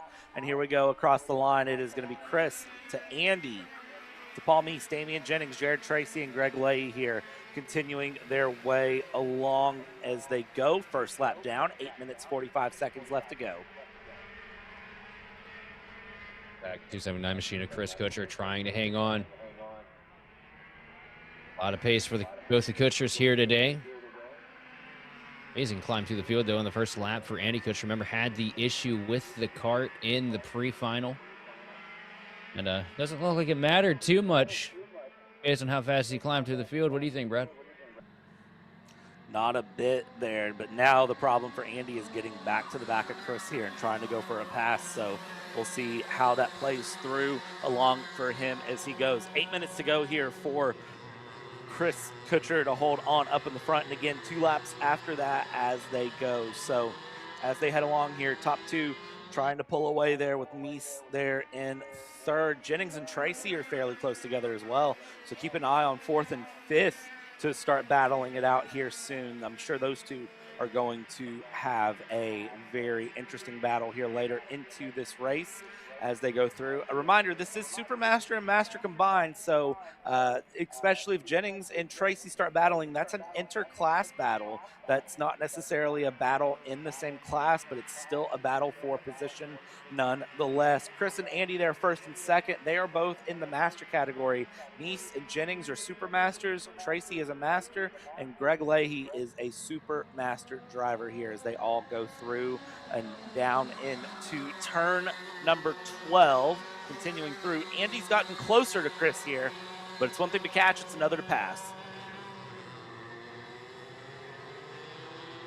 Absolutely, but we've seen these 2. They've had no problems throwing big moves on each other here this weekend.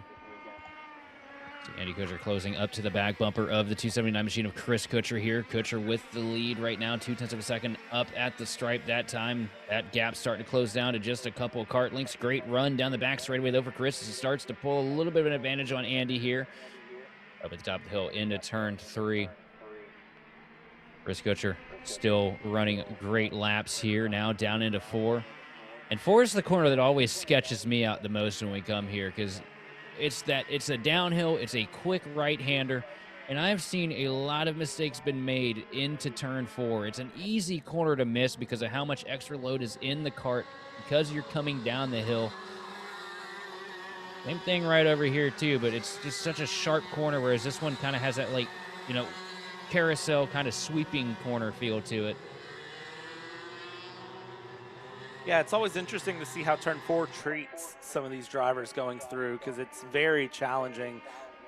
Andy with, I don't know if he's listening to heavy metal under that helmet or what that was, but Andy very clearly trying to do anything to find a little bit of momentum in that kart.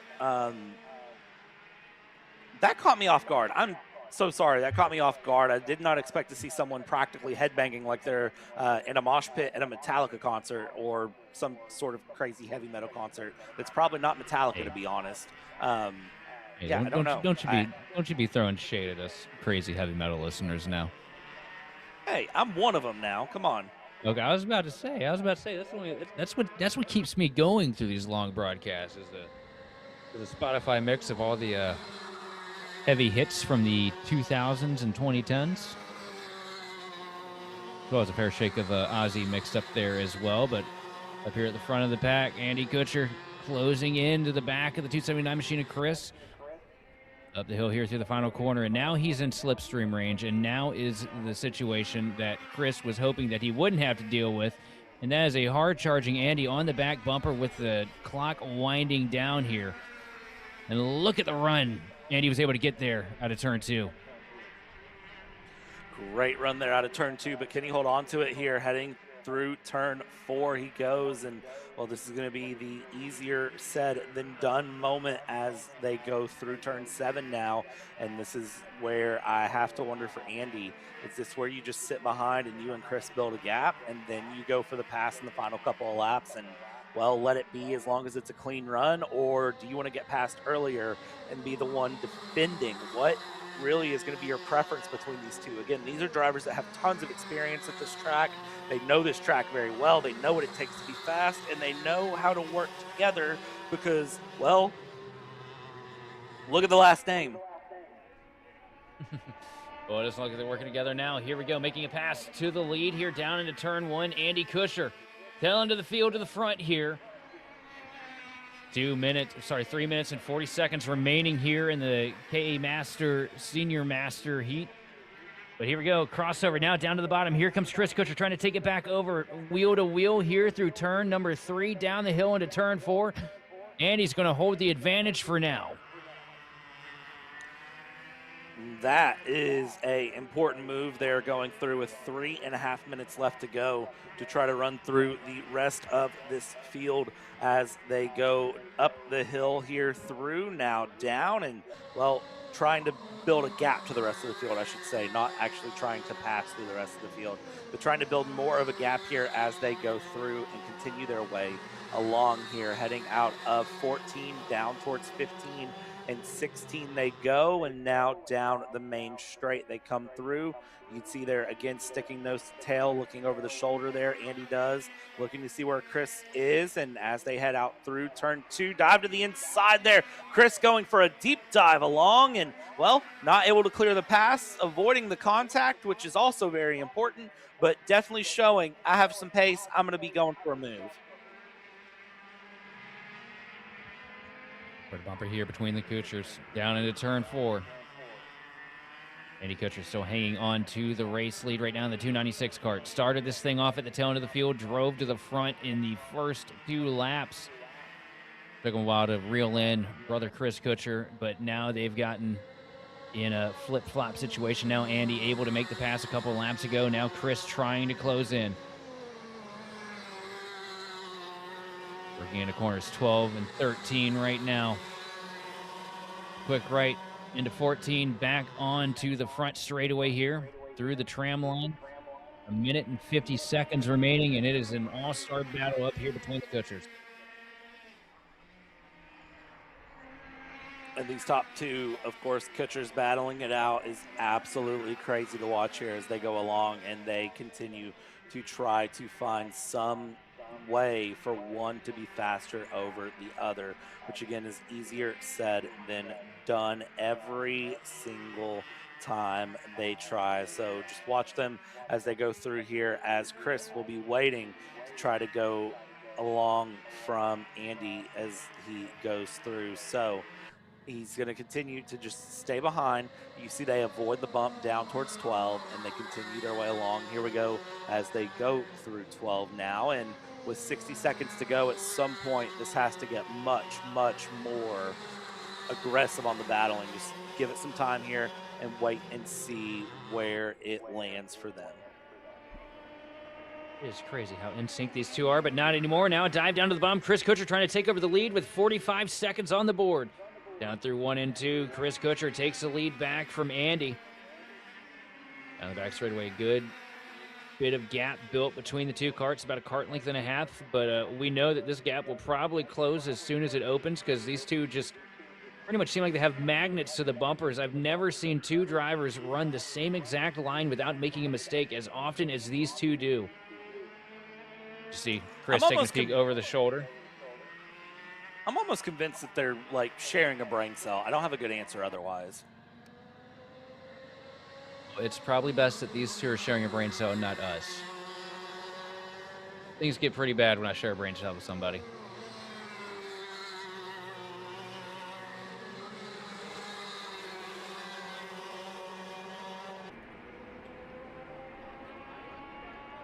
They come across the stripe here, take 2 laps to go for the KA Master Supermaster Final. Chris Kutcher, your race leader right now over Andy Kutcher.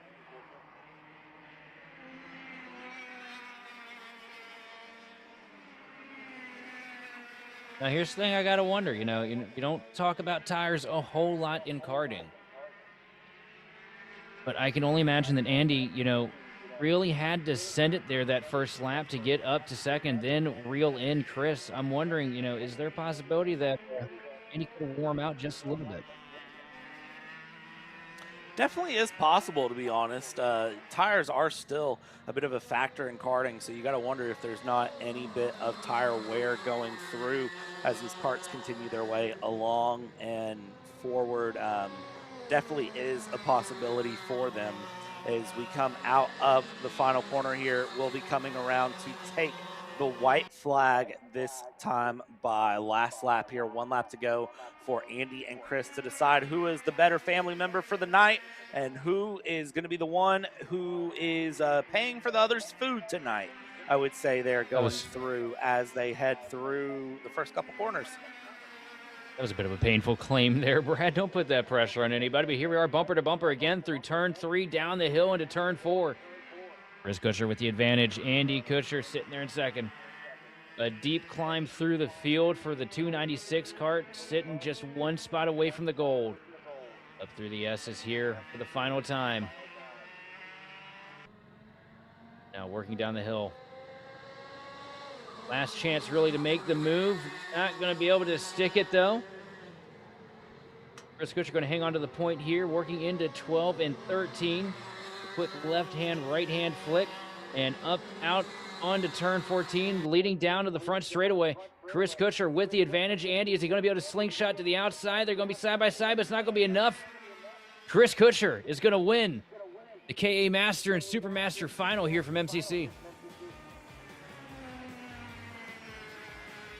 What a great run there going through as Chris beats Andy there going along. Paul Meese in third, Damian Jennings in fourth, Jared Tracy and Greg Leahy. They're the 6 karts here in the Master Supermaster Final as it was done then. We're going to take a quick step aside. When we come back, it'll be time for the Micro and Minis to run their 10 minutes plus 2 laps. Don't go anywhere. We'll be right back.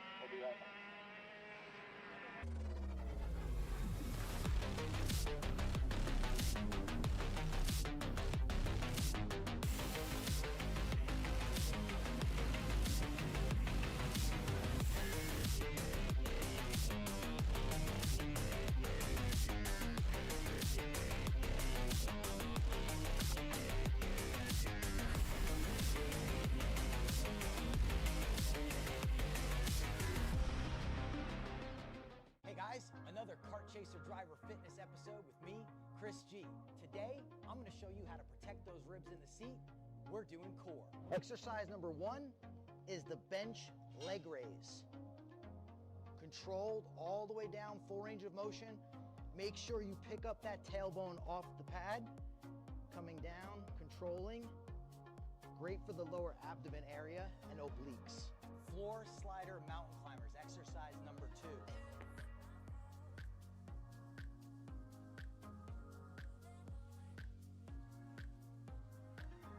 Exercise number 3, the plate-loaded decline bench sit-up. We'll see you guys on the next episode of Chris G Coaching, race-ready training that carries into real life. That's what we do. Champions aren't just born on the kart track. At SimShop, we deliver professional-grade simulators with the best performance-to-price ratio in the industry. Founded by racers who understand what you need, our SimMagic and Moza equipment is powerful enough for the pros, yet affordable for everyone. With unmatched customer support and a thriving community, we're your racing partner. Visit simshop.com. Welcome back, everybody, here to Kart Chaser for coverage here at the Pro-Am Karting Championship here at MCC.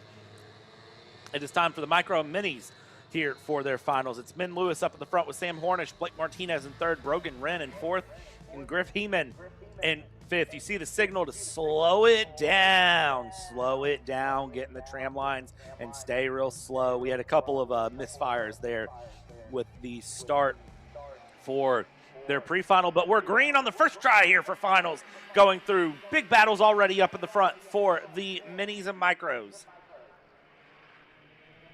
At the front of the pack already, down into turn 1, Sam Hornish taking over the lead here. I believe it was Sam Hornish made the move there, wasn't it? No, actually, no, it's Min Lewis. I'm sorry, my eyes jumped.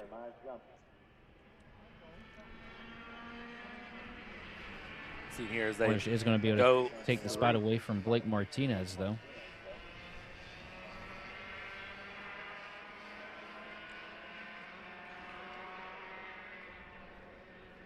Down the hill out of 11, up the hill we go, and back down the hill. And look at that. Even the minis and micros are avoiding that bump on the hill now.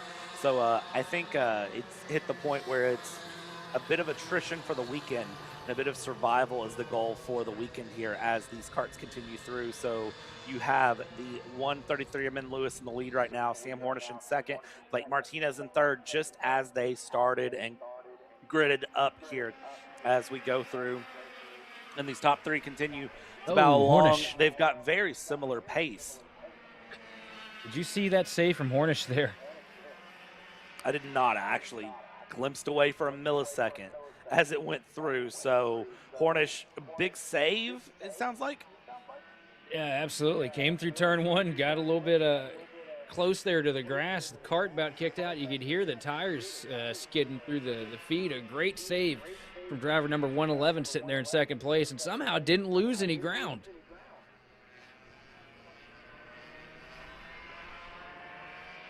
It's always great to see these young drivers be able to catch karts and avoid moments like that when they happen here as we continue through. 8 minutes left to go here in this final. Hard to believe we're already 120 seconds in. These top three keeping each other honest here as it sits. So nobody letting anyone get away here in the top three. And you can see where the pace difference really sits between the micros and the minis here as it goes. Just a little bit more power makes all the difference between these two different classes of kart as they run through and along here and keep their way forward. I think Hornish, though, is catching up to Lewis little by little here, especially through the first sector. So I wouldn't be surprised to see Lewis get challenged here coming up soon for the lead. If not, maybe this lap.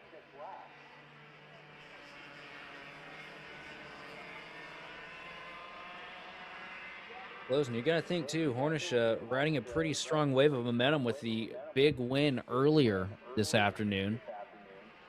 And, oh, I say it, Hornish gets a little bit of grass there, though. Pushes the envelope a little too much there out of 11. Big wiggle. Keeps it straight, though.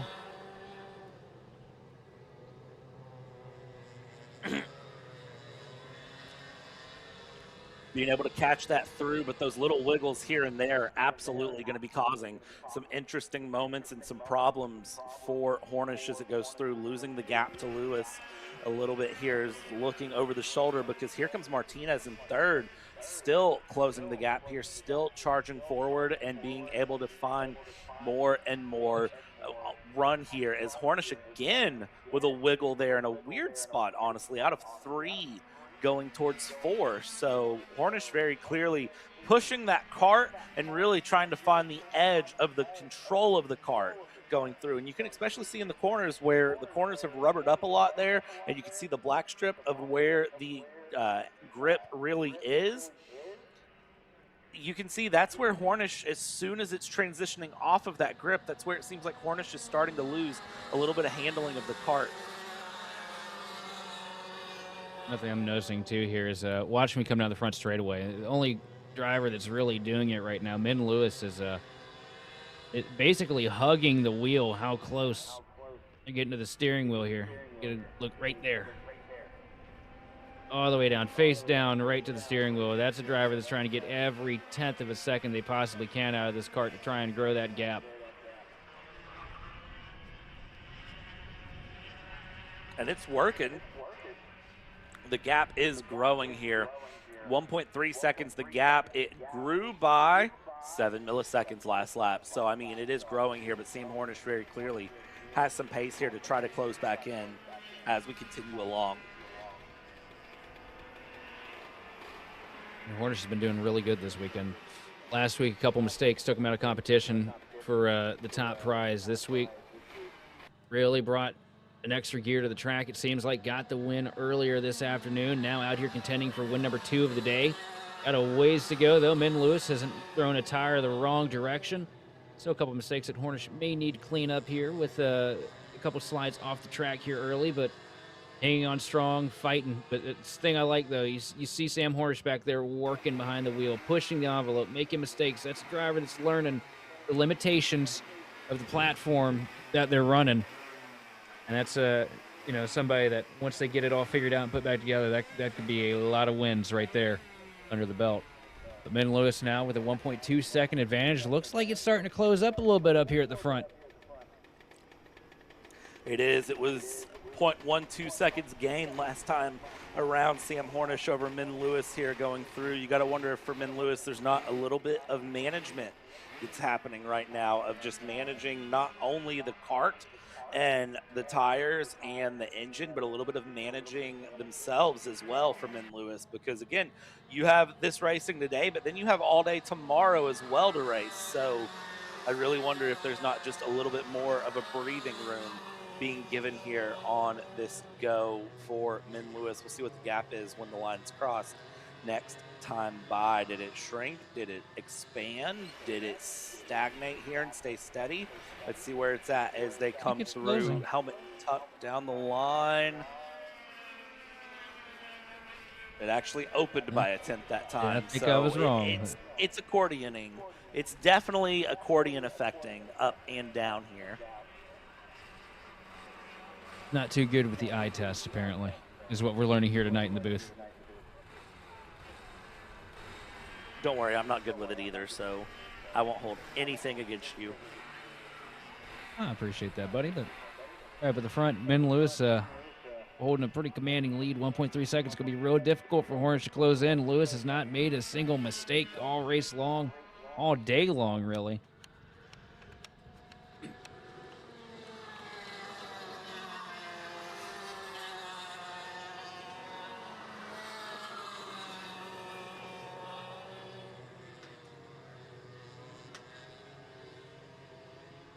For Min Lewis here, just staying consistent. We said that was the key to the game along here. And for Min Lewis, a driver that has a lot of experience here going through. Not nearly as much experience, at least in the Carter DB profile as you would think, but enough experience here at MCC to definitely know what's going on. Ran the Luau 50. Round 5 and 6, ran Cartaween 7 and 8 last year, finished second there, and then finished second in round 1, of course, with that great great battle that happened in Mini Swift last time out here on the 26th of April. So continuing to keep the battle alive there, going through and having a great fight nonetheless right now for Lewis, in a great position to get that win. That would be the first win that I see actually on the Carter DB profile. Oh, this is win number 1. It's definitely well earned because Min Lewis has shown up with so much pace here on this Saturday. And just walking away from the field now.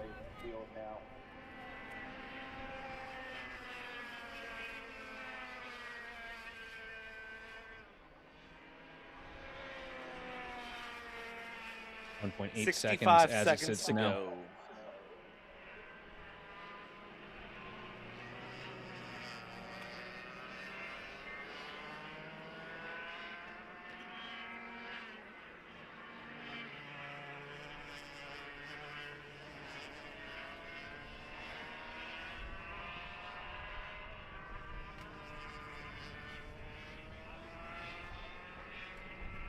Working up the S's now.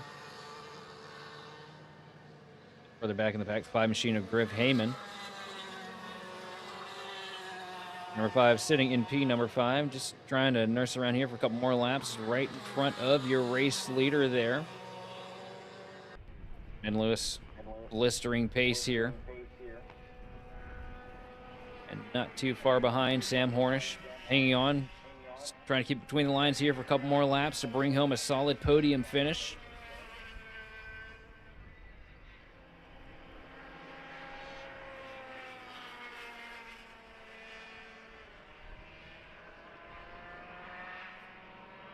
Gap right now as it sits between the top two, 1.8 seconds. And looking at Sam Hornish here, has pace, definitely has some very consistent speed. Best lap is a 104.866, last lap was a 104.9.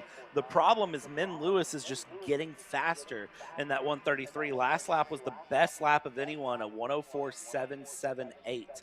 So that 133 still finding pace 9 laps into this run and still managing to close up times as we go through. As Hornish passes Heeman, they're going through and moving up into second place. Still puts Heeman a lap down on the field, a lap down on second place. As we cross the line here, 2 laps to go is the signal, and for Min Lewis, it's 2 laps that need to be very solid and consistent.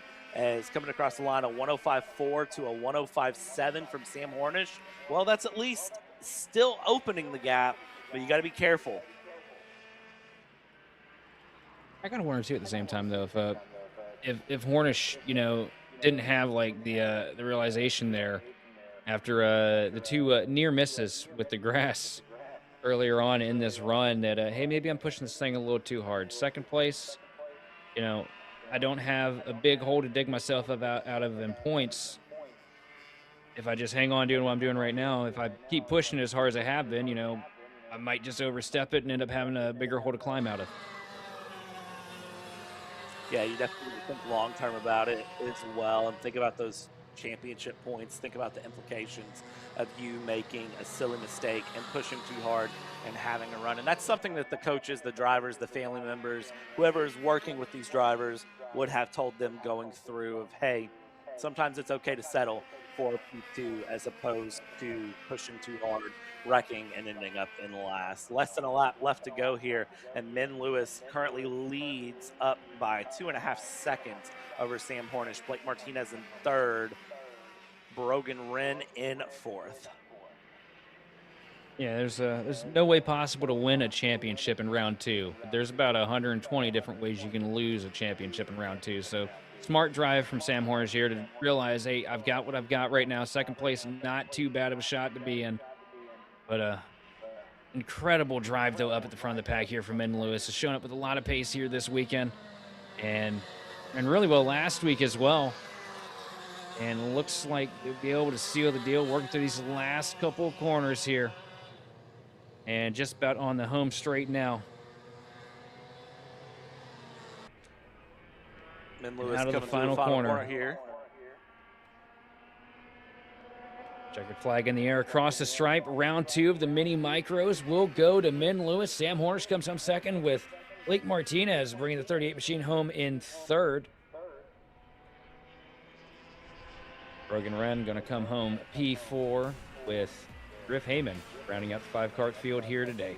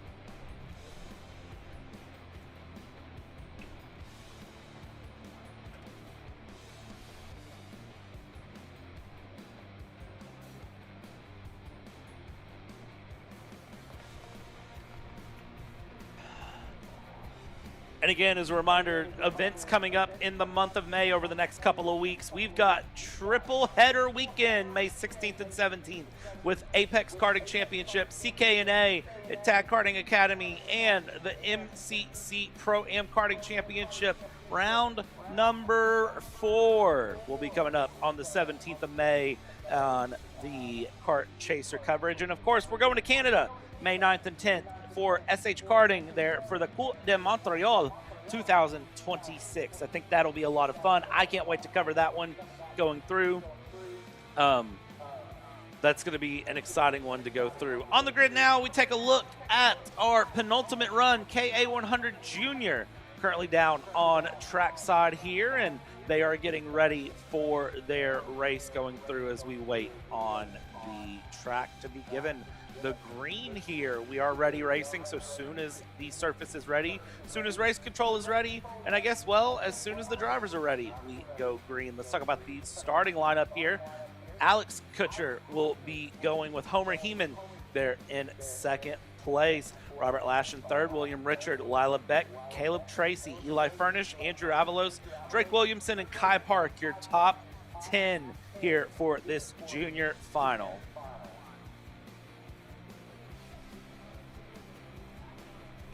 Moving off there, it is going to be Ben Gleiberman and Elijah Matson Vigas, your 12 karts that will be taking on this run today. You can see Elijah there on your screen just behind the grid now, sitting and waiting to get ready to go, sitting there in 12th place. And we'll be starting through on the run. I'll be curious to see where that 870 can climb to going along. A couple of penalties were given out from the pre-final here for KA Junior. As it stood, it was a 10-second penalty to that number 870 that was given out from the pre-final. So that is a massive penalty handed out. We'll see where that 870 can race from. At one point, had been running up in the top 3. We'll see if the 870 can move further forward here. Karts are fired up. Sheldon, how wild is this one going to get? Well, we got 2 more races on tap here this afternoon, and I can tell you right now, the next 2 are going to 100% be races to watch, because KA100 Junior put together a really good show in. These guys put together a really good show in their heat earlier, and I am stoked to see what we have on tap here. It's been a great day of racing here from Cincinnati, and we're nearing the checkered flag for the day, but we are nowhere near done at the same time, because there's about to be some crazy racing action to finish out the afternoon. That there is. Buckle it up. Get ready, ladies and gentlemen. And if you're down there on the grid, be ready to see these karts go out and have a great run. I already see some of our Pro-Am category are staged up and waiting on the grid to clear, so that way they can get their karts down into the staging area to be ready to go here as we set everything up, waiting on our karts to roll.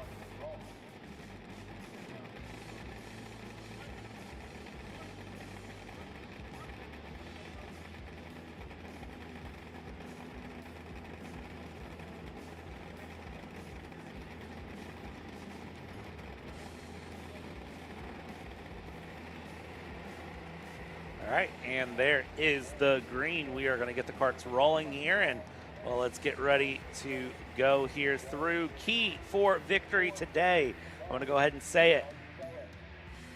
Don't mess up turn 2, and make sure you are in the contention at the end here. Anyone out of these karts can win it, I feel. It's just a matter of make sure you're in the right position in the end in order to win, which is easier said than done sometimes.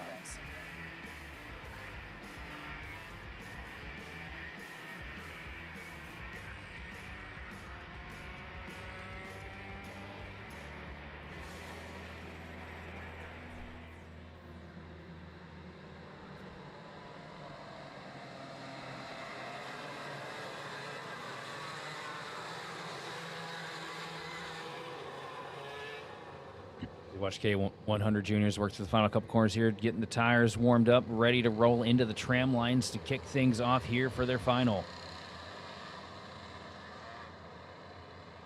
And through the final corner, just getting told by the officials to bunch up here, get a good clean start. And then one thing we got to keep our eye on, we've seen a couple tram line violations here today. Everybody going to clean it up here for this final start. One chance left. Green flag is out. Looks like we are underway. A bunch of fanning out here in the mid-pack right now. Drivers jockeying for positions in through the first turn, though. Looks like Kutcher going to hang on to the lead with Homer Heyman in second and Robert Lash in third. As everyone shuffles up here through turn 4, holding on. Only really the leader secure right now. Everybody else still holding a 2x2 run up and down the field as they go through. And, well, that is kind of what I was expecting. The leader to get a little bit of a jump there in turn 1. Everybody else battling it out side by side as we head down turn 11 and head up the hill to go back down the hill. And this class will take the bump for breakfast, lunch, and dinner here as we head through turn 12 and 13, the 360-degree loop that we do, and now come back around the right-hander of 14. You can see just an absolute train of karts running their way along right now in through the end of lap number 1. And well, as they cross the line, let's reset who's where. It is Alex Kutcher up front, then it's Lash, Richard Beck, Gleiberman up into 6th, Tracy into 7th, Kai Park, Drake Williamson, Elijah Matson-Vigas, and Andrew Avalos dropping down into 11th place. But up front, it is Alex Kutcher, who has a almost 1 second lead when they cross the line. Doing the best he can to walk off from the field here. Heyman hanging on in second. Heyman, a little bit of room there in between, a little bit of breathing room here between him and the rest of the field. Really sets him up a good opportunity to kind of try a couple of different things, try to find a way to close into the back bumper of the 878 machine of Kutcher. Looks like he's going to do so here through the last section of the track, really putting the pressure to him now. That gap is just about a second. Now it's just a little bit over a car length. Let's see here as they cross the line. 2 minutes down, 8 minutes to go, plus 2 laps. Gap as it sits right now, 0.3 of a second between Kutcher and He-Man as they go through. Gleiberman there in third, and Robert Lash in fourth. William Richard in fifth as they continue their way through here in KA100 Junior 2x2 by who was that making a dive through? Was that Elijah Matson-Vigas making an absolute send into turn 4? Because it certainly looked like it back behind. Last thing about Elijah's had a lot of pace here this week and last week. Just like I've mentioned, man, the luck has not necessarily weighed in the favor of the 870 kart. going out here and getting it the hard way. Meanwhile, up at the front of the pack, battle for the lead, starting to wage on. Damon has caught to the back of Alex Kutcher.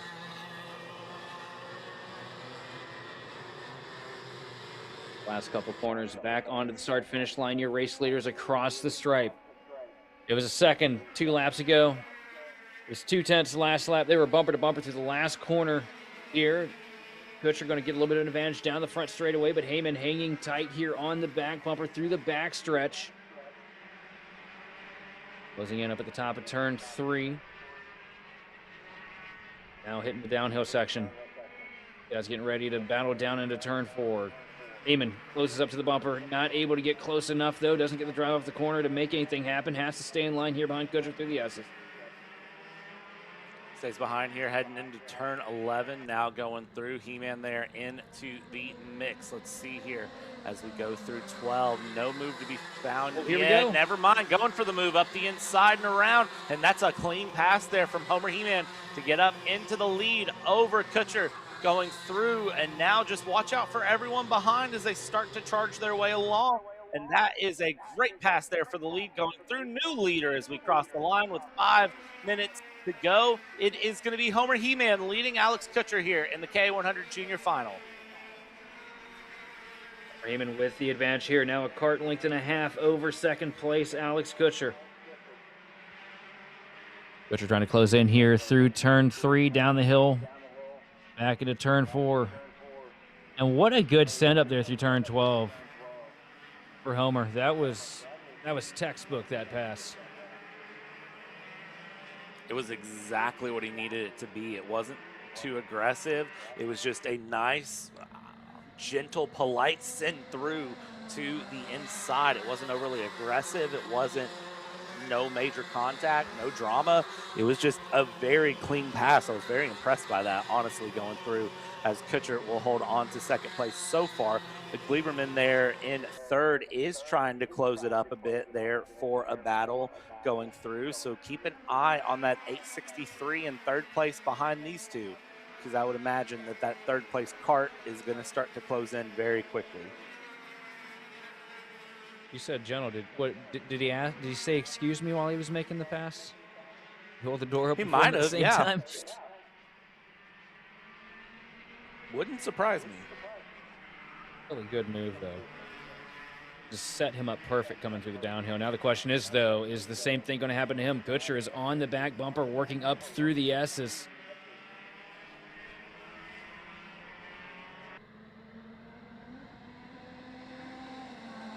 On the hill, Kutcher's going to stay in line here for now. Not able to pass yet, but certainly right on the back end here, given the challenge. I'm still interested on where Gleberman comes into this as well. That 863 in third place that's just behind them is going to definitely come in. Here we go. Kutcher to the inside going through. Heeman holding the outside line. Swapped for the lead. Is it a swap back? It's not. We'll let Kutcher hold on to the lead for now. Heeman will as they go through, because Gleberman starting to put pressure in. Now we have a 3-kart battle for the lead going through as they will find their way through turn number 4, heading down towards turn number 6 here. And just holding the battle through as they head toward 9, 10, and 11.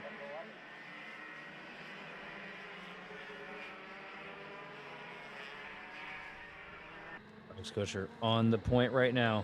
Heeman trying to close in here. 12. Remember, we saw the big move made a couple laps ago. Not going to be able to make it this go around. 3 minutes left on the board here. Top 3 under a blanket. Look at Gleberman. Gleberman is closed into the race leaders here in the last handful of laps. And I would not count out Gleberman either, because that's a crafty driver behind that kart. I agree completely as we watch these top 3 continue their way through. Kutcher, Heeman, and Gleberman continuing to battle their way through as we head down through the end of the first sector and along. And these 3 just continue to fight their way through. But Kutcher with a very solid lead right now, maintaining the gap by about 3.5 tenths, which is exactly what you need to do right here. And just continuing to run his race. Isn't worried about anything else but running his race.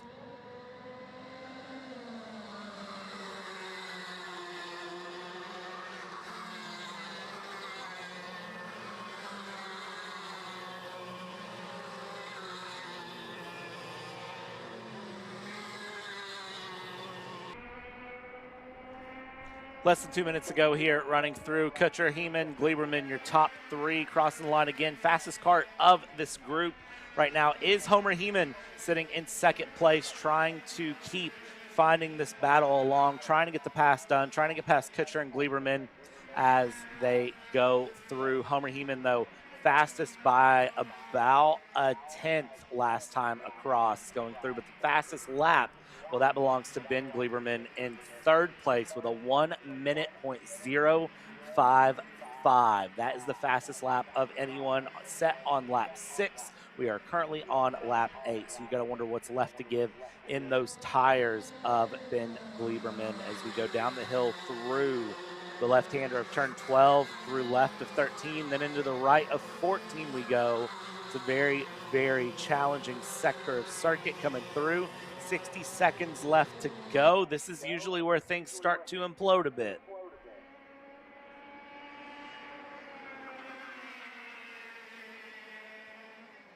Kutcher with a decent advantage here through turn 1. Closing, though, is the 884 machine of Heyman. It's a great run out of turn 2. It's going to pull him close here on the back straightaway. Up the hill into turn 3. Kutcher still hanging on to the point, though. Down the back, down into turn 4. It's close here. Here we go, down to the inside, trying to make a move. Not going to make it work, though. Eamon got a great launch out of turn 4, but the door shut in his face. Wasn't able to complete the pass. A little bit of a wheel lock between your front runners. With a bump down into 12. Eamon up to the back bumper of your race leader. Alex Kutcher trying to hang on to it, though, through the last couple of corners. Trying to hold on to it. 13. It's very, very challenging to do. It's difficult with this group right here. You got 3 karts under a blanket right now. Across the stripe, 2 laps to go. I'm pretty sure they got there in time for 2, right? Yes, is what I'm going to tell you, just barely. That was close.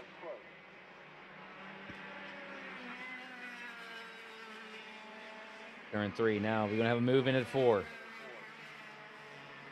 Eamon staying right on the back bumper of Alex Kutcher, working up the hill through the S's here.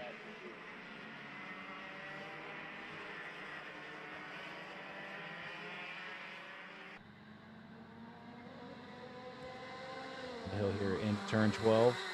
Kutcher still with the advantage. But Eamon breathing right down his neck. You can hear it here on the camera. Everybody's pushing for all they got right now. Tires absolutely squealing all the way throughout the field. Out of the final corner here to take us to the white flag. 1 lap to go for the KA100 juniors.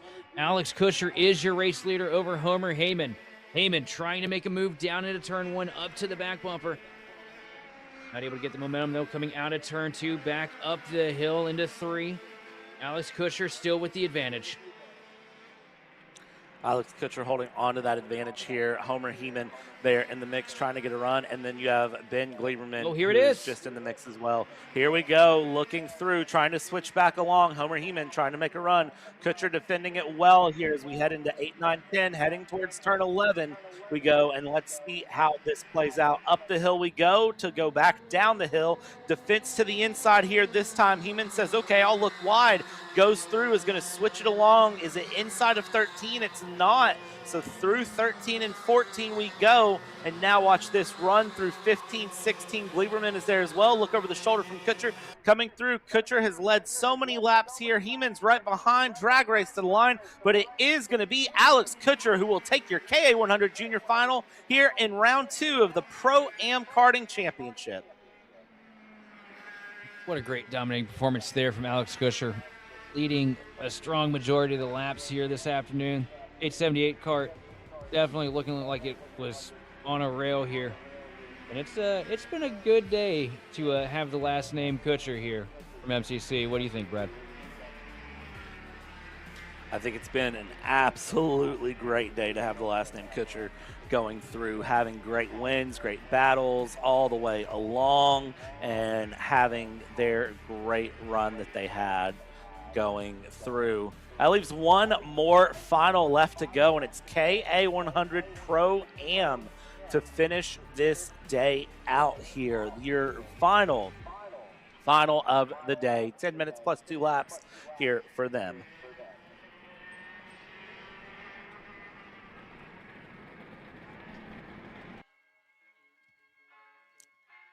And a look at the track that they have to handle here on your screen. It is a 0.95 mile, 16 corner circuit that produces some great challenges. You have the tricky 360-degree turn of 12, 13, and 14 down at the bottom. You have turn 2, which is an absolute challenge to nail going through. You have turn 4, which presents some great passing opportunities. Turn 5 can give you some great passing opportunities as well. You have the complex heading down the hill towards turn 11 that brings you up and down into the run here. This is a track that can absolutely produce some amazing battling all the way through if you are able to master it.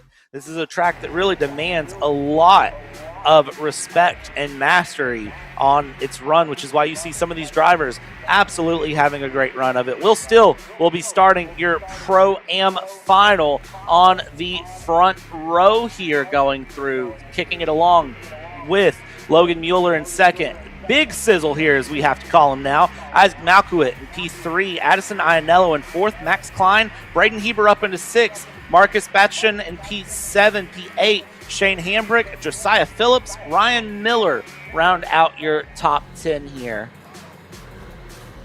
From there, it's Tegan Schneider, Gavin Degenhart, Michael Maker, Emerson Blatt, Adler Klein, and Warner Angelica going through. And for those of you wondering, Isaac Malkuit, 3-second penalty for avoidable contact. Emerson Blatt in the 914 picked up 1 position penalty for incident responsibility. So Isaac Malkuit, big sizzle there, will be starting second row on the run when Big Sizzle ran through in the front. We've already had some interesting moments going on so far. A little bit of contact between your outside row, first row and second there. Into the tram lines, we're going to send them here side by side, slow run, hand up there going through. Are we going to get a green flag? We are green. We are racing here up in the front. Steele Mueller going through. Big Sizzle trying to find a way up. Already up into second. Big run here from everyone. We're 2 wide. We're 3 wide. We're keeping the fight alive, but your top 2 already trying to break away from the rest of the pack through turn 2. Now heading down into turn 4. How does this handle? It looks like right now it is going to be a great run from everyone, but it is going to be Malkuit up into second place so far. Big Sizzle trying to find a win.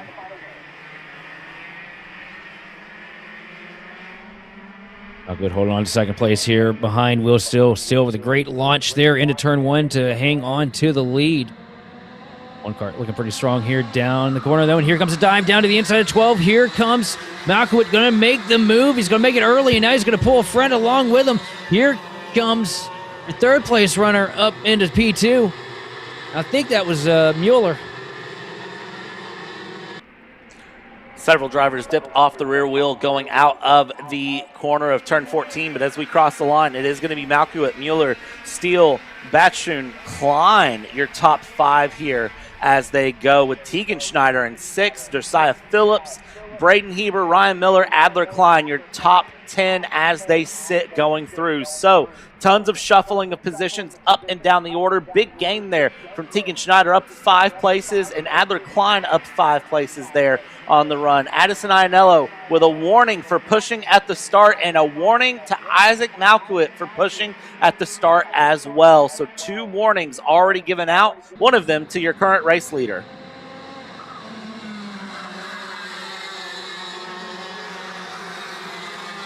Malkuit trying to hang on to the lead here, hold on with the dominance here this afternoon.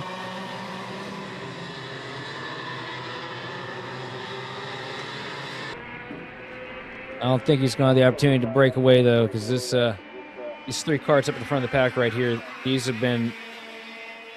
guys just been putting on a master class of how to drive these K100s. that they have here as they go along and continue their battles through. Top three trying to break away big time here. Gap 3 seconds and gaining between the top three to literally the rest of the pack behind as they go through. But Malkowitt having to defend hard there for Mueller with Steele in third place, wanting to steal away their P3 if possible, hanging along here, keeping a great run going. Down the hill, up the hill we go. I have a feeling that we're about to see a dive into turn 12. I would not be surprised at all to see that be the case. It's not, but certainly thought about it there as we go. Nope, it's a dive into 13. That's an unusual spot. Make it a 2. No, we're just going to go 1 for 2 going along there. Mueller able to go through, and then here's the hornet's nest behind of everyone else. Start finish line, 6 minutes, 55 seconds remaining. Logan Mueller up to the point now. Malkowitt trying to close in. Up to the back bumper now. Just about pushing the 927 Carter Mueller down the back straightaway. Up the hill into turn 3. Bumper to bumper. Still a little bit of a shot to the back here. Mueller hanging on, though. All the pressure in the world on the back bumper of the 927 Cart. Malkowitt not giving him a single moment's reprieve here as we work through the S's. Got to be careful there with those pushes, because what can come out of that? A pushback bumper. And what happens if you get a pushback bumper? Well, that's a time penalty of either 3 or 6 seconds, and that can be very, very problematic if you are not careful. And that can really, really hurt here as these carts continue their way along here. You've got two teammates currently split by Big Sizzle here going through. Mueller and Steele teammates here trying to fight along with Big Sizzle as they go through and continue their way along here as we're approaching half race distance where it stands in these drivers. Really challenging it out. Gap 4 seconds. And they are gone up here at the front of the pack right now.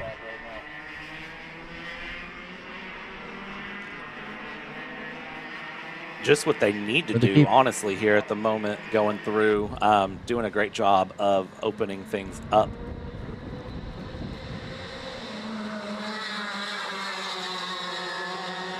So nobody trying to really avoid the bump here either. You see Mueller still holding the charge here through the last couple of corners. Back up onto the front straightaway, the 927 cart at the point with Malkowitt trying to close in behind. Down to turn 1, Malkowitt takes a little bit of a peek down to the bottom, trying to run a little bit tidier around the curbing. It's a good surge of momentum here up to the, well, just about got up to the back bumper there on corner exit.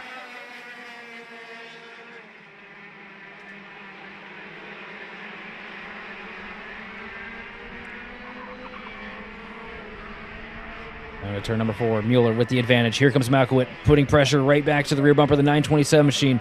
Will still just waiting in the weeds for these two to get side by side and start battling. And here we go, dive down to the inside of turn 12. Here comes Malkowitt, sends it deep, but here comes the crossover. No, crossover not going to be complete. Mueller not able to get past the machine of Malkowitt. Malkowitt going to hold us into the lead here in the last couple of corners, back onto the front straightaway. 4 minutes left. 927 or the 970 Malkowitt, now your race leader. Doing a great job so far going through as Malkowitt holds on here. You've got Will Steele, the 2025 Pro-Am champion here, going along. Trinity Karting Group driver. Again, teammate Logan Mueller there in the mix as well, trying to take on Big Sizzle, as he is now so aptly nicknamed as he goes through. A driver that is very smart, has a lot of great racecraft going through. And you got to wonder here for him, where is that going to be at as it goes through and heads along? He is going to be pushing hard here, going up the hill, going down the hill. Where is this going to land for him as he goes through in his Lando Norris cart? Well, right now, it looks like it is just a case of trying to Oh, they make contact there. As big contact, big moment there going through. You got to watch out there going through. I thought something would happen soon, and it does. And I don't think that's the last time we're going to see it here. Keep an eye on everyone as they go through. Mueller trying everything he possibly can to get past this 970 cart of Malkowitt. Malkovic doing a great job holding on down the back straightaway up the hill. Mueller starting to lose a little bit of contact there with the back bumper of the 970 as well.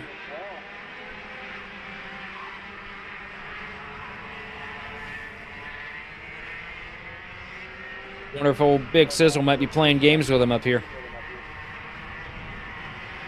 Honestly, I don't have a solid answer on what would be happening here with them, but they are having a great fight here through down the inside, though. Take a look there from Mueller, the Trinity Karting Group driver, going down the inside and around. Here we go, able to work through and get up into the front, muscle the way through there to go past Malkovic up into the lead here. And now that is going to be a shuffle up with 2 minutes to go here as they go. It is going to be Mueller now up into the lead, having to defend, which I think, honestly, with the way things have gone, that is the harder position to find yourself in, is to be the one defending than it is to be the one pushing. Here and that is the Malkovic case down to the bottom again. Inside of 4.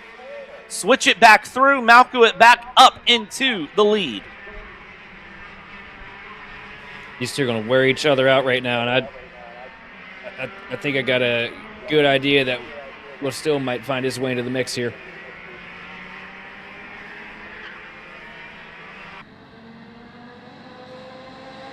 Yeah, let's see here how this goes through and along. Isaac, great blocking in the pre-final through. We saw it going through.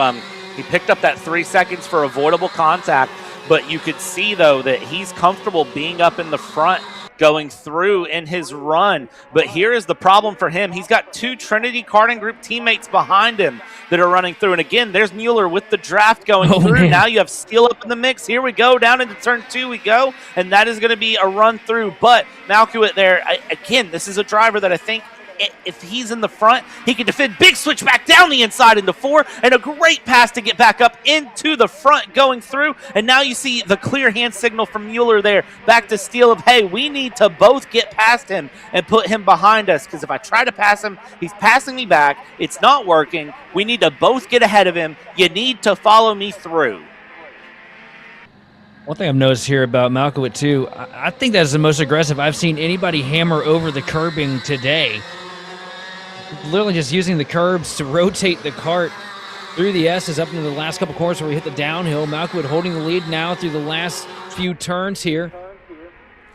And it's going to be a drag race between the clock and how many laps we have left here across the stripe. And it looks like we're going to get 3 more here. As the clock has run out after they cross, Malkovic has to hold on to this lead for 3 more rotations. I don't even think he needs to hold on to the lead for 3 rotations. I think for the next 3 laps, if he gets past, he just needs to pass back and not let it solidify. The problem is if he lets these drivers, these teammates here, both of them pass their way through and get their way along, that is going to produce a bigger problem for him than it is on anything else going through. This is a driver that has ran absolutely well going through.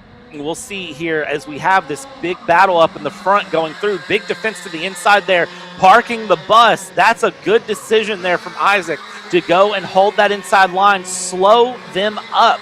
That is a very smart move going through, and that shows that racecraft coming through on him. He knows that their teammates behind. He doesn't have help here. Here we go. Run down the front stretch, trying to go for the pass. He holds the inside line, sets it through. He's going to pin down the inside. Says if you want to get past, you have to go the long way around. Isn't going to let it happen. 2 to go.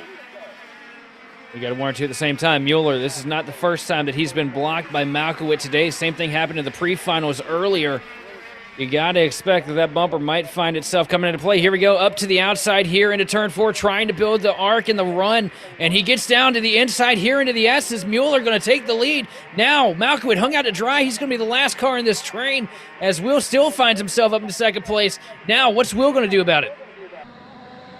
Well, Will's now faced with a challenge here. Do you go after your teammate Mueller, or do you hold Malkovic behind and try to get a 1-2 here as teammates? What is your decision? I'll tell you right now what the decision will probably be for this Trinity Karting Group team duo. Well, you see the hand signal there going through from Mueller, the point forward. He wants to go through. It's 1 lap to go this time by 0.95 miles to settle up this KA100 Pro-Am run. And right now, Malkovic, Big Sizzle, looking for a dive into 2, gets the dive into 2, gets up into second place.